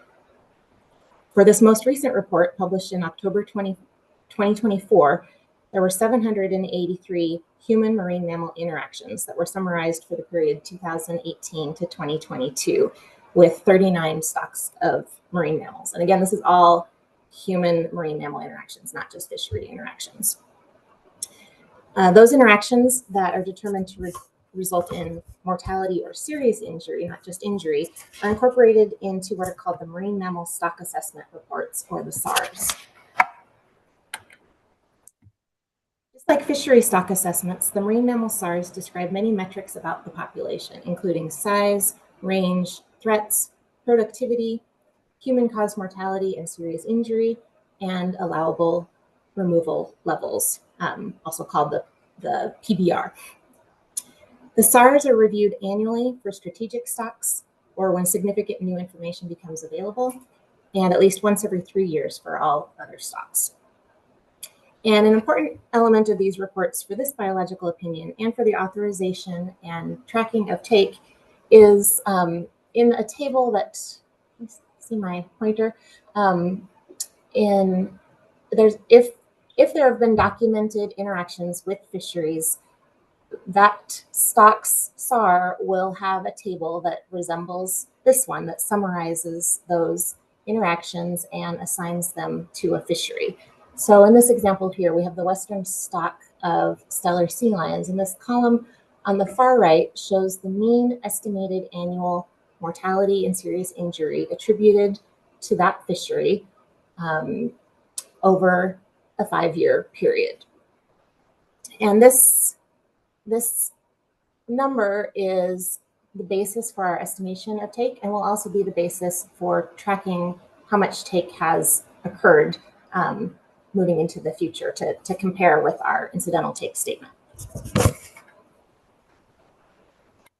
I'd like to now walk you through how we did the calculations to estimate the amount of take that is reasonable, that we considered was reasonably likely to occur. Again, I'll use western sea lions as an example. We reviewed the 3 most recent SAR reports and used the highest mean annual mortality and serious injury estimate for each fishery for our analysis. So what you can see on each line here is the fishery, and then this estimate is the highest highest mean annual mortality and serious injury estimate across the 5-year period. And then this SAR year is the report that highest level was reported in. Because there's annual variability in bycatch rates, we also wanted to incorporate an estimate of that variability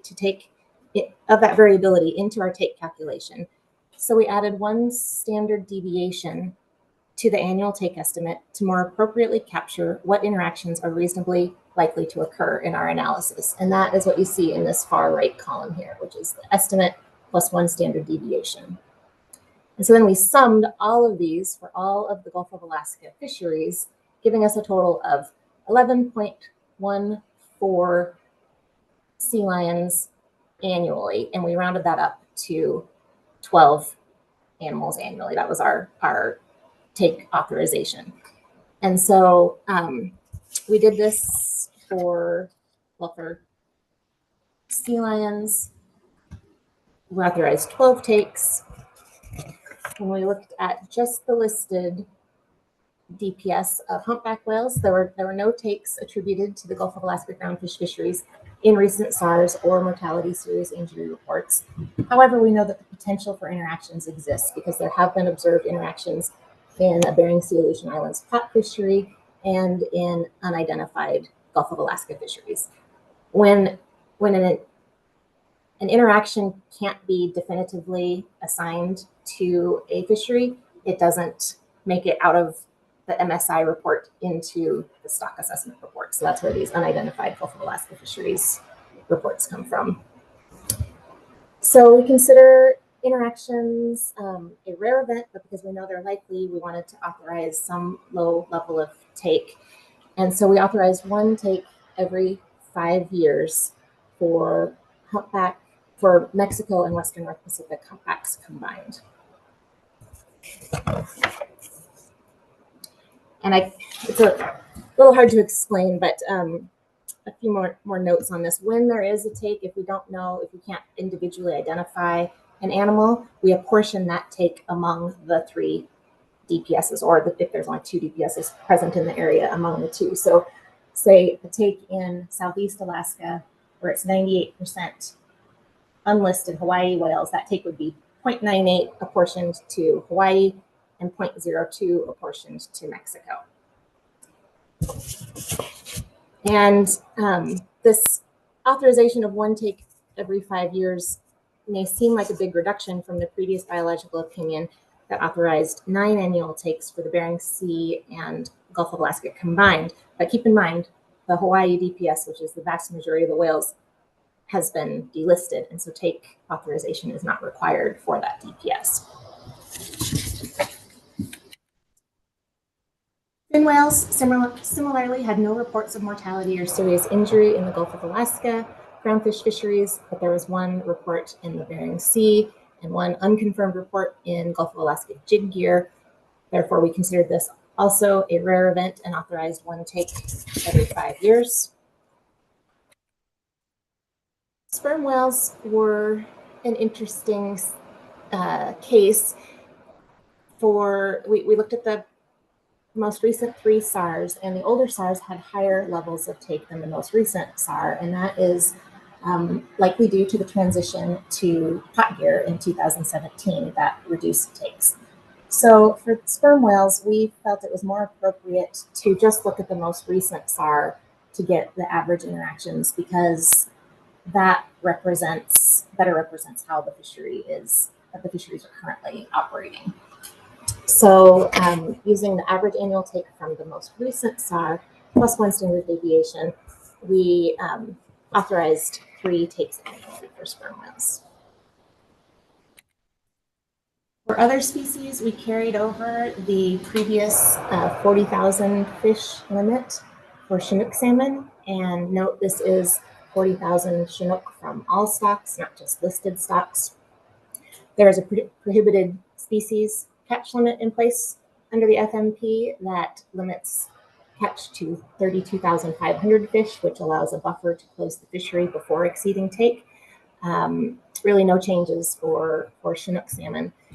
One of the terms and conditions of the incidental take authorization for Chinook is that the Science Center provides annual reports to the West Coast region on Chinook bycatch and coated wire tag recoveries.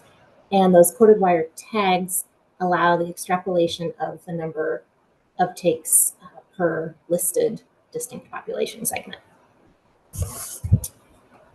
For sea stars, current observer protocols do not allow the enumeration of sunflower sea stars to species. Only total sea star bycatch is estimated. Therefore, we used total sea star bycatch as a surrogate to estimate take. We calculated allowable take similar to how we did it for marine mammals by computing the 5-year average total sea star bycatch plus 1 standard deviation to account for variability, and that yielded a limit or a total of 51 metric tons per year to be authorized. In conclusion, authorized levels of take are not likely to result in jeopardy to any listed species. Critical habitats are not likely to be adversely affected by the action. We updated this biological opinion with the most recent scientific information and robust estimates of bycatch from the observer program. And finally, marine mammal take will be tracked through the SARS, which will result in take being calculated in a more consistent and transparent manner. Our next steps are to repeat this process for the Bering Sea and Aleutian Islands Fishery Management Plan. Sustainable Fisheries is currently preparing the biological assessment, and we expect to initiate consultation this summer. We'll use similar methods as the Gulf of Alaska process, and expect to complete the biological opinion late this year. The opinion is available on our website at this link. And with that, I'd be happy to answer any questions. Thank you very much for this. Thank you for your presentation. Looks like we have a question from Mr. Ritchie. Thank you, Madam Chair, and thank you for the presentation. If we could go back to the slide with the sea stars, I guess I'm wondering about how you decide on using something like a 5-year average, and if that changes and how often you would change.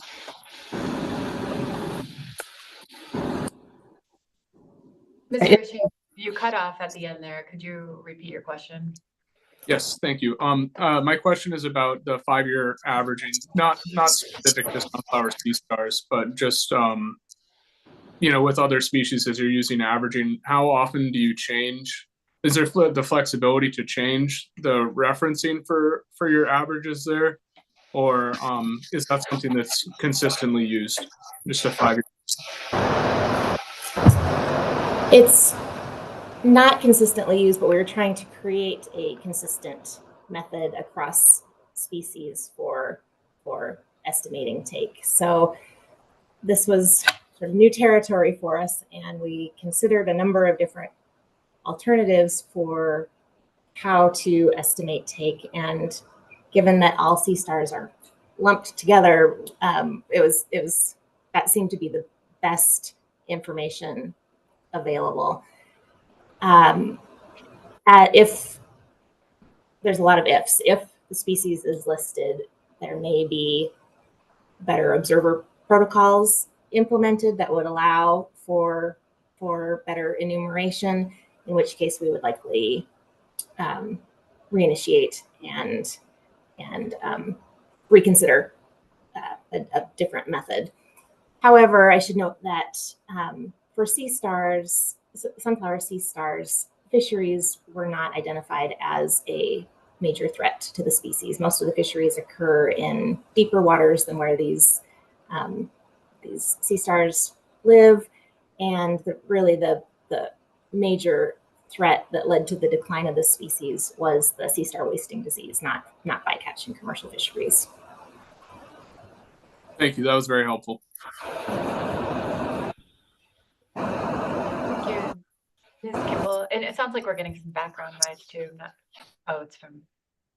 Okay, great. Ms. Kimball. Thank you. My question was actually also on the sea stars and that methodology, and I guess I'm just trying to figure out how the agency takes into account exactly what you said, Ms. Schur. Like if the primary threat to sea stars that had it even in this situation was sea star wasting disease, and we start to see sea stars coming back from that, we would expect to see more sea stars in the bycatch. And I just wonder if this threshold then becomes unrealistic. I only ask only because of the survey level of information that we have for sea stars seems so sparse, and we've talked about this at the council before, but the last estimate that we saw for just Alaska alone was 275 million sea stars. And so so the threshold provided here, which is actually pretty low, I guess I would be concerned that it would be constraining for no reason, especially as we see sea stars start to come back from that disease. So I didn't hear you answer Mr. Ritchie's question on like how often you reassess this threshold. Thank you for the question, Ms. Kimball. There's no set interval that we reassess this, but if this limit were immediately exceeded, we would reinitiate consultation, or if it were ever exceeded, we would reinitiate consultation and consider the best information available. I know Fish and Game is starting to collect information about recovery of sea stars and population densities, but that information is not quite ready yet. So yeah, we have the flexibility to revise this as necessary. And the sea star category, as far as I understand, includes more than 125 species, of which we expect that sunflower sea stars is a very small proportion of the catch. Does that answer your question or not? It does, thank you, through the chair. Is that 51 metric tons a year, is that specific to sunflower sea stars? Or is that total? That's total. That's based on the average that's based on the average of total sea star catch. Thanks. This does seem like quite a proxy for something that we know little about. I'm not sold on this as a proxy at all, but I'll listen to other council members' comments. Thank you, Ms. Kimball. Mr. Dwight. Thanks, Madam Chair. I'm interested in hearing how the BiOp treated short-tailed albatross. It did not. That's a species managed by the Fish and Wildlife Service, and so it was not included in this biological opinion. Okay.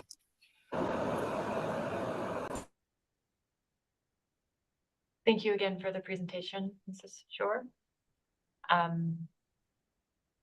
Dr. Ike, your hand is up. Do you have a response? Yeah, apologies. I had one other addition to the last question on the sunflower sea stars. I just wanted to, Ms. Scheuer touched on this, but I just wanted to reiterate that at this time, the sunflower sea stars are not listed.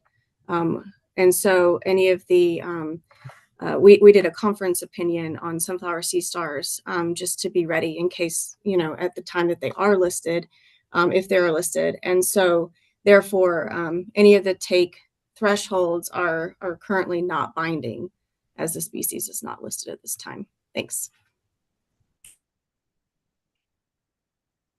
Thank you for that clarification, Dr. Ike. And I think we're ready to move on. Ms. Harrington?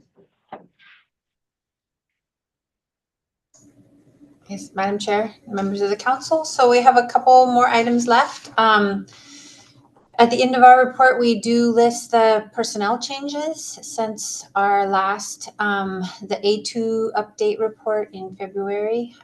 These are folks that have left us. So we announce people after they've left, not people that are planning to leave. And so I really appreciate Mr. Ritchie's comments on staff that are planning to leave us here shortly, and we will provide information on everyone who departs between this council meeting and the June council meeting in June. So we lost 2 folks in sustainable fisheries. Bill Donaldson, who many of you know, he was ran our Kodiak field office and organized monitoring for the Rockfish program and helped transition from how the Rockfish program was monitored to the pilot project for EM. We also lost Aaron Lambert, who you met when he presented the SAFE report for Cook Inlet EEZ salmon. And he had been with us only 6 months, but he hit the ground running and produced a really great SAFE report, and we will really miss him. The Restricted Access Management Division lost Sabrina Donnellan, who was hired to be a supervisor and in a much needed position. So these are folks that we lost in divisions that already had huge vacancy rates. So losing Sabrina was a big loss. She was leading the team for our FOIA and administrative records management, which is a huge undertaking. Also really brought a lot of skills for data analysis to really help our permitting decisions, data reporting capabilities, data sharing, and privacy and confidentiality practices. Information services, again, another division that was already very, very short-staffed, lost Dave Hansen, who was a supervisor, and both Dave Hansen and Stacy Katas were supervisors, doing a lot of the behind-the-scenes work, but so much of what the council requests implementing requires changes to our IT systems, and that work is done and coordinated by folks in our ISD, so it really impacts our ability to say, for example, make a change to the IFQ program or make a change to any of our CAT share programs. And we also lost in the ISD division, Will Davies, who was a brand new software developer. We were very excited to have him on board to help us fully operationalize our cloud services, to be able to take things from just modernize how we do our IT work, and we lost him. And we lost 2 folks in our operation management division, our travel coordinator who helped with travel for all of our Alaska region employees, and then Deborah Cruz, and then Carl Green, who was our cost recovery fee coordinator. He stepped in when the previous fee coordinator, Charmaine, retired. Carl also left, so we do not have a cost recovery fee coordinator in OMD. That's the person that folks work with for paying cost recovery. So those are the folks that we've lost so far. The final item in our NMFS B2 report is the in-season management report. So usually in April, we provide a written in-season management report, not a oral one, but we do have folks, if there are any questions on the information presented in the in-season management report. And that's included as attachment 2 in our B report. So with that, that concludes the NMFS Alaska region B2 report. Thank you very much, Ms. Arrington. I'll see if there are any questions on the in-season management report or anything else that we've heard on during our B2 reports. Mr. Dwight. Thanks, Madam Chair. Ms. Harrington, when you describe, for instance, in connection with the loss of your information services folks, when you describe that it sounded like certainly you've got a degraded capacity to make changes to several different systems. I was wondering if can you actually give me some examples of the kinds of changes that have been requested or you think are going to be requested that it may be very difficult now for the agency to actually make? Through the chair, Mr. Twite. So we are in the middle of changes, right? So we are anticipating more changes. So at this stage, we can't say exactly, we have been thinking for a long time now, kind of prioritizing and what are the must-dos, what are the things necessary to, keep the lights on, so to speak, keep the catch accounting system running, for example. How we prioritize everything else, we are starting to talk about that, but we haven't identified specific projects because we are still in the state of change. I think in June we'll be able to probably provide more detailed on new things that maybe, we're still hoping, we're always hopeful, and we always work really hard. So we're hoping that, things are slowed. But as far as specific things that will be stopped or that we cannot do, I don't think I can speak to that at this stage. Right. And then thanks. I understand it's really hard to answer that. Appreciate the insights you gave us though.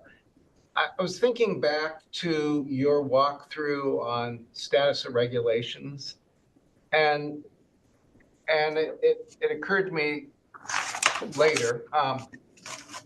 So I'm sorry to ask you a question about it all the way back to the start, but if I hadn't been tracking the news, I would be sort of assuming that everything's still fairly smooth in terms of status of regulations and rulemaking. And yet I understand both there's changes to the administration's guidance on basically the amount and quantity of rules that can be made. New administrations always want to slow down rulemaking anyway, just to get a sense of that. So that's typical for changeover. But this administration has also signaled that they want to see some pretty dramatic reductions to rulemaking. And you've got reduced staff capacity. And so I guess I was just having trouble sort of reconciling my understanding of the environment that you and your staff are now operating in for rulemaking with what I heard as a pretty much thumbs up. We're getting to where we want to, where you, the council, hope we would be getting on rulemaking. And I totally appreciate what you just said about really the can-do attitude. And maybe that's what it is just the can-do attitude. But I was just hoping maybe help me with this disconnect that I'm sort of hearing between what I'm seeing elsewhere and what I'm hearing here. I see Mr. Kurland has his hand up, but I think before I will say one thing, and the fact that we have this list of progress on the rulemaking is due to the tremendous amount of work from the NMFS Alaska region staff, sustainable fisheries, and our headquarters staff, and learning how to just learning the new process and the new administration and the amount of work that went into making sure that these important things got published is due to the work of our staff. But I'll let Mr. Kurland go. Madam Chair, if I may. Yes, Mr. Kurland. Thank you. And thanks, Mr. Twite, for the question, and Ms. Harrington for the information you provided. As Ms. Harrington indicated, she was pretty reserved in how she said it, but our staff, I think, were heroic in pushing through quite a lot of complex things at a period of transition, which with any administration is a period of change and education about what we do, and trying to build up a comfort level for any new administration on what those actions are all about. Our folks have really stepped up and tried very hard to, kind of continue with the essential actions that we need to push forward to keep the fisheries operating, both opening and closing, and making other changes. And as I indicated at the outset of the B2 report, we're going to go through some periods of adjustment. And at this point, we don't quite have a sense of what that will look like, but we will keep the council posted. Thank you, Mr. Curlin. Ms. Kimball? Thank you, Madam Chair. My question is on a different topic. So if other council members have more discussion on this topic, I would be glad to wait. Thank you. I'll see if Ms. Baker's question is relevant to the conversation we just had or on a different topic. Thank you, Madam Chair. It is, and it's related kind of to a question that Mr. Twite asked, but I really wanted to follow up on a response that Ms. Harrington gave. And what Mr. Curlin just mentioned. I just want to be clear and kind of understandably, the council and the council process and the public focus on NMFS staff contributions to the reg writing aspect of the process, if you will, the regulatory amendments and FMP amendments. But I just wanted to ask, I know you're limited, Mr. Curlin and Ms. Harrington, and how you can prepare us for the impacts of some of the current staffing changes that are going on. But is it fair to say that the council, in addition to the regulatory development and implementation that you provide us during the council process, some of these staffing changes are also impacting sort of day-to-day must-do operations like fisheries opening and closing, and there are staff that work on both of those types of activities that we at the council should be prepared to take into account when we're considering the impacts of our actions. Is that a fair statement based on what you know right now?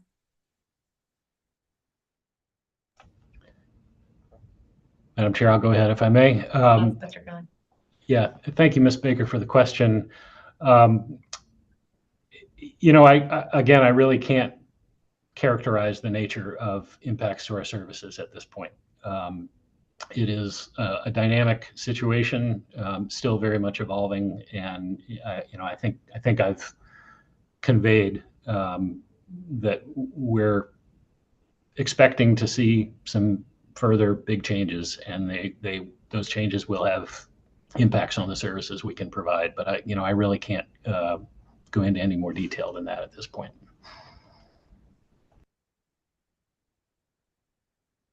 Thank you. Any additional questions related to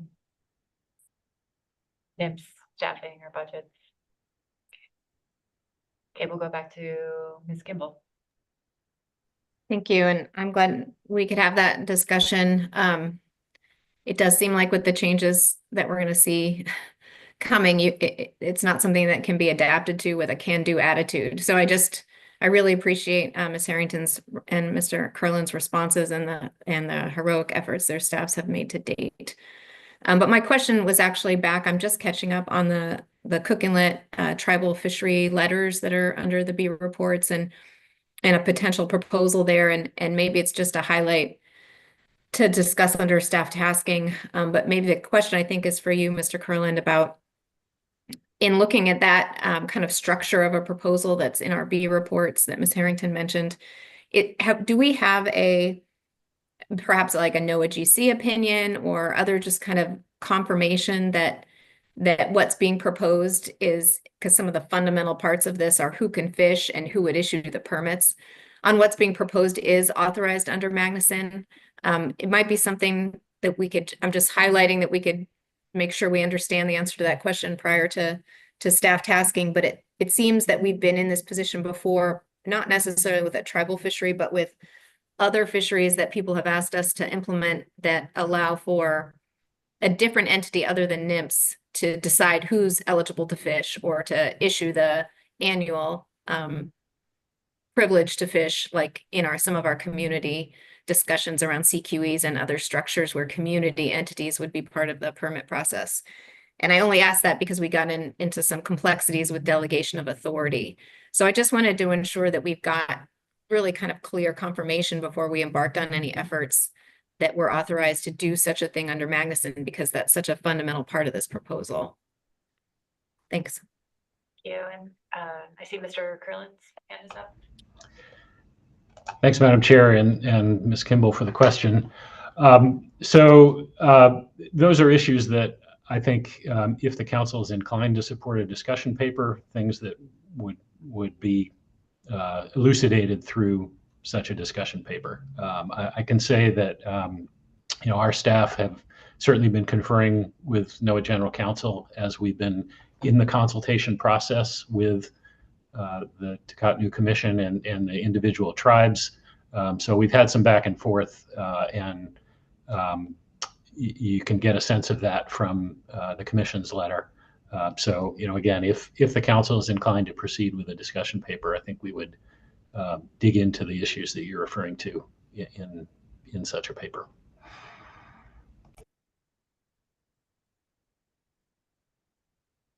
Thank you. Any further questions?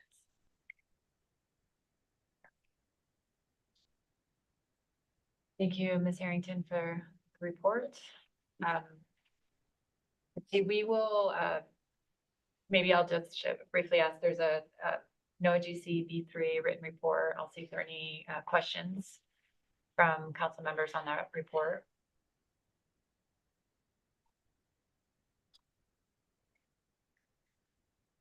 Seeing none, I'll try to split the time difference here a little bit between Alaska and the Pacific Northwest. And let's break for lunch right now, and we'll come back at 12:45 and reconvene and begin our presentation on the Alaska Fisheries Science Center Report B4. Thank you.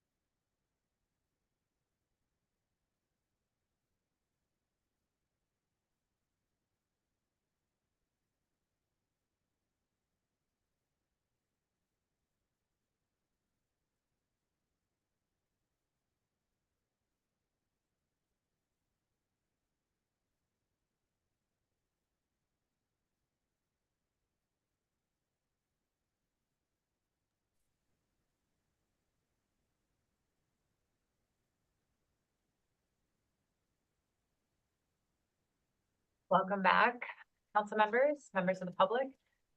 We are reconvening, beginning our presentation on B4, the Alaska Fishery Science Center report. I think we have Dr. Foy with us online. Yes, Madam Chair. Good afternoon. Can you hear me? Yes, good afternoon. Fantastic. Good to see you all, albeit virtually. Also checking, you can see my slides, title slide there. Yes, we can. Terrific. Thank you. So my name is, for the record, my name is Bob Foy. I am the director of the Alaska Fishery Science Center, sitting here in Juneau, Alaska today. So today I'm going to give a presentation on the state of the center. So in years past, the state of the center presentation is usually focused on our budgets, what we know on the budgets coming in, and what that then means for the breadth of science that we'll be able to conduct in the year. This presentation is going to be a little bit different. I'll start with acknowledging that the same staffing issues right now that you heard from the Alaska Regional Office are occurring at the Alaska Fishery Science Center. We have had losses associated with the probationary staff, folks that are currently on admin leave, are deferred retirement, and we have expectations for the voluntary early retirement, the VERA program, this month. So I guess what I want to do is start, and I'll try to be brief because I could go on for hours about how important this is. In fact, I just got off an all hands call with 250 people listening in on what we can predict in terms of the future. And it's difficult. We have lost staff, and the staff that are filling those gaps and working to define our priorities, our reprioritize, are going through heroic efforts. The word was used earlier today, and I don't take that word lightly. And staff are doing a fantastic job absorbing and absorbing the losses and the uncertainty. And that's really the space that we're in right now, is a heck of a lot of uncertainty. And the rest of my presentation is going to be very focused on a strategic perspective, but I want to make sure that because of that, it doesn't sound like that there are not going to be extreme changes and differences in the science that we are going to be able to provide to this process. That those that are involved in that process will change as well. So the staff that are in this space are extremely dedicated. We have run through many scenarios on what the future looks like, and those scenarios include what happens tomorrow in some cases, what happens at the end of the month, and where we are 6 months to a year from now. And I'm going to talk a little bit about that throughout the rest of this presentation. And it was a bit fortuitous that we had already had plans to talk about survey prioritization with the SSC this week that we had scheduled long ago. So that plays into that. In addition to our staffing losses, obviously you've read issues associated with travel, focused on mission critical travel, people moving back into the centers, and some of the removal of some of the authorities that we had in the past where people are working. So this is all affecting our focus, and again, working in that space of reprioritization and making sure that we have a clear understanding of what that priority is, and that we are doing our best to make sure any of the core balls are not being dropped. And I hopefully the subtlety of what I said is not lost on anyone, that we're focusing on our core work. But what does that mean? Again, I'm going to talk about that today. The FY25 budget situation is still uncertain for us. There'll be some time before we see the budgets make their way down to the regional level. And then the long-term expectations are planning for a more austere funding environment in the future. And what does that mean? I'm not predicting what will happen in future years, but we have to be prepared for what could happen in future years. And by that, again, making sure that we're working with our partners. That's you.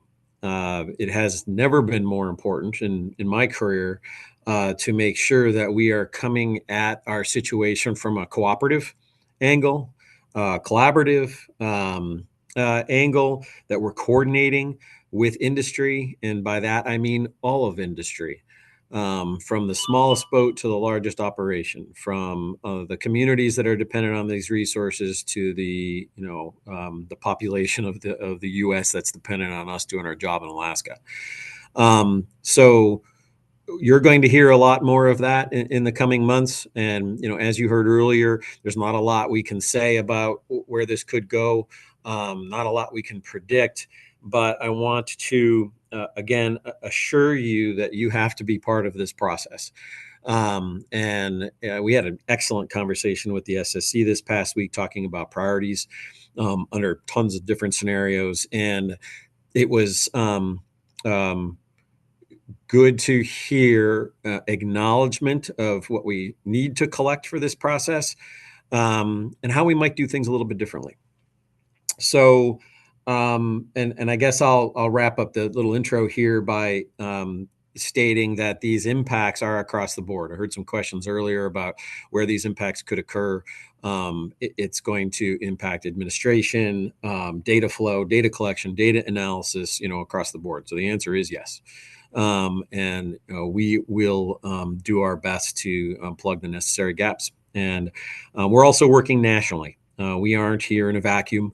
Mr. Curlin and I both work nationally with our partners across the country, and leadership within the National Marine Fisheries Service and NOAA to make sure that the requirements in Alaska and the priorities in Alaska are on the table as we address these changes. So with that, I'm going to jump into a number of slides. Some of this is going to be common knowledge, if you will. Maybe if you're new to the council process, this will be new, but I just want to reiterate a few things that will come back in future months as we're talking about, the kinds of information that we will be prioritizing in the future. The Alaska Fisheries Science Center footprint, upper left-hand corner. I like this slide because it's always my opportunity to put Seattle in the box instead of Alaska. The Alaska Fisheries Science Center, majority of staff located on the campus there in Sand Point. We have a small research program at Hatfield and Newport working on fisheries behavioral work.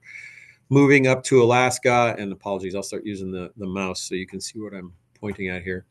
Our second largest facility here, where I'm at right now, the Ted Stevens Marine Research Institute in Juneau.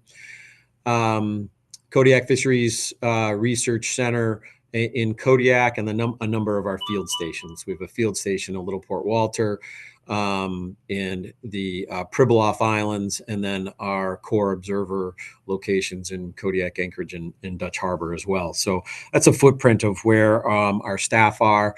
At the end of the PowerPoint presentation, I've got a list of our different divisions, but I wasn't going to go through that again today. Again, I think most of you know that, but I'm happy to answer questions if you see it. I show this graphic every year. This is the process of our resource allocations. And, it starts with guidance from within the agency, obviously driven by congressional budget decisions, which are informed by the executive office. And then it makes its way into our process for what we prioritize. I'm not going to go through these details as I have in the past. Where we are right now is that we have discussed and ranked our priorities for research. We did that a year ago. We do that with your input on a regular basis. And then as the funds come in, we address any focal points of those funds. Obviously, with a change in administration in January, we have executive orders that are driving some of those priorities. So some of the historic priorities, or the ones that we may have identified last year, will be modified as those funds become available. So we will be able to talk more about that and again, where those priorities lie in future meetings. If we are able to and have the information available, I can commit to bringing that back in June, if not the October meeting.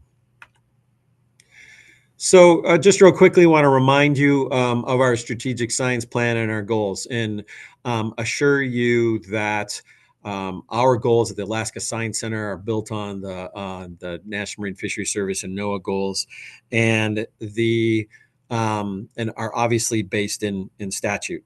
So I don't see that core work changing in terms of our need to monitor and assess fish crab stocks for management and marine mammal populations for conservation requirements. So the details come in goals 2 and 3. How are we able to monitor and predict on the edges of understanding how many animals are out there, and working with our management partners on those management goals? Are we able to build in advancement in what we collect?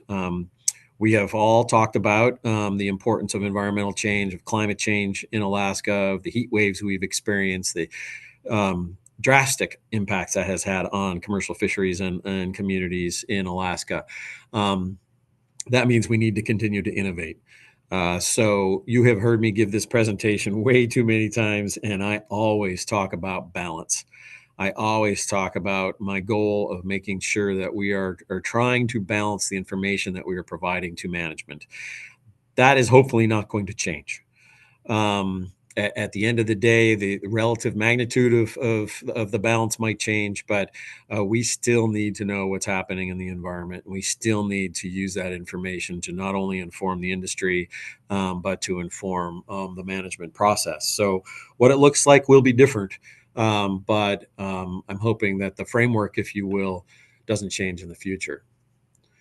So this slide shows our annual guidance memo, and this was developed early in January. And as I went through it, I don't see that it's really changed that much in terms of how we are identifying not the core work. The core work's in our strategic plan, but what's happening to Alaska right now. That if we have an opportunity to seek funds, or if we have the opportunity to conduct research, that we would jump on, because it's of the utmost importance for what's happening with commercial fisheries. So I won't read these, but the first bullet is focused on understanding environmental forcing. Are there bottlenecks out there that we're learning about with respect to salmon marine survival, or response to heat waves, or the crab situation, or any of the high priority topics that you're all very familiar with? We want to make sure we don't stop that effort. We want to make sure that that is something that we are still focusing on to inform this process. And ultimately, it's what Magnuson-Stevens calls for, Magnuson-Stevens Act calls for. Stock assessments focused on significant changes in the fishery prosecution. Changes in fisheries, for instance, moving towards pot gear in some of the fisheries, just as an example, happens. And we need to be aware of that. And we need to make sure that we're providing information on how that fishery behavior change may or may not need to inform your management process. So that's important. Transitioning from historical index tools. We continue to move forward with our survey modernization effort. You'll hear some of the SSC's conversation about that this week. I've got a slide on it as well. It's now more critical than ever that we be more nimble. And that's what that entire effort has been about for years, is making sure that we are as nimble as possible, so that we can continue to provide a product that's consistent with the past, but is forward-looking in terms of what your needs are. And then lastly, just addressing specifics associated with fishery-dependent data collection. As expectations for fishery-independent data collection, those are our surveys, are reduced, the effort, the dependence on our fishery-dependent work, that's the observer program in particular, becomes all that more important. So how can we think outside the box on how those data are being collected, how they're being used in this process? Because regardless of where we're at, fishing boats are going to be on the water, and we need to make sure that we're doing everything we can to maximize the information that we get in that process. So that's the communication I provide to my staff that we are all aware of at the Alaska Fisheries Science Center for moving forward as opportunities avail themselves this next year. So a little bit more specific here. Let me just start with the figure on the right-hand side, acknowledging that you all know this, but it never ceases to amaze me how this gets lost in translation nationally. We have 5 large marine ecosystems in Alaska. What does that mean? It means every single one of these areas has a unique set of oceanographic processes, biological processes that all feed the commercial species that we're all interested in here. That means that for us to understand the abundance of cod stocks in the Gulf of Alaska doesn't help us an ocean away in the Eastern Bering Sea. So what it really means for us, given that our fisheries are focused in 3 of these 5 large marine ecosystems, is that we have to stand up 3 research programs to not only make sure that we're surveying them adequately, that we are also understanding the changes that we're experiencing in these environments. And if 2016 and 2019 didn't teach us any lessons, having whatever information we can to predict, if you will, but certainly to communicate to the industry what's coming in the way of heat waves, for instance, is critical. We saw those impacts, and we have to maintain some level of monitoring to make sure that it's not happening in the rear view mirror, but that we have some sort of information letting folks know what's coming. Over on the left-hand side, I'll go through the bullets here. An example of terrific efforts by staff this year. We have completed the Shelikof pollock acoustic survey. Hugely important for understanding pollock abundance, feeding the stock assessment in the Gulf of Alaska. The NOAA vessel Oscar Dyson had some maintenance issues early in the season. We really did not think we were going to get this survey underway. The vessel had to go down to Seattle. They went through fantastic efforts to turn the boat around, get it back to Alaska. Our staff were on standby through a potential government shutdown. The day they were supposed to leave to go to sea, we worked with the ship to prioritize their a mission that had to shift, and we got people on planes, and this survey is complete right now. So fantastic effort on all parts, and people standing by on weekends and after hours to make sure that the administrative aspects of moving this entire effort from Seattle to Kodiak and getting out on the boat happened. You'll hear more about those results in coming months, but excellent effort. We are currently planning for scheduled surveys in the future. I'll walk through the usual survey list here in a moment. And we're developing contingency plans should we not be able to execute them all. I'll touch on survey modernization. As you know, I have expanded how I define survey modernization to really include all of our efforts to look forward in how we're collecting data. So again, I'll touch on that again, and then I'll walk through some of our other research categories that we all need to be thinking about as we reprioritize, as we communicate what our needs are, and where our core areas for those needs are in the future. So I showed this at the SSC. I haven't shown this for quite some time. years and years to the council. So I just wanted to put it up to remind folks where our footprint is. These are our stock assessment surveys. What do I mean by that? These are our surveys where they are absolutely necessary in order for us to count fish. Simple as can be. This is the footprint for us to make sure that we can serve the stock assessments. On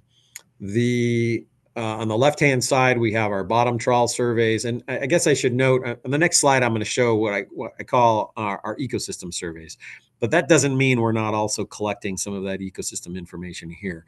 At all times, we're trying to better understand the temperature environment, the trophic levels that feed these commercial species that we're interested in. And as you all know and have supported for decades, that information is critical for our management process. On the left slide here, you can see all of our bottom trawl surveys in the Gulf of Alaska and the Aleutian Islands, which is every other year we trade off. We've got the Bering Sea that goes every year.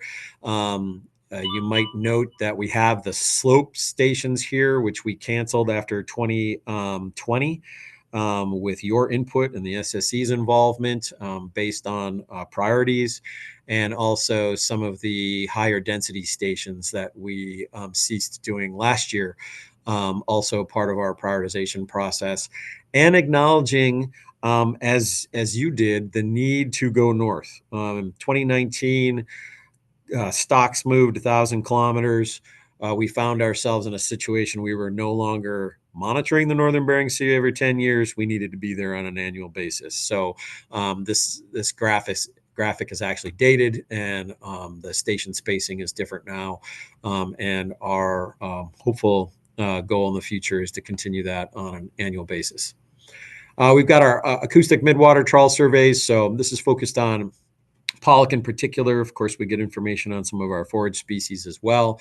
Our focus in the Gulf of Alaska is in Shelikof. We try to get out to the Sanak and Shumagan area when we can, and then periodically we can do the outer Kenai coast. In the Bering Sea, we're combining these stations, this information, with what we collect during the bottom trawl survey as well. And then on the right-hand side, we've got our long line survey. You all know our situation there, where we were not able to do that survey last year because of the funding model that we use. But that covers all the deepest stations, a core survey for our sablefish stocks, and as well as some of our other groundfish species, such as such as cod in the Gulf of Alaska. So just real quickly, I'll touch on some of our ecosystem surveys. And these are surveys where we are looking at early life stages. We're looking at juveniles so that we have more prediction in our models about what might be happening. When we go out and we do a survey, if we just go out and we see pollock numbers decline by 10%, that's in the now. But our models can be informed by other information. If we already know that we're seeing a year class not come through, that we already have expectations for lower numbers in future years or higher numbers in future years, then that can play out in the stock assessment process and inform the in-year biological parameter that you establish the tax by. So this is important information. We've got surveys in the Gulf of Alaska, mostly focused around pollock in the center part of Alaska. And then we also have some Southeast Alaska surveys that are conducted at a pretty small scale and in collaboration with the Alaska Department of Fish and Game, focused on some ecosystem work and some salmonids. In the Bering Sea, we've got a number of surveys with our partners at the Pacific Marine Environmental Lab, where they are focusing on the oceanographic environment. We are focusing on surveys that provide information for our marine mammal responsibilities, as well as for the ecosystem. And more we find ourselves dependent on some of these automated data collections, these mooring data collections as possible. And then we've got a number of different projects in this graphic that happen as funding has allowed, that allow us to ask very specific questions. For instance, the years where we had sounders out on the edge of the USEEZ to better understand pollock movement in and out of our management areas. And lastly, and these haven't happened for quite some time, is trying to look towards the future, better understand how the ecosystems in the Chukchi might be changing, as we again found in 2019, where we had commercial sized species moving into that region, have since moved back as the oceanography has changed, but an omen for the future. So this is a slide you're a little more familiar with, but I will note that I've changed it a bit because this is focused on a discussion on prioritization. So usually I show the Bering Sea separate, Gulf of Alaska separate, and Aleutian Islands, but I have combined it all here and I have put it in priority order of what we have deemed as the most important data collections, the most important data collections for the stock assessment process. And of course, this for years has been informed by the Council and the SSC and the plan teams on a regular basis. So I'm going to ignore most of the years here. In fact, someday I'll remember to truncate the earlier years, but I think it helps to see what has changed over time. Green means that the survey was planned and conducted in its entirety. Yellow means the survey was planned but not conducted in its entirety for some reason. Red means we planned for it and we did not do it. We were not able to complete it. So you can see here right off the bat, 2020, COVID year, where a lot of our surveys were not able to go forward. We were able to get much of our long line work, if not all of our long line work, done in that year. And we were able to supplant some of the acoustic work with the drone work there. So just to orient you. If there is an X, it means that we purposefully did not do it that year for some reason, but our goal is still to complete the survey on that scale. So the X in this particular case is related to the bottom trawl survey in the northern Bering Sea. You'll recall that we have suspended the annual process, and we're doing it every other year so that we can use that ship time and those staff to perfect the survey modernization process over the next number of years. So that was purposeful, and we've talked about that a few times. Let me get back into 2025 here. So we are planning to move forward with our bottom trawl surveys in both the Bering Sea and the Gulf of Alaska. Our acoustic Shelikoff survey is the one that was just completed. I've got question marks next to the long line survey. So as we mentioned last year, our funding structure, which was based on cost recovery with the current prices of sablefish, did not work last year. We're in the process of trying to stand that up this year. And I really can't communicate whether or not that's going to go forward or not this year.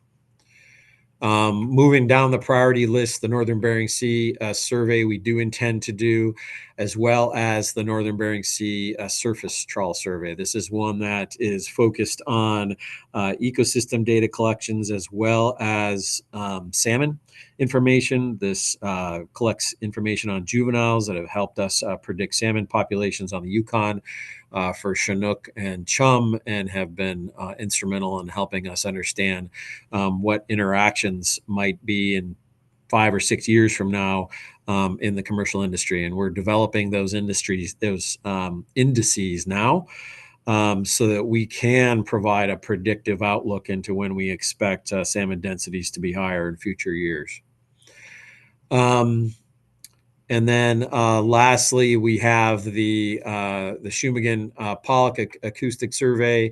Our intention was to do this survey, but because of the limited time on the Dyson, that did not happen. We only focused in Shelikoff. So the next slide is just the bottom part of the list. In 25, if it's a white space, it means we don't intend to do it. We did not intend to do it. So there's a couple of biennial surveys here we aren't doing in 25. We are hoping to get to our ichthyoplankton survey in the Gulf of Alaska. This has been very important for informing some of our model processes about life stages coming. And And then moving down to the rest of this list, we are still hopeful that we will be able to move forward on some of our surveys focused on the oceanographic data collection with our partners. These are less expensive surveys, and most of these surveys are tied directly to our partners with the state of Alaska and or Pacific Marine Environmental Laboratory, where we're piggybacking on ships together, or doing our best to collect information with each other. We have in red here, you can see in a very low priority survey now, which is the Gulf of Alaska pollock trawl summer survey. We've communicated this to you a number of times now. We've talked about that. We've shown the results for how we arrived at pulling this off the list in the future. So we don't expect to conduct that survey.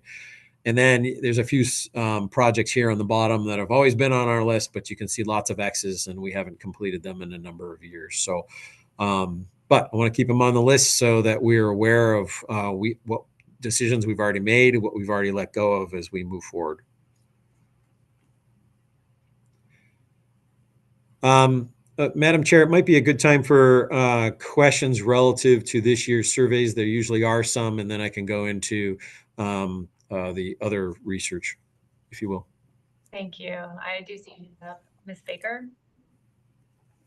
Through the chair. Thank you, Dr. Foy. And my question is back on the slide just before this, your priorities 1 through 11. And so I'm just not remembering, my question is about the long line survey. Understand the uncertainties related to that and that you're evaluating that at the moment. And you described this. You gave the key about what the different colors were, but I'm seeing traditionally the long line survey, there was sort of a on-off between the Bering Sea and the Aleutian Islands. So in your consideration, can you remind me what that is? And in your considerations of what might be possible this year, because 1 year was missed, are you thinking about all 3, or is it going to have to go back to the traditional way you did it before, for lack of a better term? Yeah, through the chair. Thank you for the question, Ms. Baker. Historically, as you said, we do Gulf of Alaska every year down along the deep water, and then in odd years we would do the Aleutian Islands edge, and then in even years we would do the Bering Sea edge. So that was our historical model until last year. The model going forward will be very different. We are considering the importance of all 3 areas. This was part of an SSC discussion a couple of days ago where we provided much more detail on what could happen with the long line survey moving forward. Regardless, if we are able to do our survey this year, it will have a smaller footprint, a substantially smaller footprint. But I will say that we're aware of which species are impacted by that. We are aware of what that footprint could mean in the future for information flowing into the stock assessments. And once I'm able to speak a little bit more about it, and we have some conclusions as to what we're able to do this year and in the future, we can go into more of those details. This year's process is just wrapped up in current, procurement processes, which is why I can't go into those details. But once we come out the other end of this, regardless of what happens this year, I will come back and we can talk about what we foresee as the future for this survey and what our analysts and the feedback we got from the SSC are thinking in terms of the best way forward to make sure that we're addressing, again, those core stocks the best we can. But for sure, I can tell you that it will look different in the future. Thank you. That's helpful. Nothing further, Madam Chair.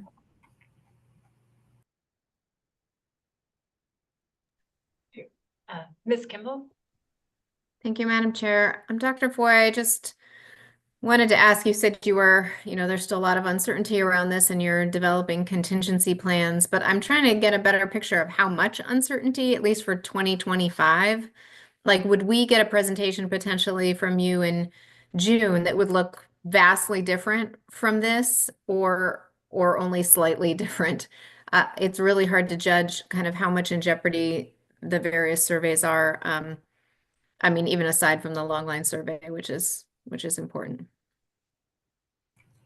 Through the chair, Ms. Kimball, thank you for the question, and apologies that I'm not able to be extremely clear this year with this presentation, but there's a probability that it'll be vastly different in a June presentation.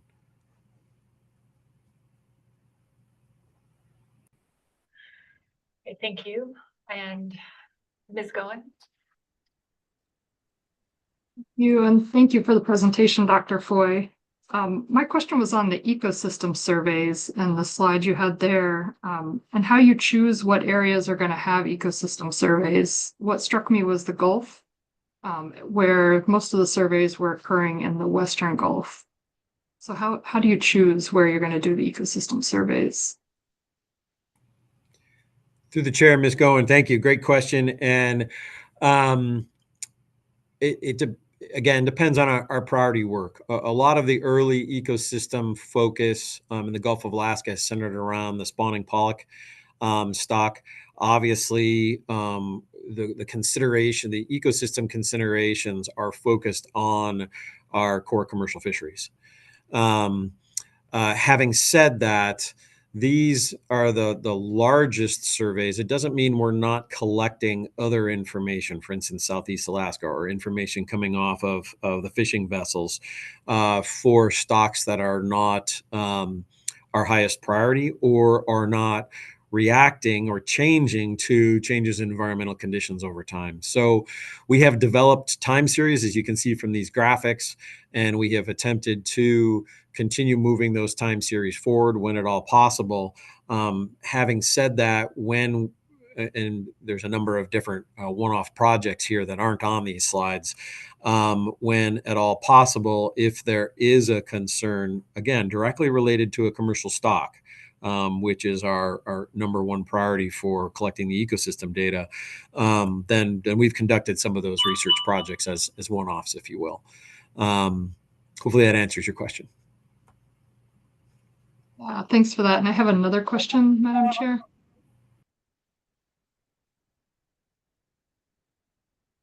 Yes, go ahead.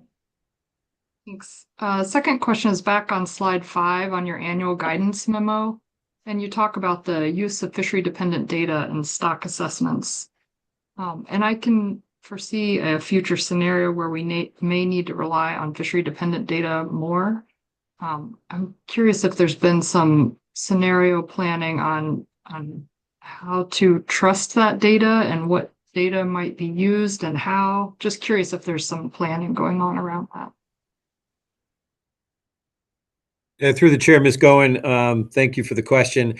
I guess I'll work backwards and say that we have an extremely talented statistical staff working on the fishery-dependent data. So our observer program is well aware of where our certainties and uncertainties are not in those data, and how those data are applied in where they have to be to support management. So our considerations for how we can better use those data in stock assessment already have built in our levels of uncertainty.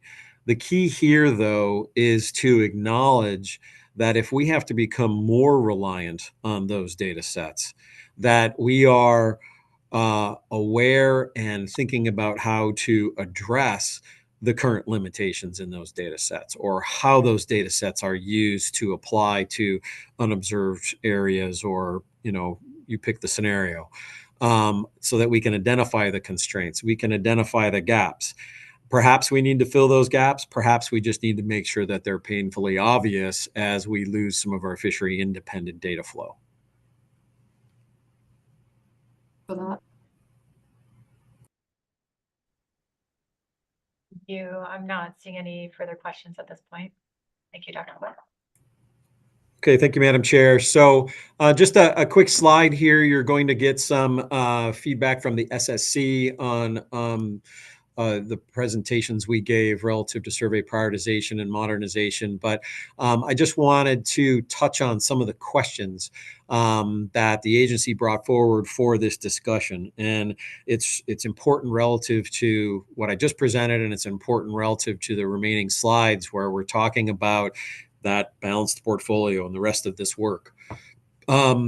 We talked a bit about the history of the council weighing in on priorities, and it's got quite a history of a relationship between the agency and the council, working through what our priorities should be as our resources shift. But questions in particular, considering the previous slides, you've noted some of our slides are biennial. We've heard from industry a number of times that everyone would love to have annual surveys. That's not possible. So what are the criteria that we're using for moving between a biennial and an annual survey? If this is something that we need to consider in the future for the Bering Sea, what would that look like? What criteria should we consider? So that was part of the discussion and something our staff are working on a regular basis. Biomass indices versus the ecosystem surveys. This is the balance question. Do we at the end of the day drop all ecosystem work and just count fish? Or is there value in understanding the ecosystem component, even at the expense of some of those abundance data? And again, as I've mentioned before, I have preached the importance of that balanced approach, especially with all the changes that we're seeing in the Alaska region. And the changes that have affected our stocks in the past. Are there thresholds for how we can use remote data versus biological data? You have heard these presentations. You've weighed in on the EM discussion, acknowledging that we can use remote data collection, but you lose biological data when you're not touching the fish. Where are our thresholds there? How much can we get away with and not lose real information in the background? This is the same for acoustics. This is the same for a potential use of drones and other optical technology moving forward that I'll talk about. So how do we do it in a way that isn't creating more harm?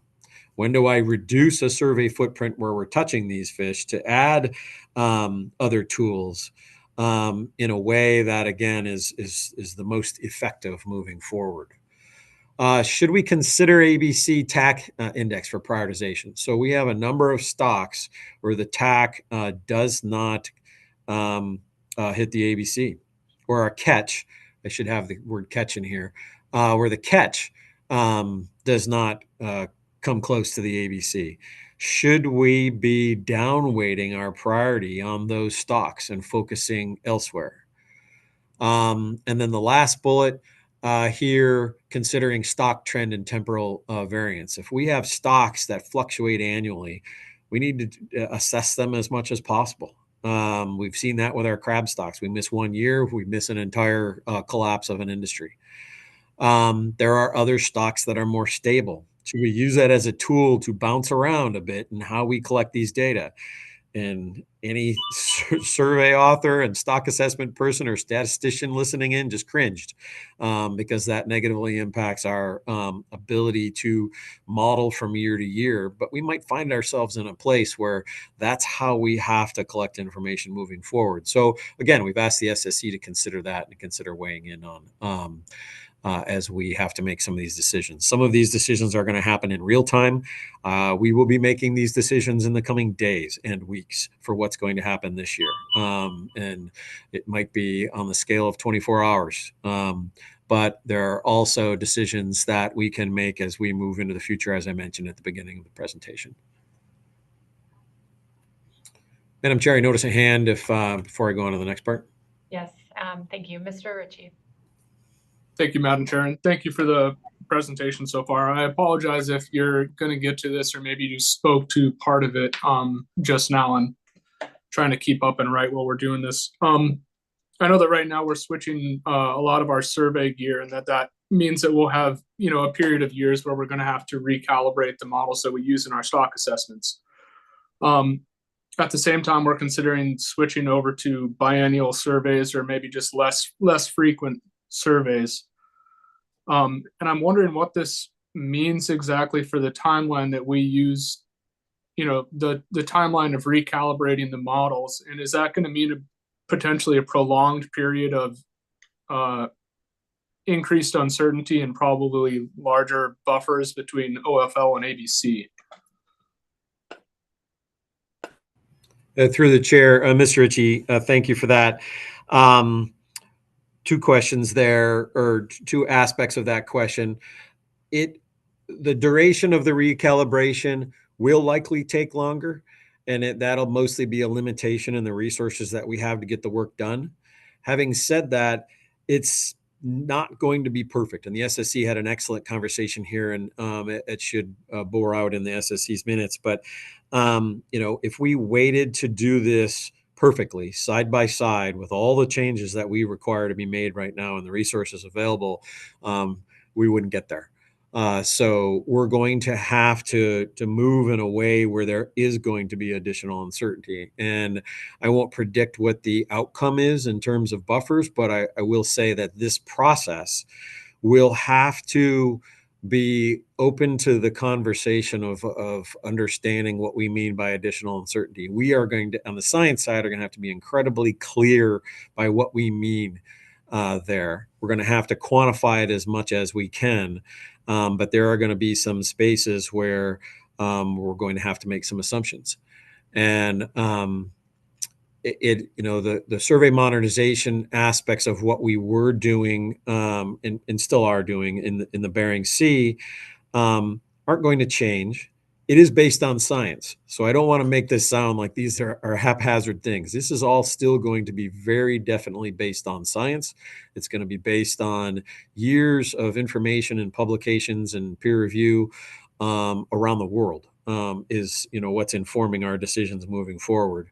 But having said that, there still will be moments where it's faster than we would like, and it is maybe even a little protracted. Second aspect of your question, so that was about recalibrating. Forgive me, could you ask the second aspect of that again? I think you actually answered both parts. I do have a follow-up though, if that's okay, Madam Chair. Yes, go ahead, Mr. Ritchie. Thank you. Just given what you just said and that it may prolong how long it takes to calibrate the models and things, recalibrate the models, and just the importance that we keep all these fleets fishing and things right now. You did say that does it come down to should we just count fish? And I'm wondering if that's an option for a period of time. Has there been a conversation at AFSC or at the SSC to maybe just for a short period of time while we get the models under control and figure out the uncertainties or get more information on the uncertainties? Is that an option that we can just count fish for a little while and maybe focus on that and prioritize that?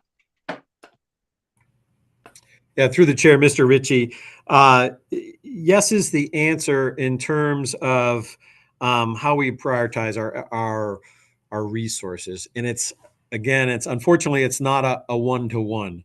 For instance, if we stop collecting all information on the ecosystem, it doesn't mean that every hour we're not doing that, we are putting into abundance estimation, because it depends on ships, it depends on resources.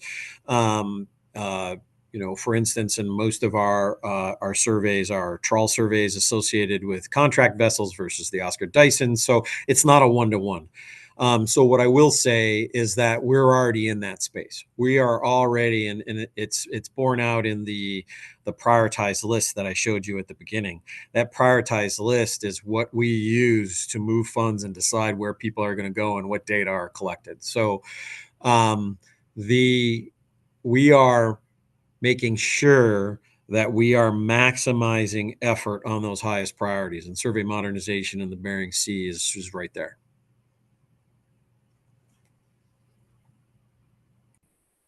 Thank you. Thank you, Mr. Ritchie. And Ms. Goen.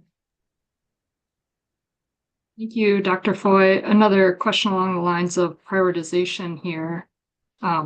Given all this uncertainty that we're hearing about, and given that we've got several stocks that are at a conservation concern, including crab, what's being done in the design of these surveys, both the Eastern Bering Sea Bottom Trawl Survey and the modernization, to make sure that those stocks that are at a conservation concern are a high priority? Yeah, through the chair, Ms. Goin, thank you. And obviously, our process is a balancing act. There I go using that word again. We are very definitely aware of which stocks are a conservation concern, and we are very aware of where those thresholds are, where we need to make sure that we have enough data flow to better understand why they're stocks of concern, as well as monitoring them so that when they do change, that we're there and able to communicate that change back to the council, as we have done. Snow crab's an excellent example there, where early expectations were a number of years of reductions, and we were right away able to provide information this last year on slight increases and slight changes in that stock of concern, if you will. So as we move forward with the survey modernization process, the benefit of how we're not only redoing our gear, but most importantly, redoing the statistical analysis associated with the survey, is that we can consider what our lowest common denominator is. We can consider what that species that is the lowest abundance, lowest density, if you will, and make sure that we are accounting for that as we consider the sample size, where we go, how often we tow, in that entire process. We'll have more, we'll be more nimble in that regard in the future. Right now in the Bering Sea anyway, we use standard stations and we don't have that nimbleness. We already have a process in place like that for the Gulf of Alaska. We have already modernized that statistical design, and we already incorporate stocks of concern into that annual process to make sure that we're adequately covering of those samples. Obviously, should resources be reduced in the future, that's one piece of the puzzle that we have to think about. What is the effect of taking a survey to an every other year stance or having a reduced footprint and lower density on those stocks of concern? That's in some cases a statistical question. In other cases, it's going to be a policy decision.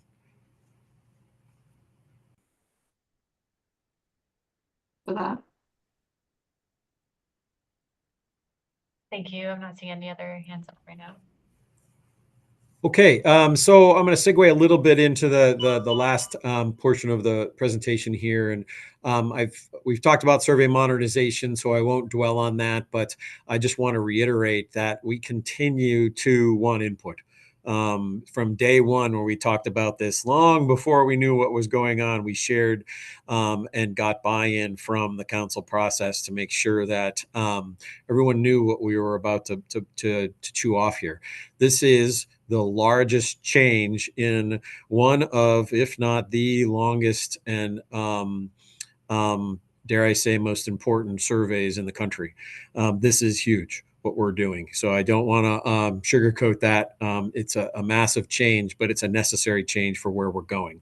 It addresses some of our challenges, but it also addresses our vision of what's going to happen in this lucrative and highly changing environment. So we want your input, and as I've said in the past, we'll keep coming back and having these conversations and making sure that the council, industry, communities, everyone has an opportunity to weigh in along the way. Again, you'll hear a little bit about this, or if you read the details from the SSC meeting, you'll see some of our updates. I'm not going to provide any of them now. We have continued to move forward with the survey modernization process that you've already heard about, which is working on different gear, seeing how that gear affects is different from the previous time series. It's given us an opportunity to look at how our existing gear works. We had our team out in Newfoundland this last year, with our net and our gears and doors in the flume, which fishermen use all the time to better understand how their nets perform. We're doing the same exact thing. And we have some pretty exciting results coming back from that are going to, A, it's communicating to us how our gear has been working, but B, it is making sure that when we're done here, we still have the most efficient and effective survey out there for what we're doing in the Bering Sea. So I'm going to leave that there. If folks at the end have questions specific about the modernization, I can go into them. But the SSC meeting, there was a good 3 or plus hours spent on those details.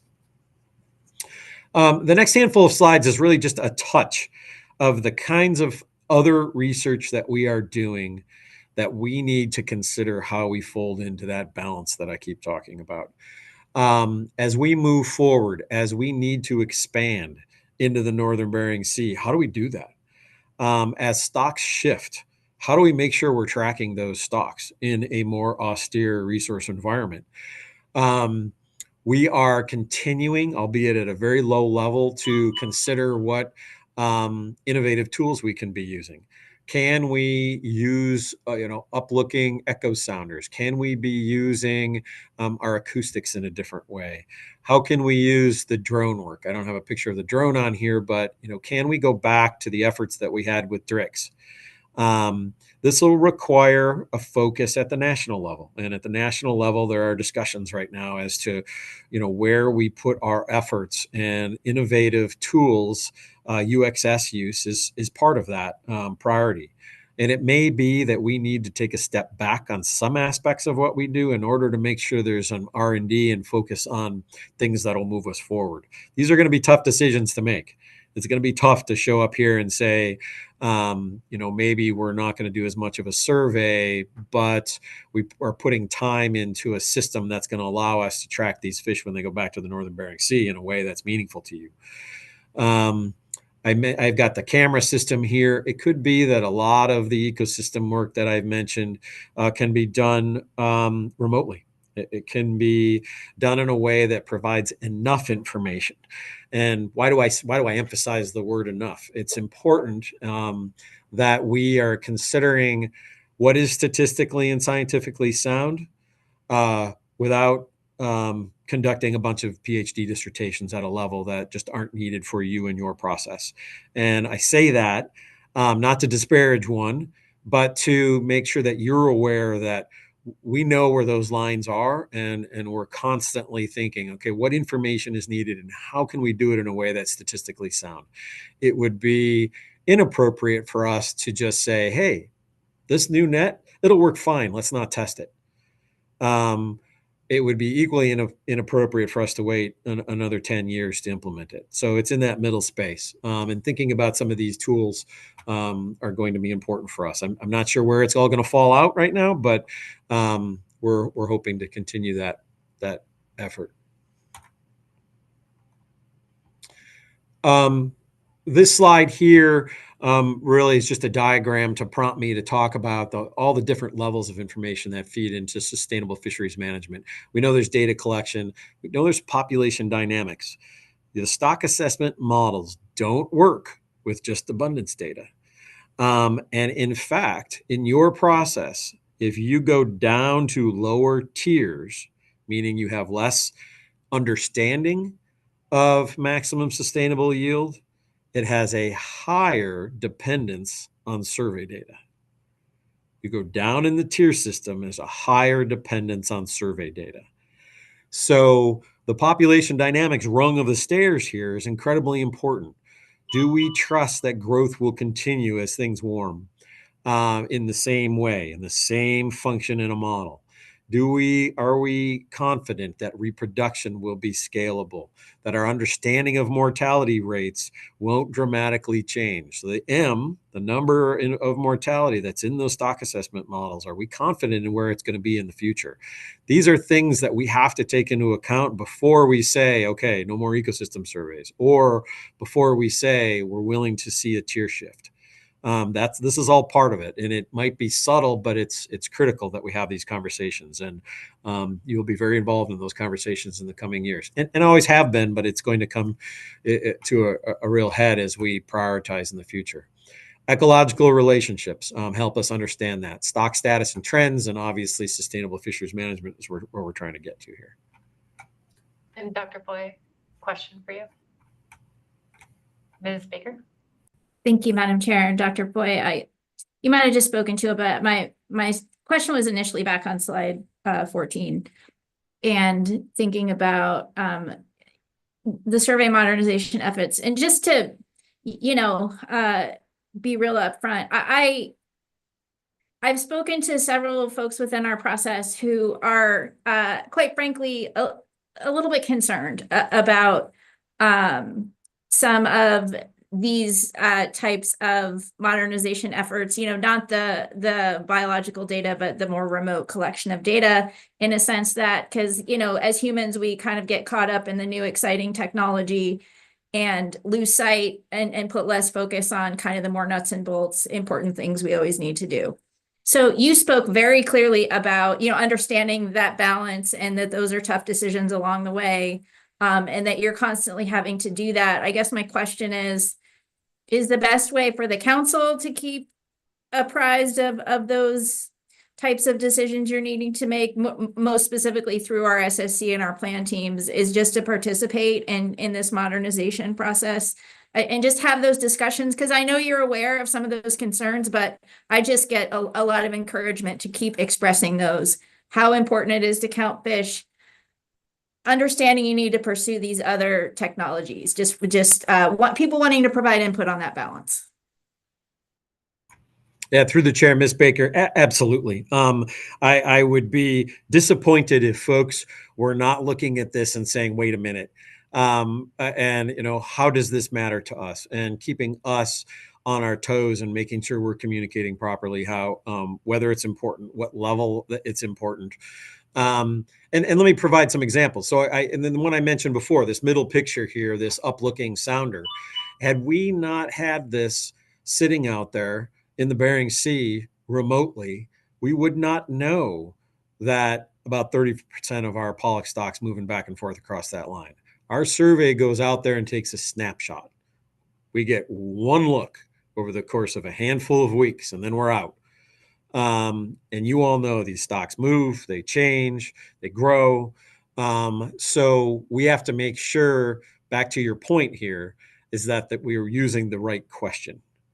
I don't want to come up with a tool to redo the bottom trawl survey. So the bottom trawl survey can just go away for the sake of that. So which is why our number one priority here and on the previous slides is that bottom trawl survey. That's not going to go away anytime soon. That is sitting on the top.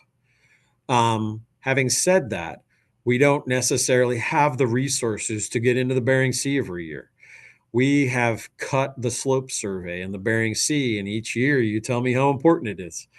The Gulf of Alaska slope deep water stations were cut a decade plus ago, and we consistently hear from certain sectors the importance of those stocks. So if we can develop some tools for the marginal work, and I don't mean that in a negative way, but to provide us an index that allows you to manage and allows that resource to still be available to fishers, then that's a win. So again, to reiterate a little bit, the goal would not be to supplant what we need to be doing every day, but it's to acknowledge that we can't cover the 3 large marine ecosystems adequately right now, and we need additional tools to do it. We have to be smart about that. I've got the picture of the camera system here. We do need to get to that point where we say understanding something about the ecosystem's important for us. And that's certainly something that the council can and should weigh in on. If we get to the point where we say, hey, it's, we don't care about what's going on in the ecosystem, or we will prioritize the counting of fish over knowing what's going on in the ecosystem, then we'll pull back some of those efforts. We've already pulled back those efforts down to bare bones, quite frankly. But if we can put a little bit of effort in to developing a tool that's cost effective, that doesn't require a lot of staff, but I can provide an index that lets us know, for instance, that the zooplankton in the Bering Sea is shifting, then what does that tell us? Right now, in our models, we understand that the zooplankton species composition changes the fat content of juvenile fish, and that's in the pollock stock assessment model for predicting how well recruitment will go. It's a direct relationship. So while sometimes it seems like some of these data collections are a little more obscure in terms of their value to us, some of them are more direct than others. If we can find a better way of collecting the information, that's a win for all of us. As opposed to just saying, sorry, we have to pull that entire aspect out of the pollock stock assessment model. We are not going to know what's going on with the juveniles, what's coming. We'll just use the survey data. It'll add a layer of uncertainty into that process, and a little less predictability in the models. So I obviously I'm defending it a little bit here, and I want to go back to my previous statement. I don't want to sound like it is all necessary, and that our goal will be to just put tons and tons of effort into these innovations. It just needs to keep going in the background.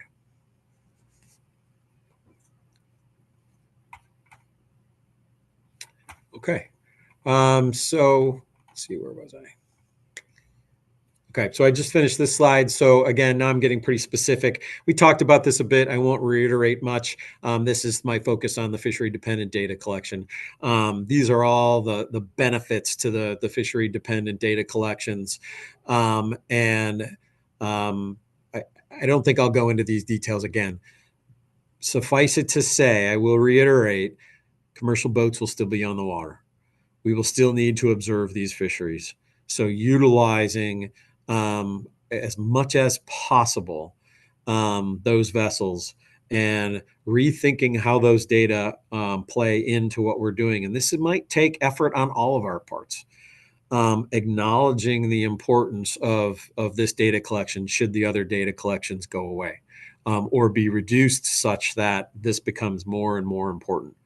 And it might seem subtle, but I think there's often not a complete understanding, or the thought that observers are just out there to look at bycatch, but observers are out there also looking at catch, and they're looking at biology, and this information all informs the stock assessment. So we're going to do a better job of communicating this and bringing to the council where we think this needs to go. The SSC has brought this up as a priority in the past, so we'll continue to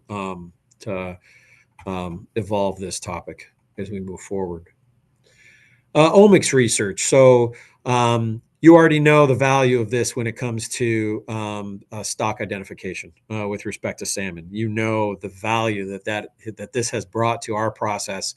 Imagine if we didn't know where those salmon came from, and didn't know how much influence there was from Asian stock. So this will continue as a priority into the future. Better understanding population structure as stocks move, and the development of eDNA. And this might be another one of those topics where people look at eDNA and say, oh, what are they doing? They're spending funds on dipping water out of the ocean to tell us how many fish are there. If you look in Europe right now, there are a couple of examples where they're comparing bottom trawl surveys to eDNA collected from a water sample, and they're fairly accurate, and they're being used. So as we move forward into the future, are these tools available to us? And again, back to my previous point, it's not a one-to-one, and there wouldn't be a desire to completely replace it. But again, let's say I don't have the opportunity to go to the Northern Bering Sea. Let's say I can't go into deep waters, but we can get out there and collect some information on vessels of opportunity. could inform this process, could let us know what's going on if we can tie these pieces together. So we have an active program here. And by active, I mean shoestring and mostly external type funds and collaborations with partners in order to build out some of these efforts until they can come forward, until we can have more confidence that they'll be successful, and then put more focused resources into. Data processing and analysis. Again, this is some of the ecosystem work, our diet work that helps us understand who's eating who and how that has changed. Without this information, we don't understand what happened to cod in 2016. As a result of this, we know what happened to cod in 2016 and why that stock did what it did, and helps us understand what might happen in the future. The information that feeds into our ESPs, and as you more than are aware, the influence that has on our risk tables, and understanding what the expectations are from information coming through the ecosystem. As our surveys become more and more smaller and smaller, if you will, the data collection becomes smaller, our need to develop anecdotal indices with partners, other agencies, other entities that are on the water collecting information that we can use their work in order to inform our process will be part of this. Dr. Floyd, before moving on, we have a question. Ms. Goen. Thank you. It was actually back a couple slides. Well, I always love seeing the ESPs and ESRs. It was back one more slide from that. Yeah, that one. Which the eDNA work is very interesting, but I'm thinking about the genetic work on salmon, especially given our last council meeting. And can you remind me, for Western Alaska chum, is the agency's genetic work in addition to the work that BBSRI is doing? Is it complementary, duplicative? Can you describe that a little bit? Through the chair, Ms. Goen, certainly. So our genetic work continues to move forward, and the team has done amazing work in further differentiating Western salmonids, and even at levels we didn't think were going to be possible before. We are, in fact, ground truthing all the BBSI work. We're working with them hand in hand, running a lot of those samples through the laboratory, and trying to support that effort the best we can. Right now, that effort has, I think, been pretty sustainable in terms of supporting them to work through proof of concept. The long-term outlook of that effort is uncertain in terms of just where the resources are, what kind of resources would be required, and how valuable it will be to the industry. But suffice it to say, we continue to assist as much as possible in that regard. So your specific question was, how is it different in its scale? BBSI is obviously trying to collect information on a faster scale for a different purpose. Their purpose is to, inform industry on a quicker basis so that decisions can be made on the water. Our effort is to inform this process so that you have an understanding of what the bycatch overall picture is. For the processes and decisions you have to make. So slightly different intent, but we're collaborating. Helpful. Thanks. Thank you.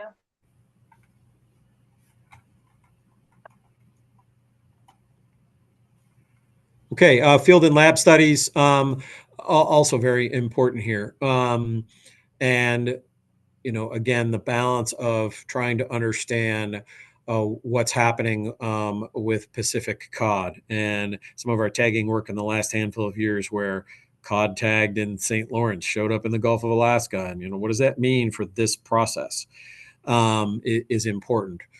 Juvenile sablefish movement processes, et cetera. As those juveniles continue to grow and become part of the adult stock, are we able to adequately manage moving forward? Energy use of adult snow crab. So we know that the adult snow crab population hit a carrying capacity. That means they ran out of energy. How do we get in front of that in the future? Are the things that we can be doing during our surveys? A lot of this work is collected during our surveys. We collect these crab during the survey, we bring them back and analyze And then I already mentioned some of the movement information. These are all projects that are important to us. Whether they will continue or remains to be seen in the reprioritization process. Salmonid research, we've touched on salmon a couple times here. I won't repeat. We've talked about some of the genetic work. We have some responsibilities under the Pacific Salmon Treaty with Canada as well, and continue to reassess those priorities, and with staffing changes, reconsider what is necessary moving forward with that effort. Socioeconomic research. We have seen in the last few years, last year especially, as we put out the snapshot report to try and assist in the communication of what industries and communities are dealing with on a global scale. So that's at one end of the scale of what you could call socioeconomics, and then on the other end of the scales, is at the community level. What are the impacts to changes in data, increased uncertainty, crashing stocks on communities and industries? So this all fits under this umbrella of socioeconomic research, which at the center we only have a limited number of people focused on that. And that number is likely to decrease, and it is going to be up to all of us to communicate how valuable the information has been, if it's been valuable, and where we should put the effort into the future.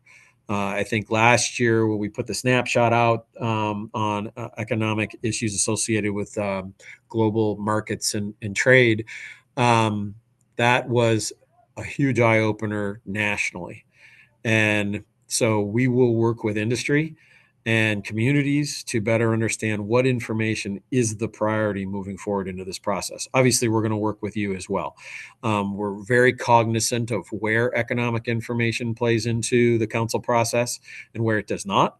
And we want to make sure that we're prioritizing the most important information for you in this context, as well as outside this room, as well as industry's needs outside this space, if you will. And my last slide here is just focusing on stock assessments. Obviously, this is the mathematical background to everything that we just talked about, and where all the information flows in order to come up with a number for you to manage these stocks. And we tend not to get into too much detail here, but I just want to be clear that we are constantly thinking about how to do this better. New methods come up all the time. New methods become available to analyze information, to conduct stock assessments in a quicker manner, to address a lack of data, to address changes in data or different data streams. And in some cases, this is why we're able to even think about modernization, is because we have the statistical tools and the stock assessment tools now that allow us to do that quite frankly, we wouldn't have had a decade or two ago. There's the potential, the consideration for use of AI tools and other tools to communicate what the changes in the abundance are over time. What is the change in index over time? This work will continue. It's not going to happen overnight. But again, the goal is to make sure that you have the best information in order to make the decisions moving forward. So that's the intent behind this slide here. And Madam Chair, that's all I have for you today. Thank you very much for the presentation, Dr. Foy. Looks like we have at least one question. Mr. Twain. Thanks, Madam Chair. Thanks, Dr. Foy. Wow, there was a lot there. On page 12, you highlighted 3 questions. And as I was thinking about those, I was thinking that really those are a reflection from you of a concern about getting out ahead of the center getting out ahead of the council too much on these issues. And I heard that we're already needing to address those. I also heard several times a reference to things could change even more just between now and June. which I think only serves to heighten the importance of having the conversations about these three, because I'm pretty sure when you say changing between now and June, you're not talking about improving. You're talking about the challenges getting even bigger. And as those challenges get bigger, these questions become even more important. Otherwise, you're out there, you as the center are out there making decisions that are probably fairly permanent without the council. And that's certainly a place that I don't want to see you. I don't think anybody wants to see you in that place. I think you're right about these decisions should be made collectively. So sorry, that's a super long way of saying, did you have any thoughts in mind about how to have the conversation between the council and the center? And obviously that's going to include the SSC between now and June, to begin to at least give you some guidance and to keep us all more on the same page instead of waking up and finding out the center's way out in front of us on these issues. There's no going back. Madam Chair, Mr. Twite, thanks very much for that question. I would say that what we've been doing for decades already has us well situated to make the decisions in the next handful of months. I'm not worried about the decisions that we're going to have to make in the next handful of months in terms of the making the right ones consistent with the council's priorities and with the SSC's guidance for years and years and years. And we've had a number of different meetings, including one a couple of days ago, where the questions were around the criteria we should consider as we're making these decisions. It might not be, are you going to collect that data at that latitude and longitude on that day? But it is more guiding us in the criteria as we're making these decisions. I'm pretty happy with where we're at. I'm pretty happy that the relationship that we've built over years means you've communicated where the priorities are and in the realities of what I'm going to have to do in the next handful of months, if I have to do these things in the next handful of months, that we'll have what we need. The bigger question, Mr. Twite, is going to be the future beyond that. As you know, I've come to you when we have needed to make changes. Let's use survey modernization as an example. And we talked through the why and the how, and we got input. That's probably the piece that's coming. And it's another level of change that, again, I'll be able to answer some of those questions in the next handful of months. We'll be able to pivot to support the council process in 2025. But what does it mean for the long run? What does it mean for building these time series? And should we rethink a couple of the models, a couple of the paradigms and how we do work? And I know I'm speaking really non-specifically right now. That's where we're going to need to work together. That's where we're going to need to provide space to sit down and say, okay, this is the new future. Is it just status quo minus a sample size, Bob? Or is it a game changer in the kinds of indices that we're able to provide back to the process? That remains uncertain. I'll have a much better view in the summer, October timeframe would be my guess. Yes, Mr. Twite. That's useful, particularly in terms of just thinking about time frame. I think we probably should, though, maybe bookmark for staff tasking some way of thinking about, do we need a touchstone in June to help set those up and to find out from you whether this picture has changed for the worse significantly enough that we need to rethink. That's not my question. My second question then is, you sort of, I think what I heard in your answer to the first is that we've worked out some fairly robust, we collectively have worked out, and there are foundations, some fairly robust principles about how we use information and data to prosecute sustainably managed fisheries from within an ecosystem perspective. And I don't hear you saying those need to change. That as you look at the challenges you see coming at us, that the basic principles will still operate. As we face greater uncertainty, we will also take greater precaution. For instance, one of our most sort of important and robust principles of sustainable management.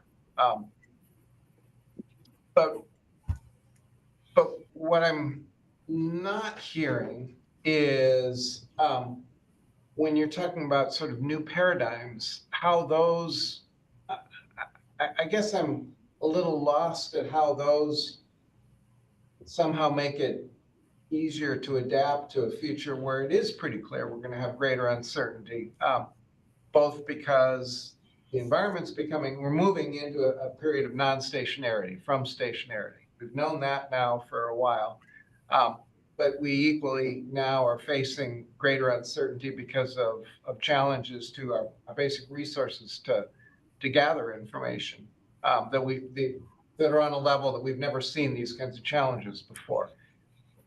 That's that doubly layered uncertainty, and then you're talking about new paradigms. I'm having trouble following your what I think is a jump in logic there. Yeah, through the chair, Mr. Schweit, thank you for asking for that clarification. And I'm again apologizing for the lack of clarity here. Some of it just because it doesn't exist, and some of it because it's going to take some time for us all to work together to understand what's happening right now. But I would say that the processes and priorities that we've put in place are clear in order to inform the decisions that we're going to be making on the order of hours and days. A lot of these things are going to happen to us in the next handful of months, and we will move and pivot in that time frame. The paradigms I'm talking about are once, and I mentioned this in a previous slide, once the dust settles and we think about where our capacity lies and then where the gaps are. As you know, because of the changing ecosystem in Alaska, we're already creating gaps. Without a shift in resources, we're creating gaps every year in our inability to keep up with the changes in the environment in Alaska. So this is really just akin to that, but maybe on a new scale, where some of the information we've been collecting, we won't be able to collect anymore. So it will represent a gap. How do we fill that gap? Do I spread the effort out everywhere to make sure that we're touching all the points, some better than others? That's a paradigm shift. Do we leave the gaps as they are and accept them? Do I look for other data flows? Do we start using better or different information off the commercial boats? Do I start putting moorings out that have, innovative tools that can provide data streams we've never seen before? Those are the paradigm shifts.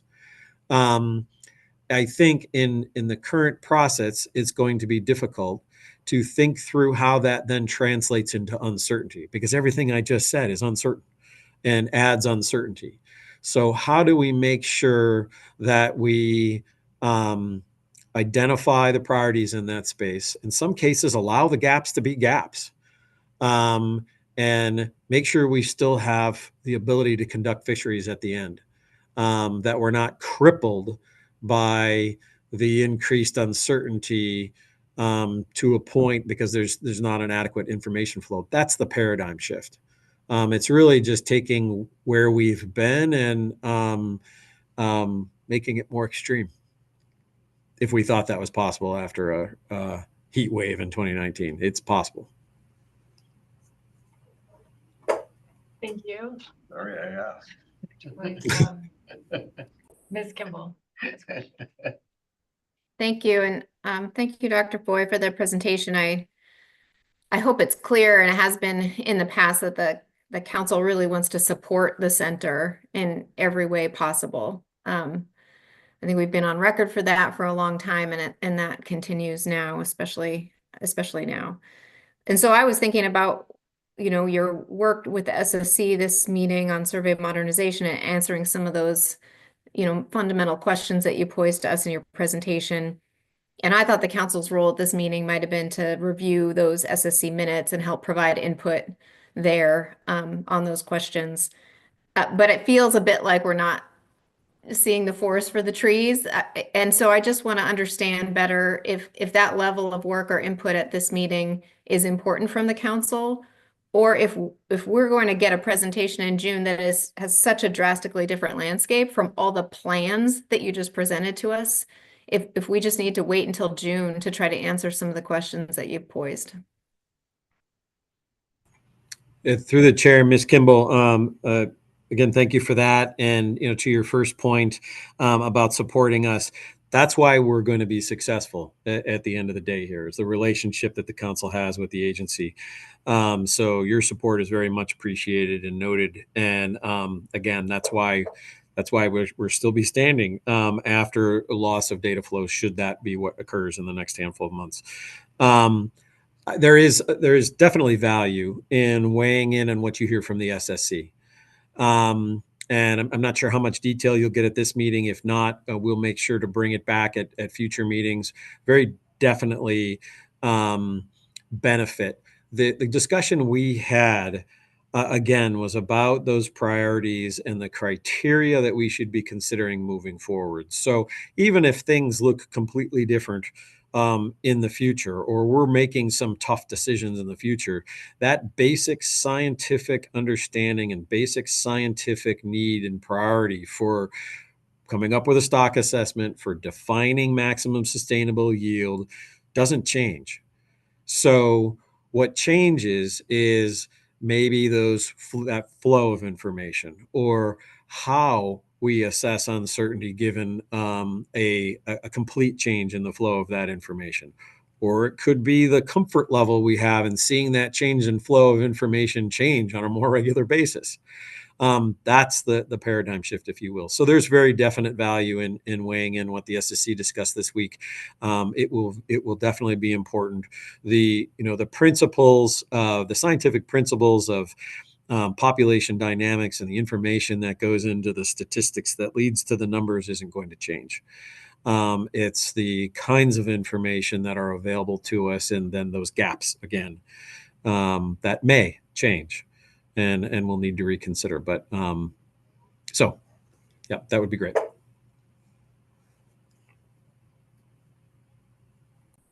Thank you. Any further questions? Okay, thank you again, Dr. Floyd. Thank you all. Have a good day.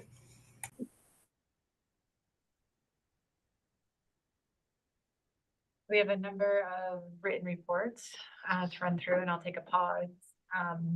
If any council members have questions on those reports. So our next report is ADF&G. Any questions on that written report? And then B6 is our Coast Guard report. We might have Lieutenant Commander Rasky online to answer any questions.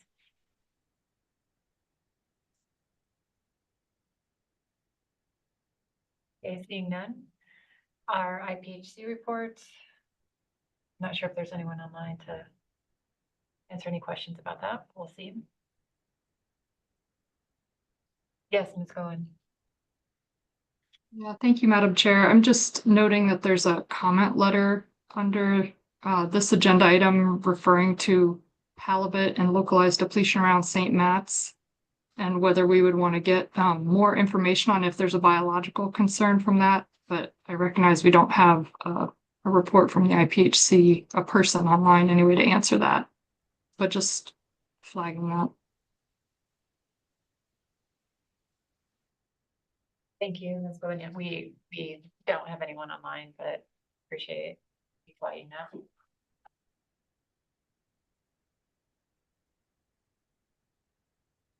Okay, so our next reports would be B10, our cooperative reports. let's take our mid-afternoon break now. We'll come back and begin those reports and give the presenters a little heads up that we are ready for them. So we'll come back at 2:35 and begin our report for B10. Thank you.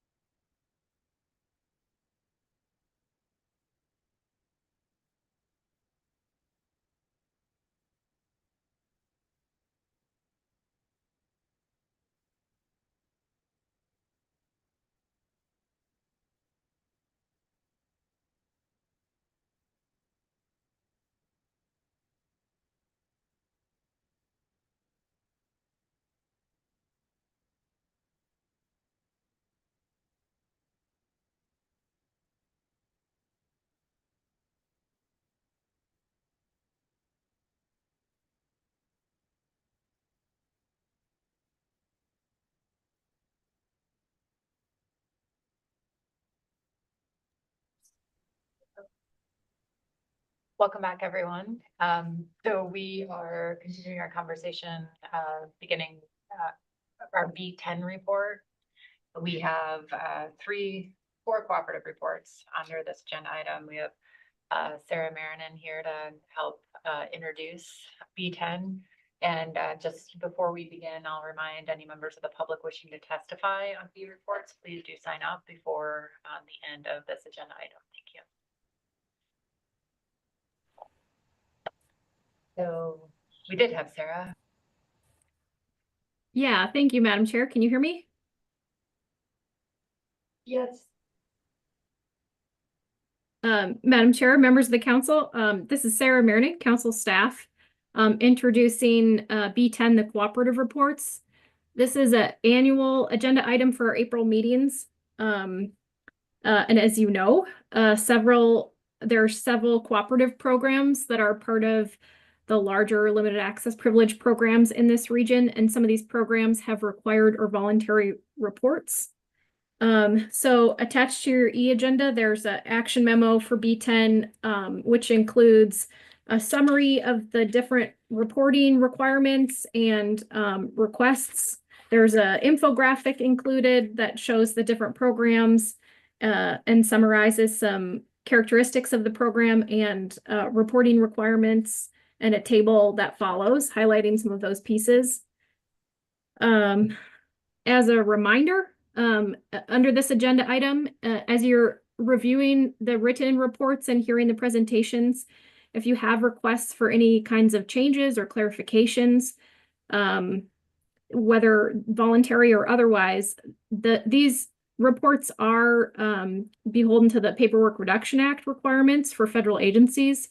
So that means even if the requests for changes are voluntary, they would go through a public comment period and be submitted for review by OMB, the Office of Management and Budget. So that's not to say you can't ask questions when you hear these presentations, but just a reminder that there's a formal process for changes to these reports, even if the reports are voluntary. So the council receives cooperative reports from 5 different programs. You'll see that new this year is the PCTC, the Pacific Cod Trawl Cooperative Program report, which was a piece of that program when it was implemented as a voluntary reporting opportunity. So the council's received a combination of written and oral, and you'll hear some oral presentations as well.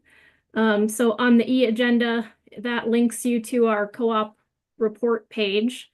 And you can see there we've received 4 written reports from CRAB, Rationalization Program Cooperatives. There's 8 written reports from AFA, the AFA Fisheries, 1 written report from the Amendment 80 Co-op, a written report from the Central Gulf Rockfish Program Co-op, and there'll be 1 oral presentation related to that fishery as well. And then PCTC, there were 5 written reports submitted, and there'll be an oral presentation for that as well. And 2 oral presentations will be presented for AFA. And as Mr. Witherall noted earlier, we also received the IPA, the Incentive Plan Agreement reports from AFA sectors, and those are also attached on that same webpage. There aren't oral presentations happening at this meeting. Possibly at a future meeting, but this is going to be a presentation of some of the annual cooperative reports. So we have 3 sets of presenters, and I believe the order that we're looking at here is first up, we're going to have Austin Estabrooks and Caitlin Yeager presenting AFA reports on behalf of the Pollock Conservation Co-op and the High Seas Catcher Vessel Co-op. And after Caitlin and Austin, Susie Zagorski presenting, she has 2 reports, one for the AFA CV Inter-cooperative Report, and also presenting on the PCTC program, an inter-coop report there. And then third, Chelsea Riddell presenting an inter-coop report for the Central Gulf Rockfish program. So that's an introduction, and if there are no questions, I can pass it off to Austin and Caitlin. Thank you, Ms. Marinan. I'm not seeing any questions. So, Mr. Estabrook, Ms. Jaeger. Yeah, I'm just hoping you can verify that you can see the title slide. Yes, we can. Great. Okay. So yeah, just at a very high level, as Ms. Marinan highlighted, or I guess I should introduce myself. My name is Austin Estabrooks, and I work for the AFSC Processors Association, which is also the Pollock Conservation Cooperative. And so I'm here to present the Pollock Conservation Cooperative and High Seas Catchers Cooperative Annual Report for 2024.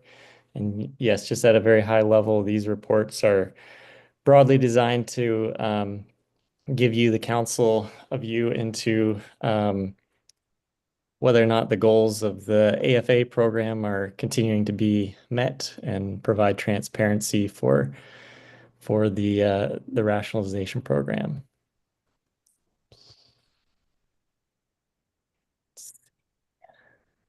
Next slide. So this just gives you an overview. We presented something similar last year, but generally what the cooperative structure has provided and some of the things that also occur behind the scenes that you don't necessarily see annually in these reports. But generally, there's been an incredible improved utilization of Pollock. Obviously, these AFA reports provide unparalleled data and public transparency access in terms of vessel level catches of all species. And then additionally to that, I mean, within the cooperative, we track long-term data series. We put together fishing plans, and we have a lot of communication between vessels and the cooperative, all in the name of continuous improvement. And so, yeah, in addition to that, I do biweekly and weekly bycatch reporting out to the fleet in season. And we do have skippers meetings where, again, highlighting that we have a bycatch award and all of our skippers are very competitive. And again, all in the name of continuing to do better and better every year. So moving on, this slide just shows the broad level overview of all the catches in the directed pollock fishery and the associated PSC. Just to highlight the groundfish bycatch ratio, that is pollock relative to other groundfish species, was 0.5% in 2024, which is below the long-term average of approximately 1.75%. So generally speaking, in 2024, the fishery was cleaner than the long-term average, and I would attribute that to, I mean, predominantly to the pollock biomass and the age structure of that biomass. Obviously, in 2024, we had a lot of 6-year-olds out there, which contributes to higher CPUE. This is a look at the directed pollock fishery retained catch. So obviously, all of our vessels are operating, I believe all but one are operating with fish meal plants, and therefore we essentially retain everything that we are catching in terms of the FMP managed groundfish species. This gives you a look at the pollock catch and discards by vessel. Obviously, you can't see any discards. Pollock R and IU species, so everything that's of food grade quality is required to be retained. And we do retain essentially all pollock.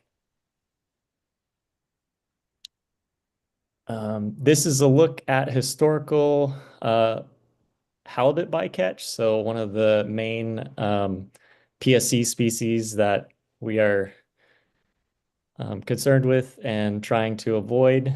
This just shows a time series to give you a better sense. Obviously, in 2024, we had the lowest halibut rate and bycatch, and I'm just showing you an 11-year time series, but it was one of the better ones of all time.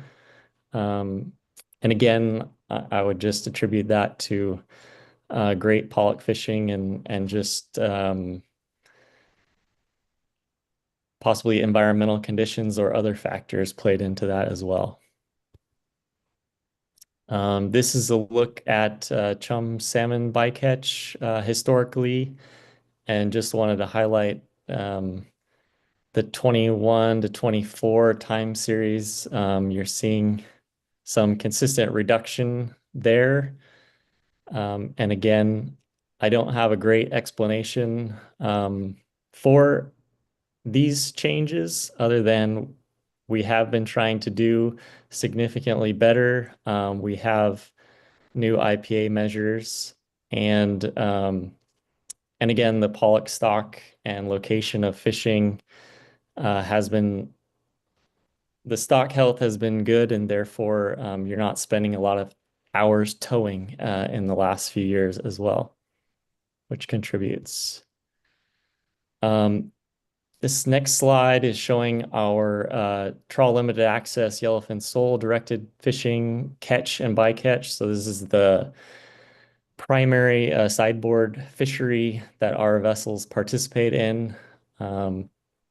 Noting that the yellowfin sole directed harvest was significantly below average in 2024, and this is primarily due to market conditions. We also only had one vessel participate in this fishery. Historically, we've had what we call the big boats participate, or the vessels that traditionally just target pollock, the larger CPs, and then historically only the Cadian and the Northern Glacier have targeted yellowfin outside of that.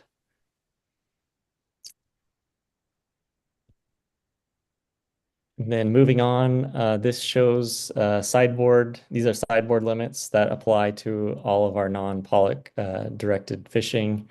And again, the catches in 2024 were well below the established limits.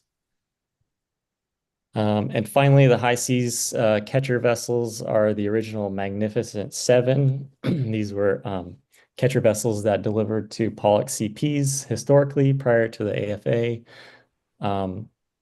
And historically, the only sideboard participation of those vessels would be in the directed cod fishery, but we've seen some consolidation in that fishery since the PCTC was implemented. And so there was no high seas catcher vessel sideboard participation in 2024. And that's all I had. I'll turn it over to Caitlin. I think she had a few concluding remarks for our report. Hey, thanks, Austin. Madam Chair, members of the council. I just wanted to follow up with a couple things on Austin's presentation and maybe a refresher for the public as to why we provide these reports and where they can find this information. The Pollock Conservation Co-op and High Seas Catcher Co-op have reported annually since 1999. Their contents and requirements are listed in regulation, and we're happy to present these to you annually. The data that's included in these reports comes directly from NMFS and the Observer Program. We ensure the accuracy of these numbers by carrying 2 observers on board every vessel to make sure we have 24/7 coverage. Our scales are tested and certified daily for accuracy, and our catch data is transmitted to NMFS daily, with latest catch information being available in about 20 minutes of transmission. So that's about as real time as you can get. As you saw, it contains not only our directed catch, but also our indirect catch or bycatch and discards. Austin did a great job highlighting the summary of these high points in our report. The full contents of this are available on the council agenda, as Ms. Marion pointed out, and older reports are also available on the council website. And furthermore, it contains the methods that we use to monitor our vessel participation and any violations that would have occurred against our cooperative agreement or our IPA agreements and penalties associated with those. We have to file for our co-op permits annually with NMFS. Any changes to our co-op membership or the terms of our agreements must be submitted for their approval. And lastly, all catcher processors with an AFA permit are members of the Pollock Conservation Cooperative. So if they fished, their numbers are included here. And I emphasize this fact because it's really important for people to understand the magnitude of what these reports entail and that it's not just a subset of what is going on in our fisheries sector. So with that, I wrap up my comment here today. Thank you again for the opportunity to present with you and welcome any questions that you might have. Thank you both for the presentation. I'll see if there are any questions.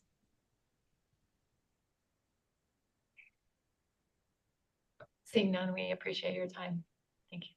Thank you. Thank you. I think we're ready to move on to our next co-op report. If Ms. Zagorski is with us. Good afternoon.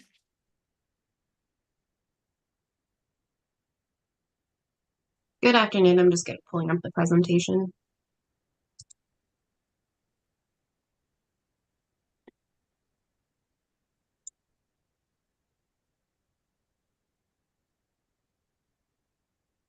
Are you seeing that in presentation or in full slideshow mode or in this regular screen?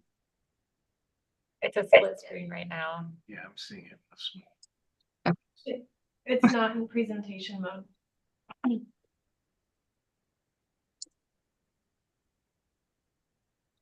Sorry for the delay.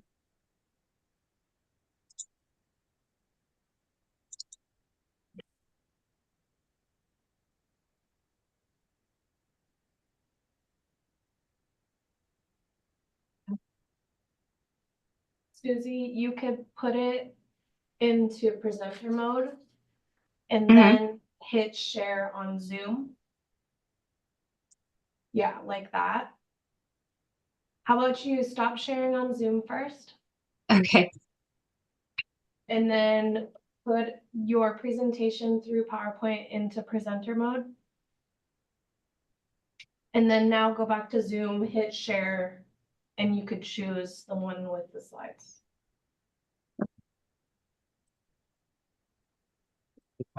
It's a different PowerPoint one. Okay. Now you should see it as a full presentation. All right, sorry about the difficulties there, but good afternoon, council members. For the record, I'm Susie Zagorski. I'm the Inter-coop manager for the AFA catcher vessels, and I work with United Catcher Boats. So I'm here today to present to you the Inter-coop report for the AFA catcher vessels for 2024.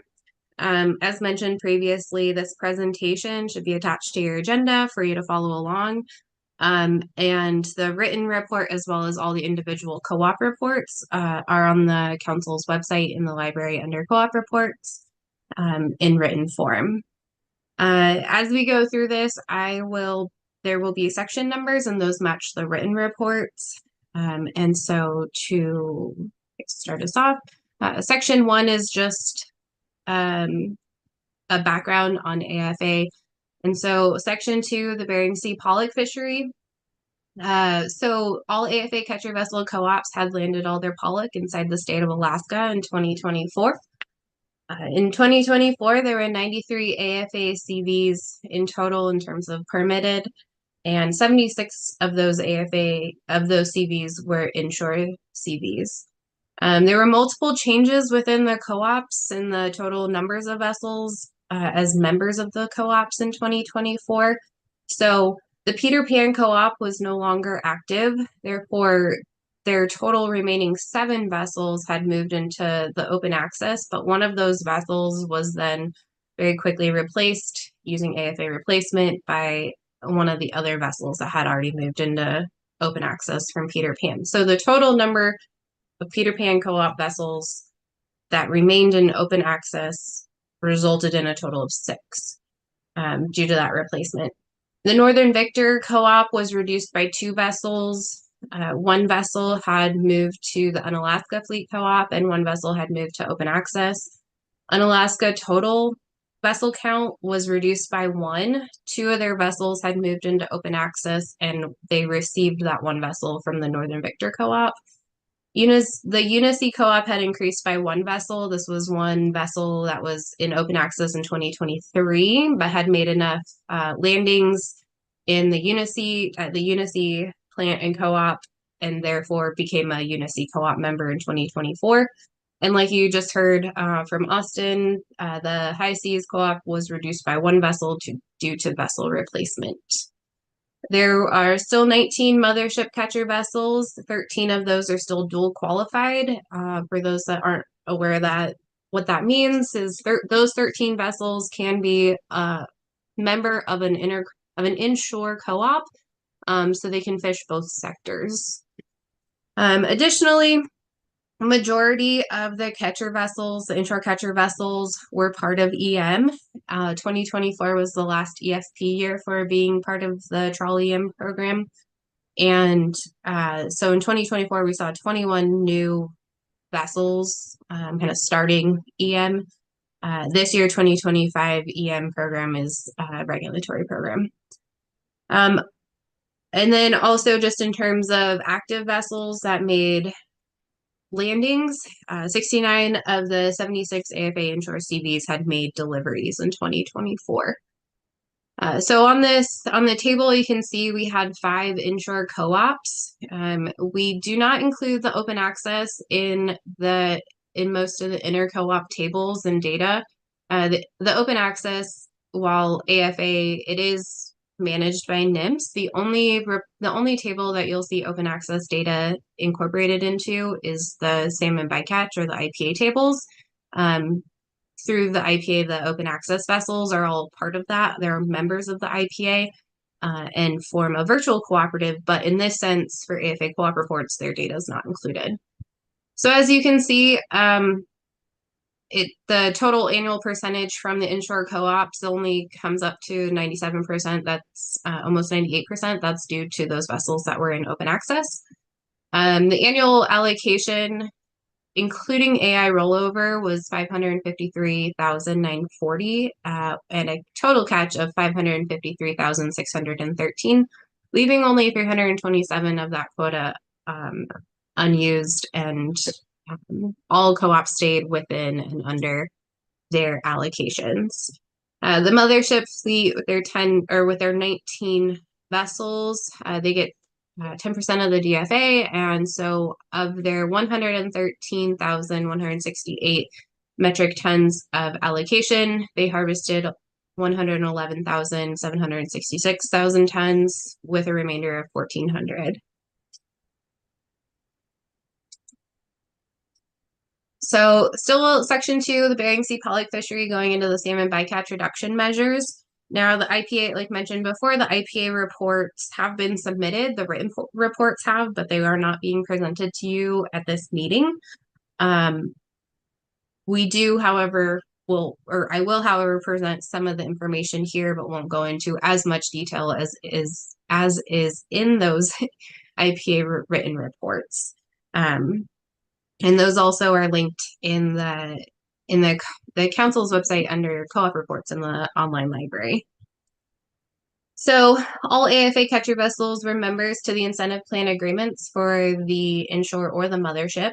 The information I have right here on the screen is just for the inshore vessels, noting that the motherships have a separate IPA that the mothership catcher vessels have a separate IPA that they sign on to, and when they're fishing, depending on whichever sector they're fishing for, those are the IPA rules that they then are having to follow. So the most prominent and known tool in our IPA is the rolling hotspot program. So in 2024, there were 0 salmon rolling hotspot closures in the A season, 3 Chinook rolling hotspot closures in the early B season, and 4 chum rolling hotspot closures in the middle B season. Salmon excluders were used in both A and B seasons, and there were no incursions or restrictions exceeded. And again, that report can be found online. And in the image here, as I mentioned, the Chinook closures that happened in early bee season are in yellow in the image, and the chum closures that happened in the kind of middle of bee season are in red. We had experienced kind of an abnormal start to the season seeing Chinook on the ground, so we were very proactive in terms of setting up rolling hotspots for that.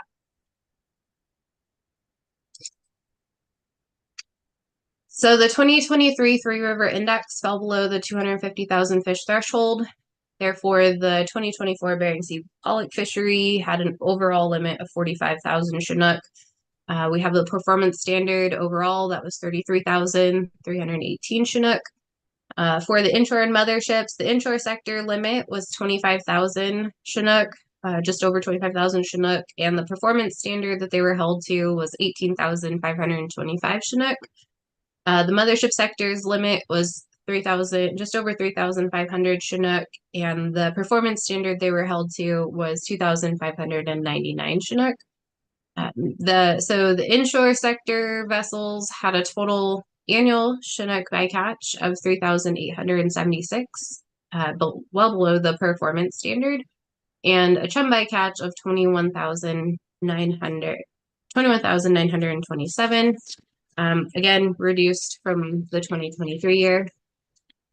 The mothership sector had 528 Chinook bycatch annually, and this was again well below their performance standard, and only 4,438 chum bycatch for the year. And we did not have any high seas vessels fishing the Bering Sea pollock fishery in 2024.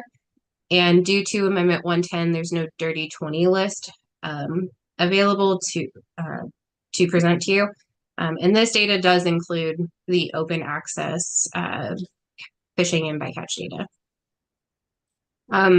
As you kind of heard from Austin in the previous presentation, we did see pretty good reductions from 2023 in terms of our salmon bycatch.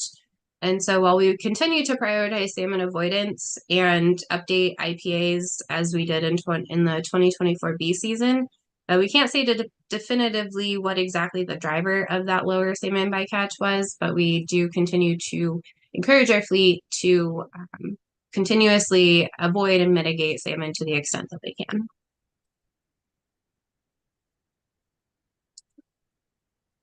Section 3 is the sideboard fishery management section, starting off with the Bering Sea groundfish sideboard harvests.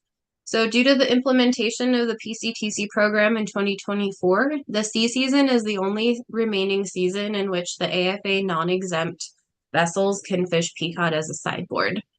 The years in which the history was derived from, the sideboard ratio, as well as the sideboard limit, were all drastically changed with the implementation of PCTC. And so the sea season this year in 2024 was managed at the sector level. This was because there were no AFA non-exempt vessels that had fished the BSAI sideboards in the sea season. And for that reason, there's also no 2024 BSAI directed peacock sideboard data available for Table 3.1a. There were, however, a few AFA exempt vessels that fished the sea season. And so the sea season sector limit for peacock was not exceeded, and the unused peacock quota was reallocated by NMFS and to other peacock fisheries, how they saw fit. Just not to go into too much detail about non-exempt versus exempt, considering sideboards are difficult and confusing. Exempt vessels tend to be the much smaller vessels, and there are restrictions as to who has been exempt, and then additional restrictions on leasing and the use of those exemptions. Similar to Table 3.1, there is no 2024 Bering Sea AFA CV sideboard bycatch or PSC data to report, since there were no non-exempt vessels fishing for sideboards in that sea season in 2024. So that's a pretty quick slide. And then getting into the GOA, Gulf of Alaska groundfish fishery and the sideboard harvest. 2024 GOA sideboard fisheries effort was conducted by 2 AFA non-exempt vessels from 1 inshore AFA cooperative. This is another case where there were some open access vessels that were fishing Gulf sideboards, but their data was not included in this table. So and there were no GOA groundfish fishery sideboard limits that were exceeded. So you can see here of the 2 vessels within the AFA co-op, inshore co-ops that had fish, they were all from the Northern Victor co-op. And they mainly focused on pollock in the Gulf sideboards. So they fished pollock 610, pollock 620, and pollock 630.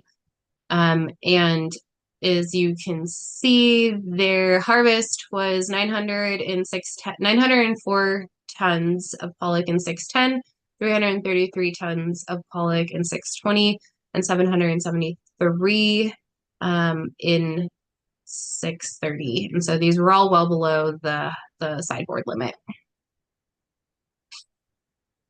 And I will also say that in addition, so if the open access vessel harvest data was included in this table as well, we would still see that none of the limits were exceeded.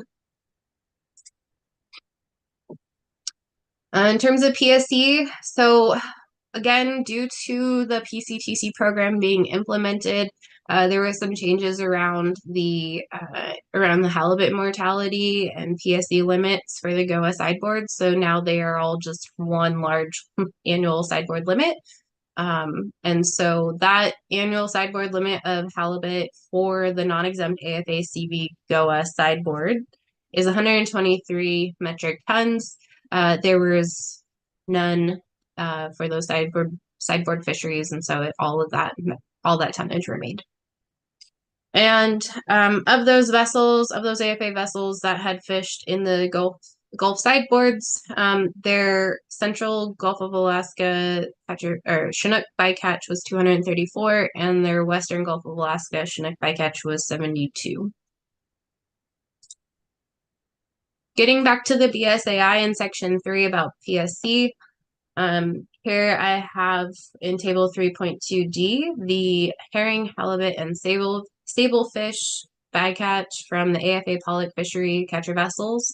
So in aggregate for herring, there was for the inshore catcher or for the catcher vessels, there was 948 metric tons of herring bycatch, 5 metric tons of halibut bycatch, and 72 metric tons of sablefish.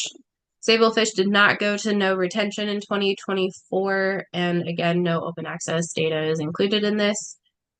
So the pollock fishery as a total, since herring is managed at the pollock fishery wide level, the fishery itself stayed below the herring PSC limit by 980 metric tons, and so there were because they didn't hit the limit, there were no herring savings areas triggered in 2024. And they left 57% of that in the water. So pretty much closing it out, the inter-coop agreement can be, the AFA-CB inter-coop agreement can be found in Appendix 1 of the written report. This inter-coop agreement did result in some extensive changes or amendments because of the PCTC program implementation. And most of that had to do with some of the sideboard changes that had occurred. And so next, I'll be presenting the COD PCTC program inter-coop report for 2024. But happy to take any questions on the AFA catcher vessels right now. Thank you. Any questions on the catcher vessel report? Yes, Mr. Tway. Thanks, Madam Chair. Thanks, Ms. Zagorski. My memory is a bit rusty on this, but it seems like this is the first time in quite a while that we've had more than 1 or 2 vessels in open access. Is that right? Through the chair, yes. It's this is the amount of vessels that were in the open access is a little kind of unprecedented compared to previous years. In previous years, we've had 1 or 2 vessels in the open access, but because so one of the rules within AFA is that in order to change co-ops, you have to land a majority of your fish based by the steal. So it has to be that vessel. It can't be leased. That quota has to be landed at the plant or the co-op that you would like to become a member of. There's another rule in addition to that in which vessels cannot deliver more than 10% of their co-op's allocation to a different co-op. So one of the ways to be able to get out of a co-op and make enough of those landings, but still have a full season and then become a new co-op member is to join the open access, make all of your landings or at least one of your landings, but in order to get the most out of your quota, make your landings at another co-op that you wish to be a member of in future years. And so with Peter Pan Co-op having withdrawn or not submitted their AFA co-op permit for 2024, all of those vessels essentially were stranded without a co-op and had to join the open access. And so because most of those vessels had come from the same co-op, same previous co-op, and because the additional vessels that joined had either the same company manager or something in similarity, they all had agreed to join and form a virtual co-op. Virtual co-ops are allowed through the IPA, through Amendment 110, through the IPA program. And so basically, myself and one of the other vessel managers were keeping a close eye on the open access and making sure that there were no limits exceeded and that they were making appropriate transfers as needed among those vessels. And any vessels that didn't make a landing in 2024 from open access, they were not able to join a new co-op this year in 2025. So we don't have as many left in the open access here in 2025, but there are still a few. And many of the ones that were in open access in 2024 have been able to join new cooperatives. And I hope that gets to your answer. It's quite confusing, but I hope that helps. Remarkably, you actually answered questions 2, 3, 4, and 5 that I had, which I really appreciate. I'm saying it a bit humorously, but that was a super thorough answer and really helpful. So I just kind of want to make sure I heard the last part of your answer correctly. It sounds like in your role as informal co-op manager of the informal co-op of the vessels in open access, that because of these unique circumstances, it actually functioned really pretty well. And all of our basic sort of mechanisms that make for a well-functioning rationalized fishery were still in effect, even though they were in open access. That's what I thought I heard, and I just wanted to check and make sure I'm not oversimplifying it. Through the chair, Mr. Twite, yes, that's basically how it operated. It was because they were already used to that cooperative level of management. They operated really well in a virtual co-op, very in both A and B season, and because they're part of the SIP program, or so the IPA program, through C-State, we have a SIP site where myself and the other kind of vessel manager was able to keep really close track on landings and any of those transfers. So yeah, it worked quite well and very cooperatively. And I can say that for 2025, the vessels that do remain in open access signed another virtual cooperative agreement to work together so that the inter-co-op does not exceed its allocation or its Chinook limit.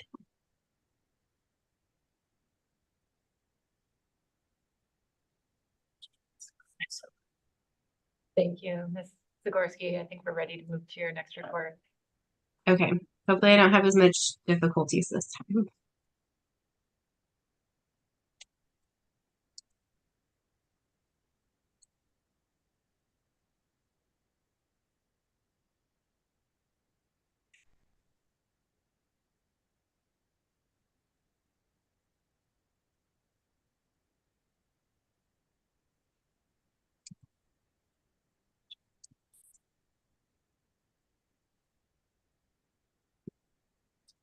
Okay, Now you should be able to see a big cod on your screen and in presentation form. Yes, we can. Okay. Again, for the record, Susie Zagorski, the Inter-Co-op Manager, this time for the Pacific Cod Trawl Cooperative Program, and again from UCB. So this time I'm presenting to you the Inter-Co-op report that summarizes the PCTC co-op reports describing the 2024 A and B seasons for this program.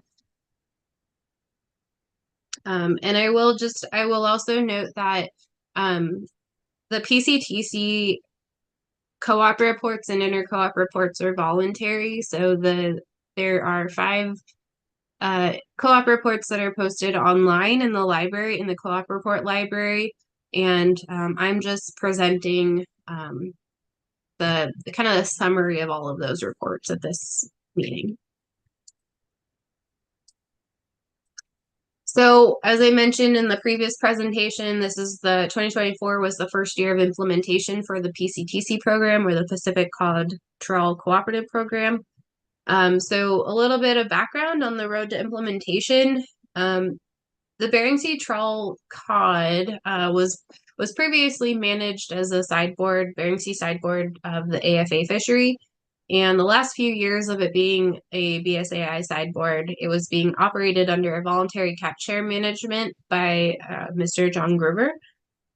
And so the council had taken final action on the PCTC development in October 2021, and the final rule for Amendment 122 was published in August of 2023.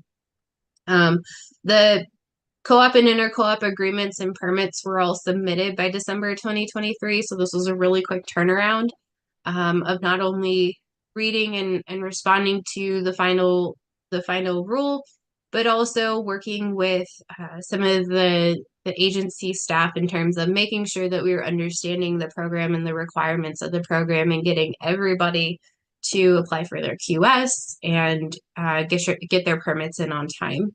And so the program was implemented in 2024 of January.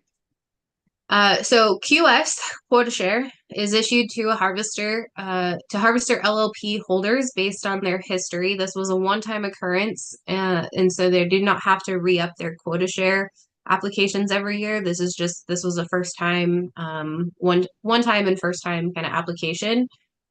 Once their applications were in, then quota share was issued to both processors and harvesters. The processors had to have an active FFP or FPP, and all of their quota share was based on history. Harvesters and processors then joined to form 6 cooperatives for the 2024 season, and so the process to kind of form co-ops is an annual process. So we see this happen on an annual basis now. Then tax, DFA, and PSC limits were all set for the PCTC program. And then co-ops are issued CQ based on their harvester and processor quota share of those that had joined in the co-ops. The quota shareholders are not required to join into co-ops, but there is no open access within the PCTC program, so they just kind of fall out of the equation. In 2024, the deadline for co-op applications and the inter-co-op agreement was at the end of the year, so December 31st. And so usually the co-op permits are received in early January once NMFS and RAM can get all of those processed. So one of the things that the council had asked for to be reported on was the cooperative and inter-co-op structure and function within the PCTC program. So all of the cooperatives had, the members were the harvester LLPs, and each co-op had to have at least 3 in order to be an active and permitted co-op. Each co-op was required to have articles of incorporation and cooperative agreements. All the co-ops were generally governed by a board of directors. Each co-op had a co-op manager. And then all of the co-ops additionally had at least one processor association, but could have multiple processors associated with them. And so processors that held quota share would bring that quota share into the co-op if they had associated with that co-op. And then from the inter-co-op level, the level of which I manage, there's one inter-co-op for the PCTC program. The inter-co-op agreement was signed into by all of the 2024 PCTC co-ops. And the major provisions that are included in that are the AI set-aside provisions, GOA sideboard provisions, overharvest prevention and mitigation measures, fishing protocols, and data reporting. So my role as the inter-co-op manager is I work with the co-op managers as well as the inter-co-op members and to make decisions and to help manage the fishery and ensure that none of the co-ops are exceeding or about to exceed their allocations or their PSC limits, and to approve and conduct help conduct inter-co-op transfers. And I think a note in case I don't get to it. So both COD, target CQ, and PSC are both transferable between the co-ops, so as inter-co-op transfers into the PCTC program. So like I said, there were 6 co-ops in the 2024 fishery. One processor was associated with multiple co-ops. 7 vessels were authorized in multiple co-ops, but all co-ops were members of the inter-co-op. So as you can see here in the table, these are the 6 co-ops. Some co-ops had more vessels than others, but all at least had 3 harvester LLPs or more. Again, they could have more than one processor associated with them. And so all the co-ops at least had one associated processor, and the max that we had was 4 in the Akitan co-op. The authorized vessels, every co-op in their application must submit a list of vessels that are authorized to fish that co-op's cooperative quota. And so those vessels can be listed on multiple co-op lists, but they have to be part of the co-op of which the quota they are fishing. And so that's where the 7 vessels that were authorized in multiple co-ops comes from, is those 7 vessels were listed on at least 2 or more co-op lists. So when all of the co-ops are permitted, all of their quota share is added up and all their quota share QS is added up and becomes CQ once TAC and DFA is determined. So the PCTC A season allocation was 21,258 metric tons of cod, and the B season allocation, which is less, was 2,683 metric tons of cod. So the total annual PCTC allocation was 23,941.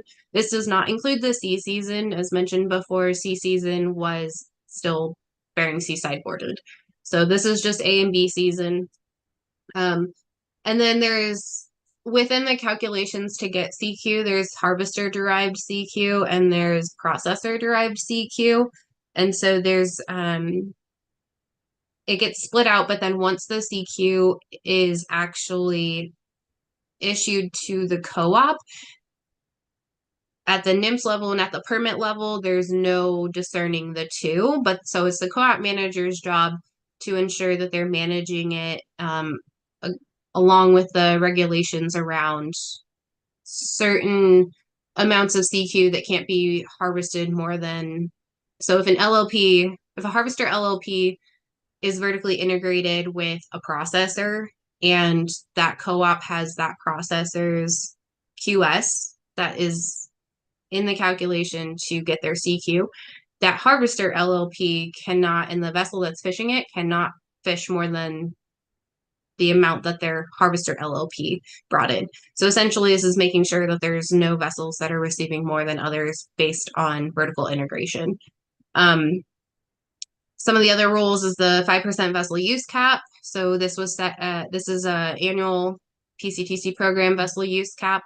So this was set at 1,197.5 0.05 metric tons. And that's for all vessels, and 20% processor use cap of 4,788.20 metric tons. And this is for most of the processors, but I believe there was one processor that had that was grandfathered, and this applies at the firm level, not at the facility level. So we do see some processors that are bumping right up into that 20% limit. And I don't have the at-sea processing sideboard limit listed because that was a confidential number, but I can ensure that those were not exceeded. So getting into the 2024 PCTC harvest, for all of the co-ops, I split it out by A season and B season CQ. Their total inter-co-op transfers, which sum out to be 0, but you can see the parentheses is the negative amount, so those that had transferred out, and the non-parenthesis numbers are the ones that had received the transfers. Out of everybody, so the total harvest for PCTC was 20,481 metric tons, which left the total of 3,460 metric tons of cod quota left. And this was to roll over into the sea season for any of the trawl vessels fishing in the sea season, and the NMFS in season was able to make decisions on how that got redistributed after that. So all of the co-ops remained under their allocation, as you can see. So PCTC PSC limits in the 2024 PCTC program. Upon implementation and through the Council's decision and final action, there is a total of 25% halibut PSC limit reduction, but this was split between year 1 and year 2. So year 1, we saw a 12.5% halibut PSC limit reduction, and we also saw the full 35% crab PSC limit reduction. The inter-co-op agreement and co-op agreements include best fishing practice protocols that maintain bycatch mitigation efforts that were used during the sideboard management. Some of these include no night fishing, halibut excluder use requirement, and mesh size limits. One of the provisions of the best practice protocols that was not rolled into the inter-co-op agreement for the PCTC program was an agreed upon late start date. So when this was in the sideboard management, all of the vessels, along with the management of Mr. John Groover, had agreed or come to an agreement of late start dates, so to avoid halibut bycatch at the very beginning of the A season. This decision was left up to the management at the co-op level rather than the inter-co-op level, so that they can make their own fishing operations, but also maintain halibut avoidance measures. No PSC limits were exceeded in 2024. The first top part of this table is the PSC limits and bycatch by co-op. So I kind of have it separated out by each species with the limit and then the catch or the bycatch. So a total of 81.72 metric tons of halibut mortality was bycatch. There was 0 red king crab bycatch, 0 opies in the cobles bycatch. There was 1,259 individual zone 1 barradie bycatch and 66 zone 2 barradie bycatch. And this is for both A and B season totaled.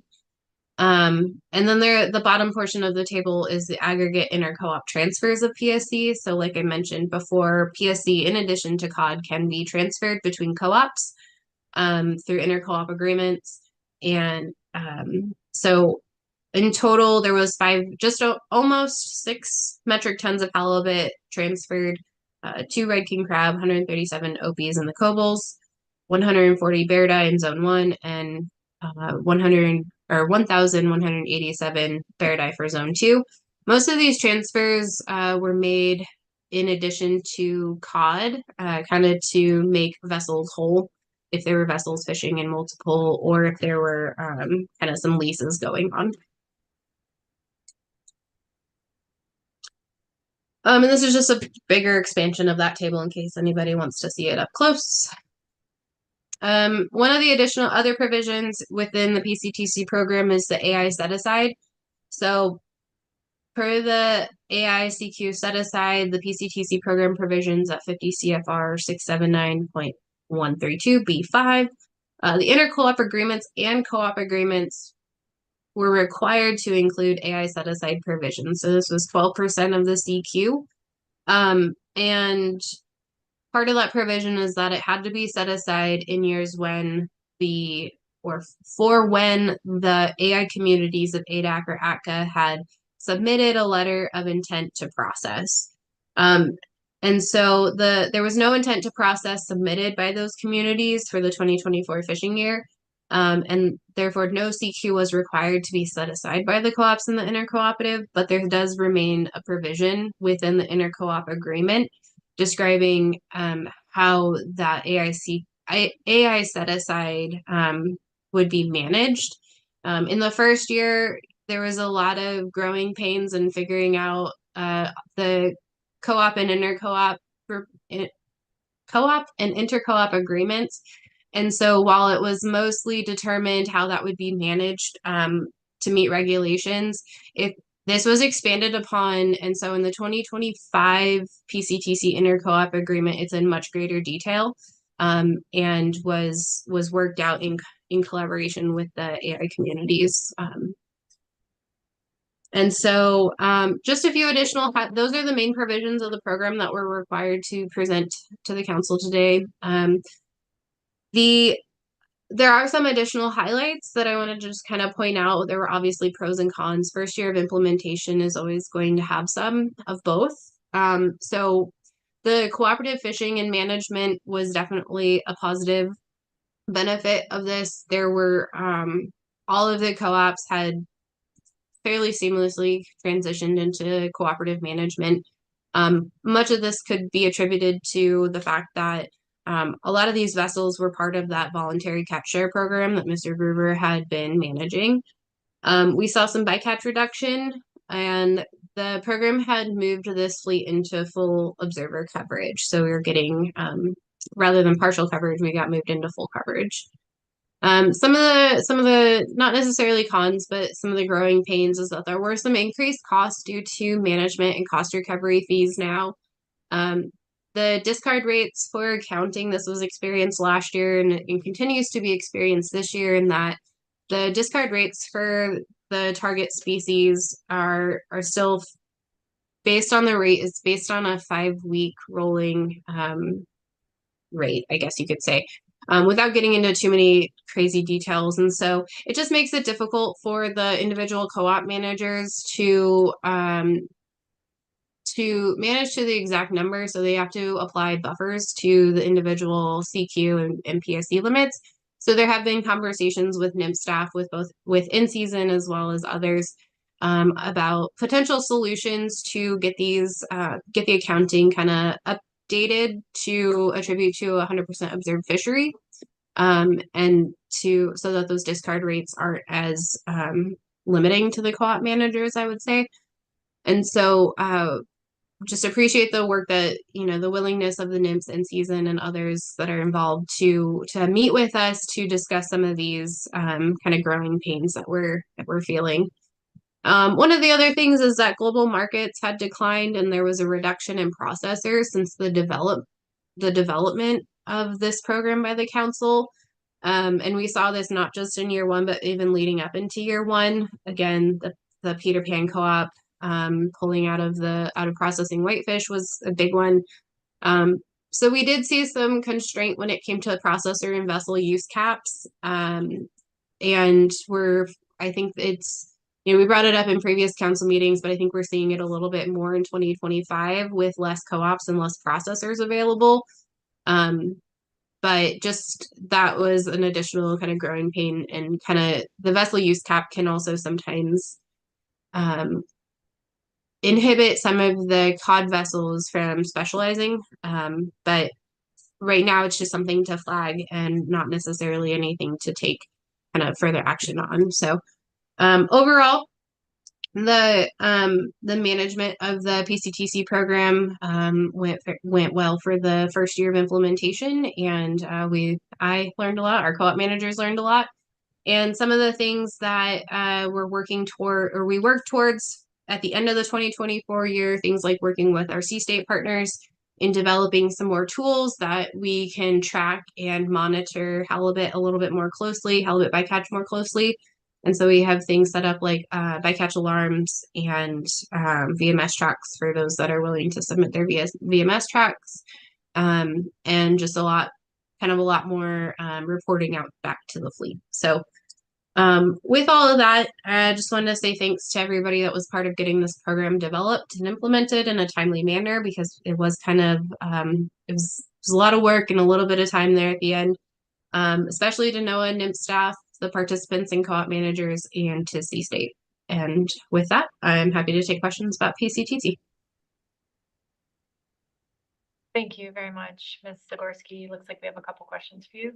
Mr. Williams and then Ms. Vanderhoven.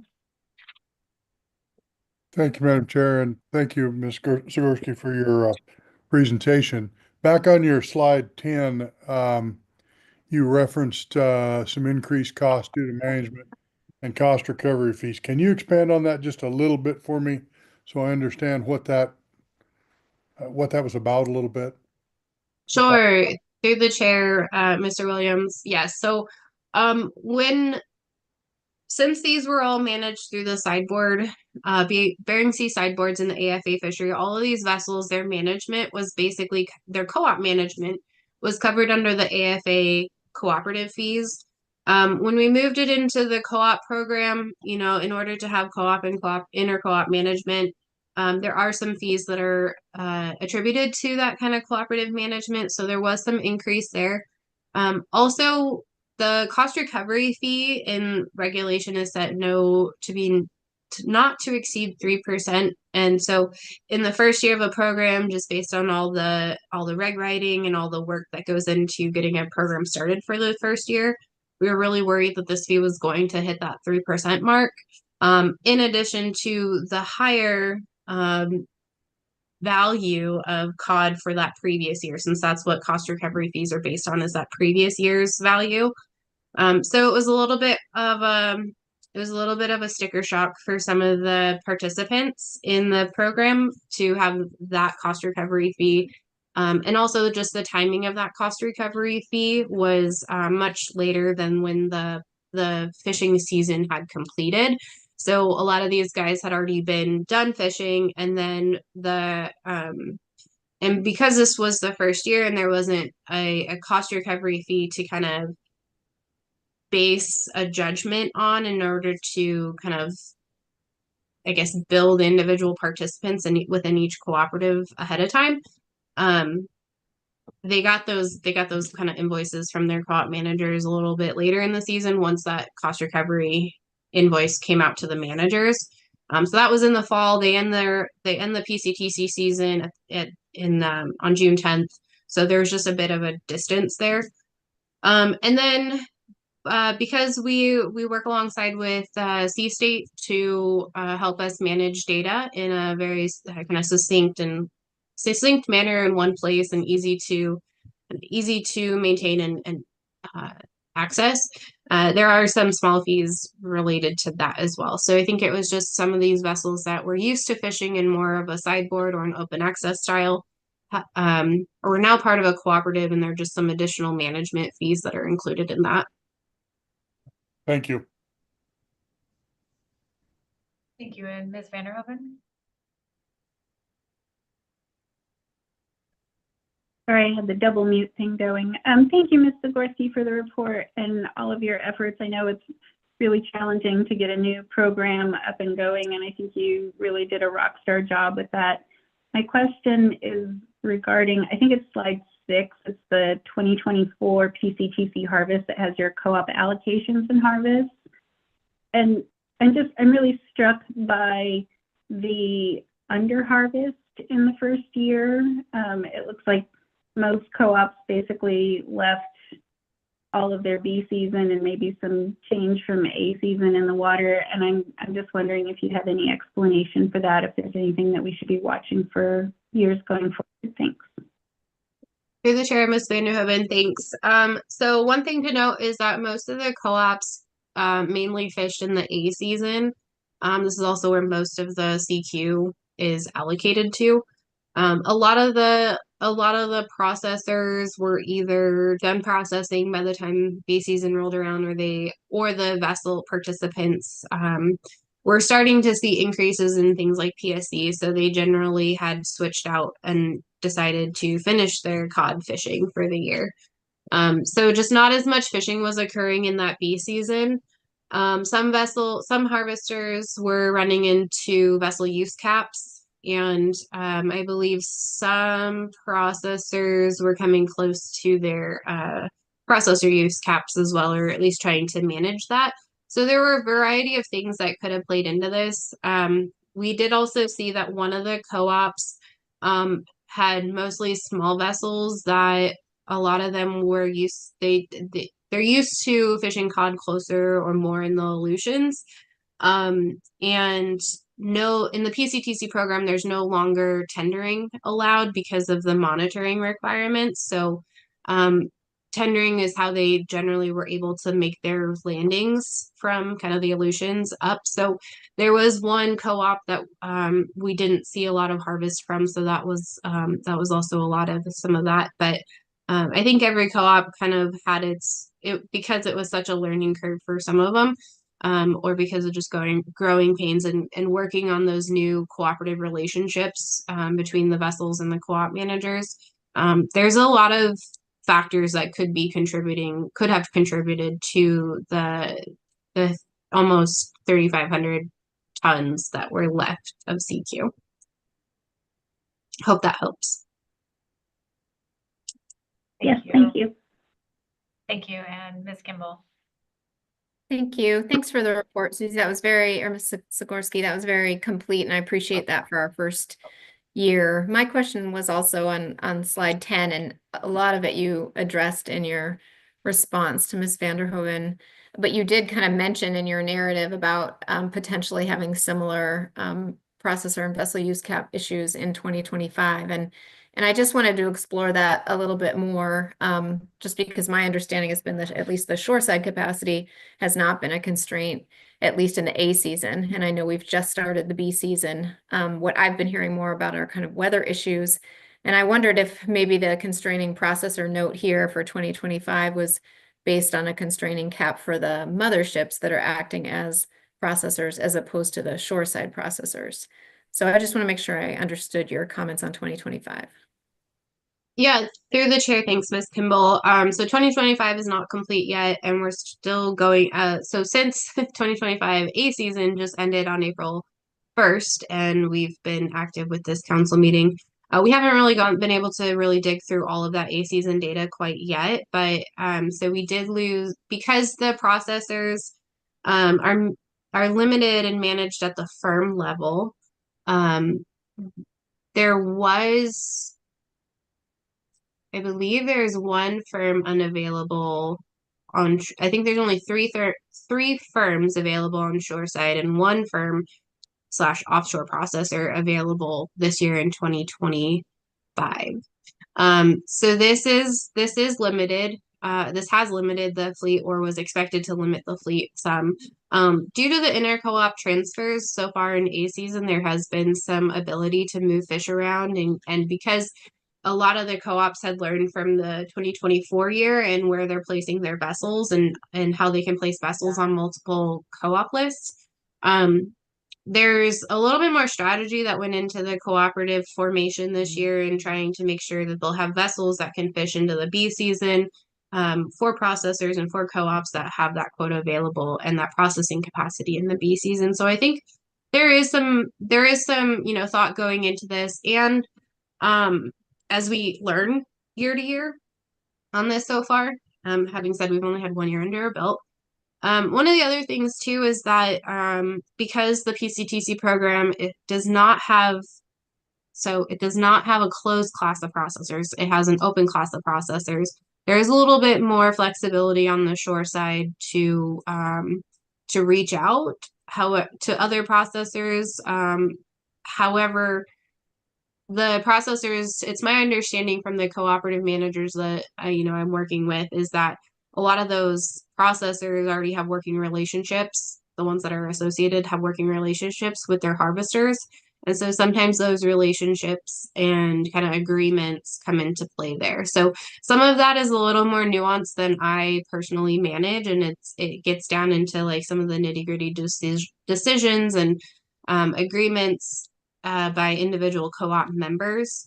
And so I mostly am trying to, with the Inter-cooperative report, at least trying to stick to some of the more high level degrees, but we are seeing, some interactions and some talk about, is this 20%, how much more constraining is it this year in 2025?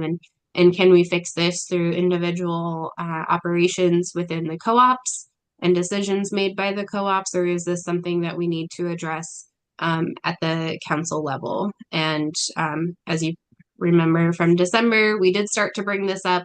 We're still having some of those conversations, and so we thought that April just wasn't the time for it right now, and we wanted to fully assess the 2025 A season before we brought this back up.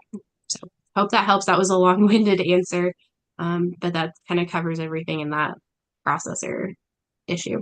It does. Thank you. And thank you, Madam Chair. I just want to make sure we're tracking issues that might be brought to the table. My understanding is there was no shoreside processor that was limited in any capacity in this A season, and there may be an additional shoreside processor in the B season. So we'll just continue to track, and I do appreciate the response. Thanks.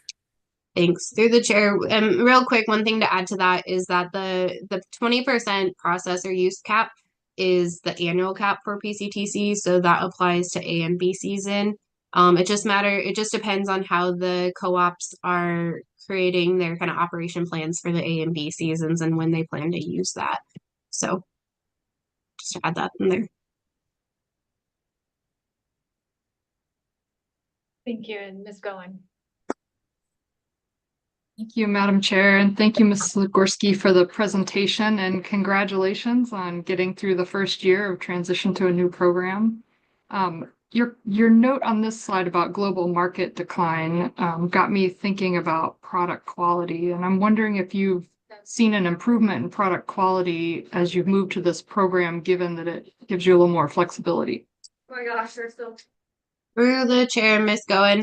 I believe in general there's been a little bit of improvement, but since I'm not usually, so the market tracking is often, and the sales are handled by the vessel managers, the co-op managers, and the companies that are involved in the board of directors for those co-ops. I'm not privy to some of those more discrete conversations about the market, but what I have heard so far is that there does seem to be a little bit of improvement for this year. But all of our plants and our vessels are striving for the highest quality of cod that they can produce. Okay, and Mr. Choi? Thanks, Madam Chair. Thanks, Ms. Zagorski. That I'll echo other council members in terms of both congratulations, and that was just a really impressive walkthrough. I have a memory of, particularly in the couple of years leading into the council's decision to develop this program and early on, seeing some evidence of some pretty alarming levels of congestion, fishing vessel congestion, particularly in Cod Alley, just north of Dutch, raising issues of safety at sea, among other things. And I was just wondering, now that you've had this year in the actual formal program, but also a couple of years under a somewhat informal version of this, have those considerations changed dramatically? Are we seeing very different levels of congestion out there at the key times? Or I know it's still very much kind of a pulse fishery anyway, and still inviting it. But I guess basically I'm just wondering, has the safety at sea dynamics changed as a result of this, at least in the first year?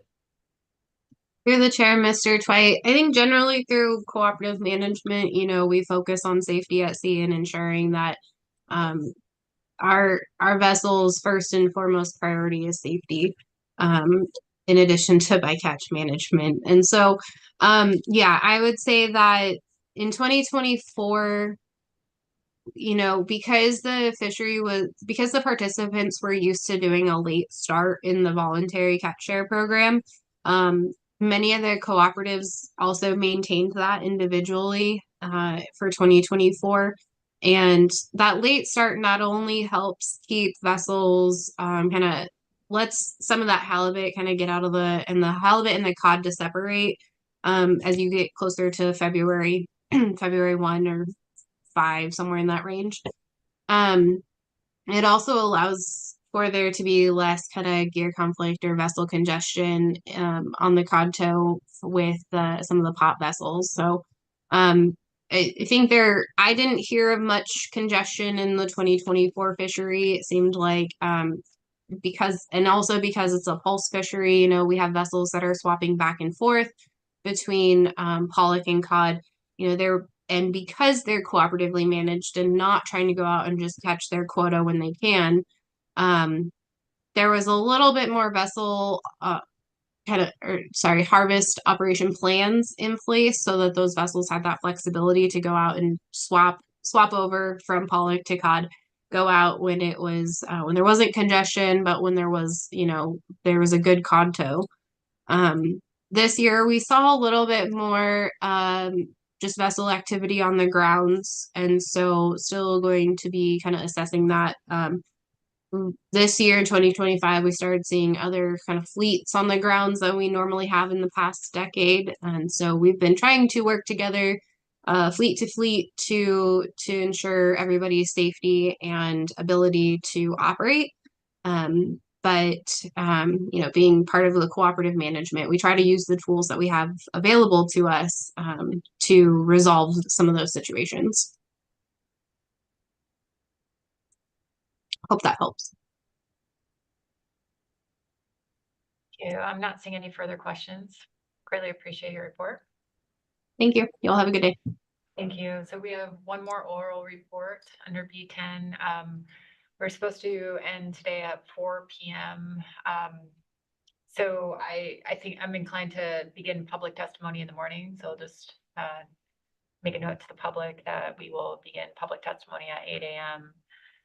Tomorrow morning on B reports, and we'll probably conclude for the day after our final B10 report. Thank you. Ms. Riddell. Okay, I believe I have shared my screen. Can you see it? Yep, okay. Awesome, thank you through the chair. I'm here to give the Central Gulf of Alaska Rockfish Program Cooperative Report for 2024. So I kind of redid the presentation this year and tried to put in more of the changes and things that we're doing differently and some explanations of some things that happened last year. Hold on, I'm having trouble changing my slide. There we go. All right. So the Central Gulf of Alaska Rockfish Program allocates primary rockfish, which is POP, northern rockfish, dusky rockfish, and secondary species, sablefish, Pacific cod, and thorny heads, as well as halibut PSC to catcher vessels. The bycatch cap includes allocations to vessels and their cooperatives for halibut, while there's a sector bycatch for Chinook that is shared among all vessels and is based on at-sea basket samples. I should add that it's also based on at-sea basket samples for halibut as well, which we'll get into a little bit more. So the program was created to slow the pace of the fishery, reduce PSC, and provide economic benefits to Kodiak by stabilizing the fleet, as well as supporting the processor workforce and removing the time conflict with salmon. There is a 100% observer coverage requirement in this fishery, as well as a 100% retention requirement, with the exception of halibut, and then also complying with MRA regulations. There are catch monitoring and control plans at the processing plants. And as you all are aware, you have Rockfish program review scheduled for this meeting. So our Rockfish program adjustments, Amendment 113 to the GOA FMP that you, the council took final action on in June 2022, finally were published in August 2024. So no one has to listen to us asking when they'll be ready. So I just wanted to go over how those have worked so far. The first amendment or adjustment was to change the season start date from May 1st to April 1st. And Pollock is winding down, 6:20 closed on Sunday. And we have some processors trying out 6:30 Pollock, but we will be having some processors and vessels doing Rockfish in April this year. And there may also be some flatfish before moving into Rockfish. Increasing the processing cap from 30 to 40%, that did offer immediate relief in 2024, and the timeliness as well as OLE giving us permission to exceed the original 30% cap while we are still waiting for the final rule to be published, as long as we didn't go over the 40%, was very helpful. So last year, one processor wasn't buying at all until the very end of the year. They took a couple deliveries. So due to poor markets, other processors were also very specific about what species they could buy. And we definitely had a lot more deliveries by vessels to processors outside of their cooperative. So each cooperative is associated with a processor. And due to limitations on what processors were buying, we had a lot more cross deliveries. If the caps had remained at 30% in 2024, one processor would have gone over the sablefish cap or quota would have been stranded. And then one processor would have gone over the Pacific cod cap, with a second processor also being extremely close. And as Susie kind of mentioned earlier, sometimes when you're getting to those close to those caps, you have to just not accept a whole delivery because you're too worried that if they come in with more, you won't be able to process it all. So it's really unlikely, especially given the market challenges last year, that another processor would have been able to take that fish in each of those cases. And so the alternative would be the quota would have been stranded, because processors try very hard not to exceed the processing cap. So the third amendment was modifying the harvest cap to 8% of POP rather than 8% of primary rockfish, which we requested, and we realized that that meant that the 8% cap was going to go down because it would be 8% of a smaller number being just POP quota. But in 2024, given our unique situation, that kind of had an unexpected, slightly negative impact. And I still think it will be a positive measure to increase the harvest of northern and dusky rockfish in the future. But the issue is right now is that processors do not want any northern and dusky rockfish. And so it really stranded it didn't strand, it kind of stopped how much quota vessels were able to process. And just to refresh everyone's memory, that the pollock fishery hit the Chinook cap. And so rockfish was one of the only things vessels had to do and move into. And so if the timing on that reg had been a little bit different, vessels could have harvested 3.6 million pounds of POP, and instead they had to stop at 2.7. I would say that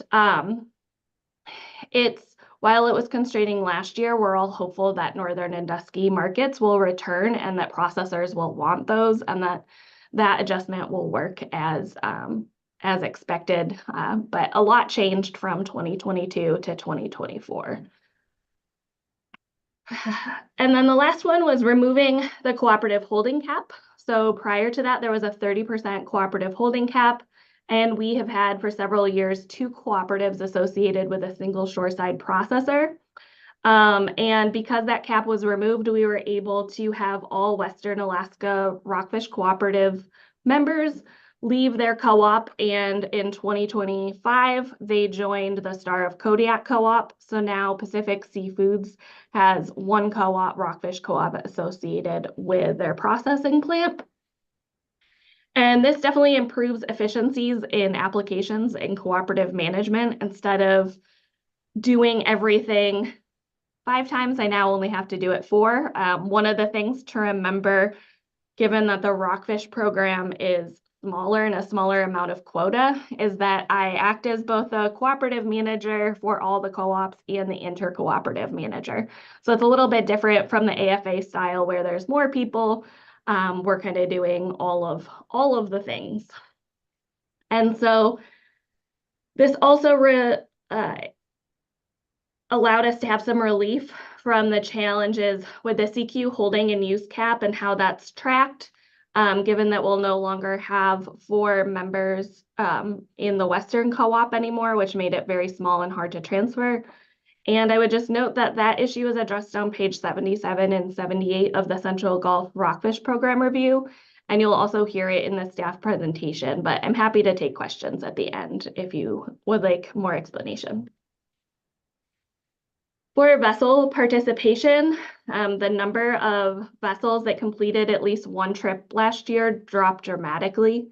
So in addition to one processor not purchasing Rockfish, the price was also extremely low. It was lower than the pollock price, and Rockfish is it's more expensive for vessels to harvest, as well as it's more expensive for processors to process. And so we really saw a lot of decision making in terms of if vessels had other things to do, then they leased out their quota and went and did other fisheries. For the Kodiak boats that can't really fish anywhere else, they still fished a lot. So we definitely saw a huge shift. I mean, we went from 22 vessels to 18, and we'd already, as you see, had been on a downward slope. I would also note that due to challenges just in the industry, we've had at least 2 to 3 vessels be tied up that were Rockfish program vessels that are no longer operating. And this was the 2nd consecutive year of the lowest participation. And as my slide says, there's 46 CV LLPs in the program. And some of those are associated with 1 vessel, but we have definitely dropped off. And I would note a shout out to the processor with the largest resident workforce in Kodiak, because they just did a really awesome job of being able to take as much fish from outside. And they took a lot of outside boats, which really helped keep their workers, but also vessels working. And so I think last year, the co-ops and all the processors worked together to do the best that they could to get through the year and keep people working in every way possible. So processor consolidation, we have had, when the Rockfish program started, we had 7 processors. We are now down to 4 with some ownership changes since then or in progress. And we've noted in previous years, in the falls of 22 and 23, we only had a few processors operating, but this fall we did end up having all 4 processors. As I said, the 1 processor that hadn't bought any Rockfish all year did take a few deliveries to keep some vessels working after the early pollock closure. And then this is showing the 8% vessel harvest cap. So individual vessels are listed on here, obviously confidential, so they're just numbered. But this shows the 2.7 million pound vessel harvest cap and how close vessels were to hitting that cap this year. So 2 vessels that wanted to continue fishing were constrained, as I said, by that 8% vessel harvest cap. But I would note that neither of those vessels usually fish a lot in the fall. And so in other years, that probably wouldn't have happened if we hadn't had the early pollock closure. And another thing to note, so each vessel that fished at least 1 Rockfish program trip is on this chart, but not all of them fished primary Rockfish. So this just shows their POP harvest. And of the 18 vessels that fished, 2 only caught their secondary species, either cod or sablefish, and 4 others only did 1 POP trip or less than 1. Some of them do like a combination POP and secondary species at the end of the year, but 12 vessels really were the only ones that were fully engaged in the fishery with varying levels of harvest. And then this shows our primary rockfish landings by week. 2024 is in red, which I tried to bold for you so that it would stand out. You can see that due to the processing challenges, our harvest in May and June, which is usually the bulk of our fishery, especially May, was dramatically lower than it had been, with also less June harvest. The last couple of years, we've had pretty good June harvest, and this year we did not. We did have a little bump in the summer when one boat finished their AFA and came back in a processor due to the really slow salmon season, was able to take some rockfish. And then you can see that in the fall, due to the early pollock closure, we actually bumped up our fall harvest closer to how we'd been in 2020 and 2021. So as pollock tax have increased, we're fishing pollock later into the end of October. And so the rockfish program still open the first 2 weeks of November, but weather can get really bad. And so the last couple of years, we hadn't had as much fall harvest. And I'd just like to note that 2021 shows harvest in April. So in 2021, the fishery did open April 1 by emergency rule. So that's why that is there. And that was due to COVID concerns. And then obviously next year, we'll have hopefully some more April harvest to show. As I reported to you guys last year, we have a salmon bycatch avoidance agreement every year, and that document had remained largely unchanged from, I believe it was implemented for the first time in 2015. And it really stayed the same until last year when we did a complete overhaul. And then the version that the cooperatives have adopted this year maintains a lot of those improvements that we did last year. So the agreement is broken up into 3 components. We have part 1, general provisions. These provisions apply to all rockfish targets for the entire year. It includes hotspot alerts, salmon excluder requirements, and beginning in 2025, vessels are also now required to use them when targeting rockfish with non-pelagic gear in addition to pelagic gear. We also have emergency meeting triggers and increased communication about sampled salmon. And I would also just like to point out that in the rockfish program, we see minimal, if any, interaction with salmon in the Pacific cod and sablefish targets. So that is why they're not included in the salmon agreement. It's very rare to get them in those tows. Part 2 is our slow start provisions. It outlines how the fishery begins for each cooperative. So we are harvesting over 40 million pounds of rockfish, or that's our TAC, and we hope to, with only 1,200 Chinook. And so we really have to enter the fishery extremely slowly because salmon bycatch was has always been a bigger problem at the start of the fishery. We're starting to see it be an issue throughout the fishery, but we really have to proceed very slowly. So each cooperative is only allowed 2 vessels on the grounds at a time, and only 1 can fish. The second can't start fishing until the first one's full. And they really need to communicate and watch their bag dumps, and they can't have more vessels enter the fishery until they're green lighted, which I'll go over the green lighted rates in a second. Once each co-op is green lighted, independently, they move into the bycatch performance standard, which controls how vessels operate for the rest of the fishery. And so since we sometimes have processors starting at different times, if the first co-op is green lighted, they move into the second part. And if another co-op isn't starting till the following week, they have to go through the same slow start before they're green lighted into the performance standard. In 2024, we started using what we called Rockfish Program Chinook areas, or RPCAs. And so our goal was to try to develop a program similar to the rolling hotspot that the Bering Sea operates under. But given we don't use sea state, just because this is a really small fishery, so we self-manage. And so we determined in discussion with the cooperatives that it would actually be more effective to create these salmon areas, since rockfish program harvest is very much concentrated into specific areas, that if we establish the boxes ahead of time, then we could close them in season rather than doing a more rolling hotspot type, but with the same intent. So in the previous agreement, vessels were required to stand down if they had a high rate, and giving processing challenges, that's been really hard for processors to do and for vessels, because they will have to maintain their observer and pay their observer while standing down, or risk having to wait a couple weeks to get a new observer. And so this really prioritizes keeping vessels operating, but moving away from areas of high PSC. So this is our red light thresholds.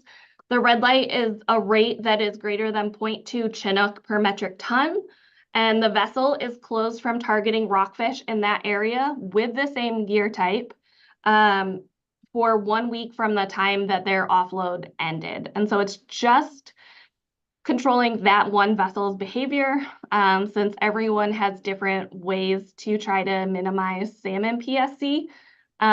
We didn't want, especially given the small amount of fishing areas, for other vessels to be punished or have to change their behavior because someone else was catching salmon.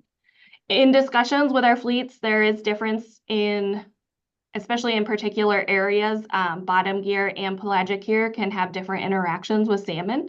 And so the gear type was very specific. And we did see one instance where vessels were fishing with one gear type and were getting green lighted in an area, and another vessel came in with the other gear and got a red light. A pretty significant, it was a significant difference.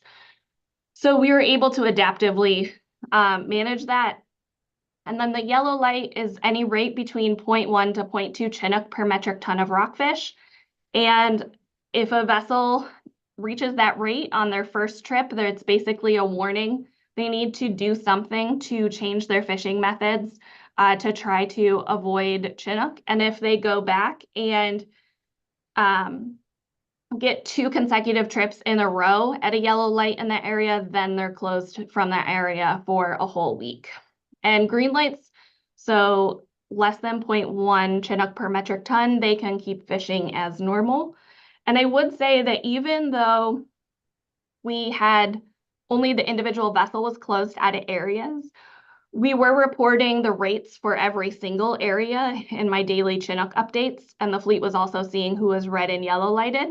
And so when areas started to become problematic or were problematic at the first chance, we did see, even though vessels weren't forced to leave that area, they just wouldn't go there and they would leave and stay out. So there was a lot of communication, and vessels were still leaving an area, even if they weren't required to.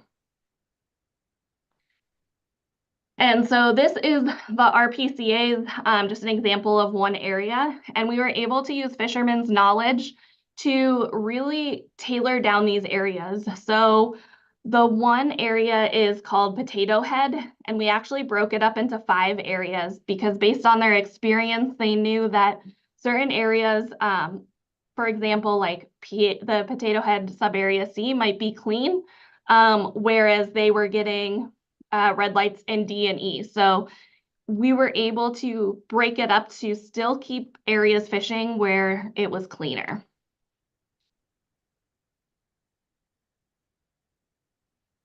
And then this is our Chinook bycatch from 2007 to 2004. The red line shows the cap, which went into effect in 2015. We haven't exceeded it since 2021, when it was exceeded at the very end of the fishery when fishing was pretty much done.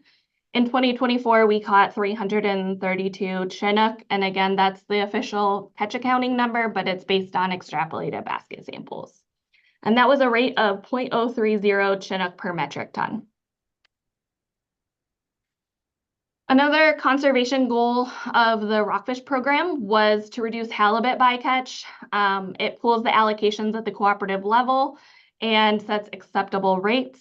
Typically, we have not had issues with Rockfish program halibut in recent years, but if a vessel does exceed the halibut performance standard, they must stop fishing.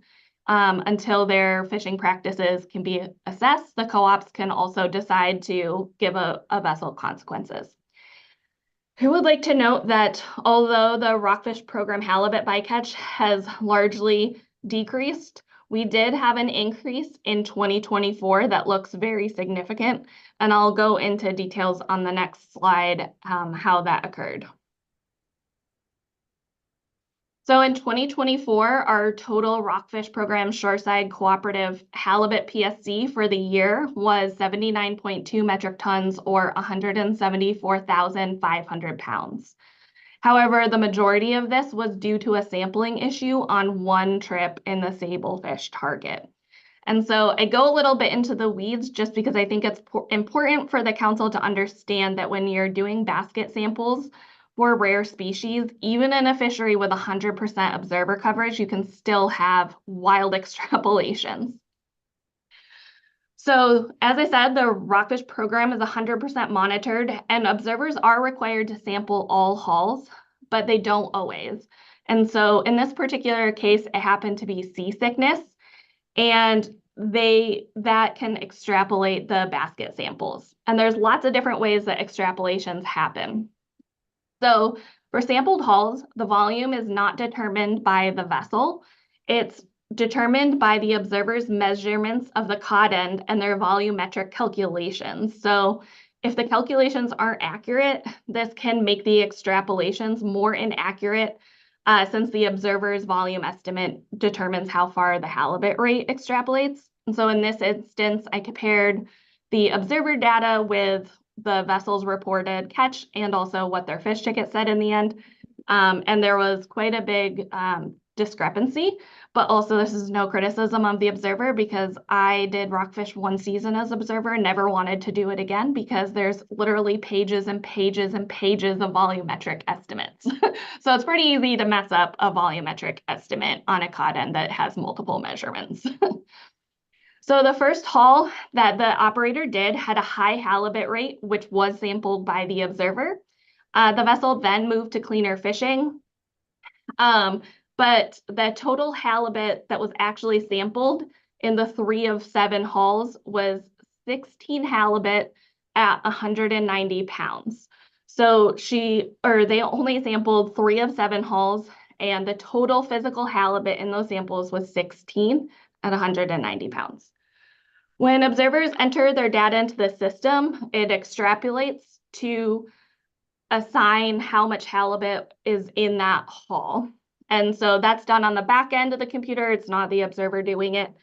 So in her sampled hauls, it turned into 877 halibut at 10,826 pounds. And again, this is a back end calculation. And since this trip had 7 hauls and only 3 were sampled by the observer, the sampled hauls are then extrapolated to the unsampled hauls. So also a back-end calculation. Additionally, there was a high flatfish discard rate for the trip, which halibut discards are also applied to. And I got that question in the Rockfish program review, and someone from in-season can probably explain why that is better than I can. But the net result from those required regulatory discards of the flatfish, so they didn't exceed their MRA, the halibut rate then got applied to, and the net result was that one trip ended up with 133,387 pounds of halibut from only 190 pounds of physical halibut in the sample, which is a 702% increase. And we did work with in-season and make sure that everything was functioning as intended in catch accounting, and it was. It's just sometimes this happens. If you remove this single sablefish trip from the Rockfish program's 2024 data, there would only be 41,113 pounds of halibut for the year. Or if you replace that trip with the average, it still would have been only 41,400. So it worked as intended, but it's just important to remember the basket samples for rare species can be inaccurate. And I know that there was a lot of folks noticed it was a big discussion topic at IPHC that we hit our Chinook cap and then we just started catching a whole bunch of halibut because we couldn't catch pollock and salmon anymore. And that's not true. This vessel had leased this fish at the beginning of the year, was intending to do it at the end of the year.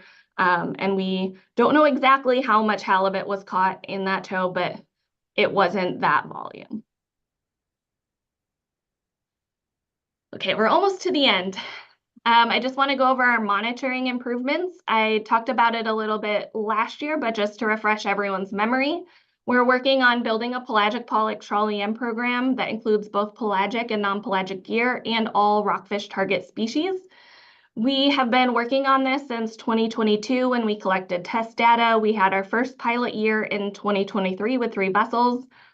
In 2024, we intended to expand to the shoreside component, but the lack of processor participation and the uncertainty just prevented that. So we only ended up testing the vessel component. But this year we are going back to testing the shoreside component, and I think it actually worked out pretty well because the region and the observer program were able to work out things with observer sampling protocols when implementing the rockfish or the pollock EM program that we can really take advantage of in terms of not having to spend more time figuring out aspects. But we will be using certified observers acting as shoreside samplers in the processing plants, and they'll be collecting biological data to help inform the nuances that we still need to figure out for the rockfish program, just given that we have more targets. And we are working with the region, planning for an EFP in 2026, as well as a future regulated program. And with that, I just have some pretty pictures and I'm happy to take any questions.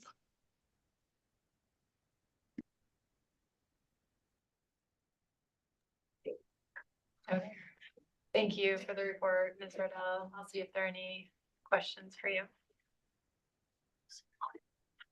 Yes, Ms. Kimball. Thank you, and thank you for the report. My 2 questions. The first one, Ms. Riddell, was on the halibut bycatch extrapolation that you went into detail on, and I just wanted to better understand whether you were kind of attributing that large number for halibut PSC to only 3 of the 7 hulls being sampled, or were you attributing it to the volumetric calculation being incorrect? I didn't quite understand, if it really did work as intended and it's just a large extrapolation because we're doing basket sampling and that happens, or if you were actually saying something about the calculation itself. That's my first question. Thank you, through the chair. That's a good question. I think it's both.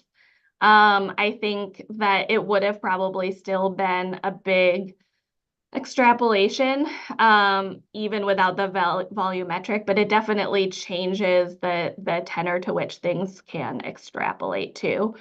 So I think the bigger issue was the 3 of 7 hulls being extrapolated, but that is definitely a challenge with the volumetric estimates.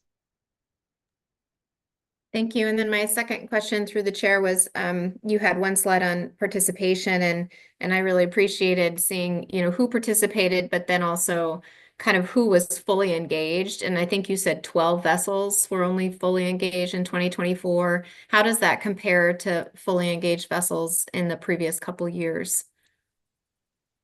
Thank you, through the chair. That's another good question. So when I updated my slide last year, there was also a couple vessels that only did, I think there was 2 vessels that only did sablefish or cod just due to prices. But the rest of the columns, not only did we have higher participation, but everyone participated, I think, at much higher levels. But I would say that last year still wasn't as high of participation and volume of participation as in previous years. It kind of went down a little bit in 2023 and then the significant change in 2024.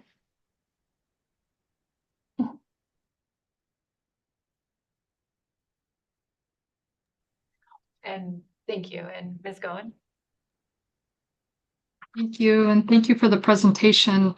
My question's back on your slide about Chinook salmon bycatch performance standard, the green light, yellow light, red light. And I appreciated the example you gave. I think the way I heard it was there were two different vessels in a similar area and one got the green light, but one got the red light. So it sounds like there's real-time learning going on with the co-op management.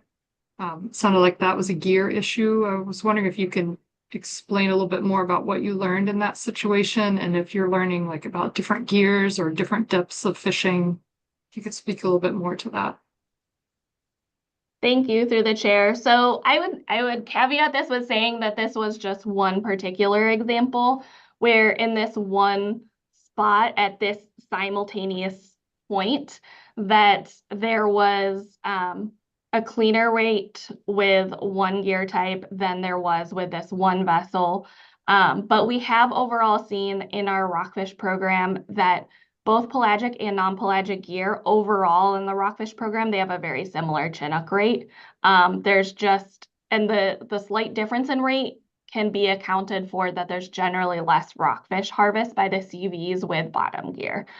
So most of it is harvested with pelagic gear, especially in the last few years since processors aren't buying Northerns and Duskies.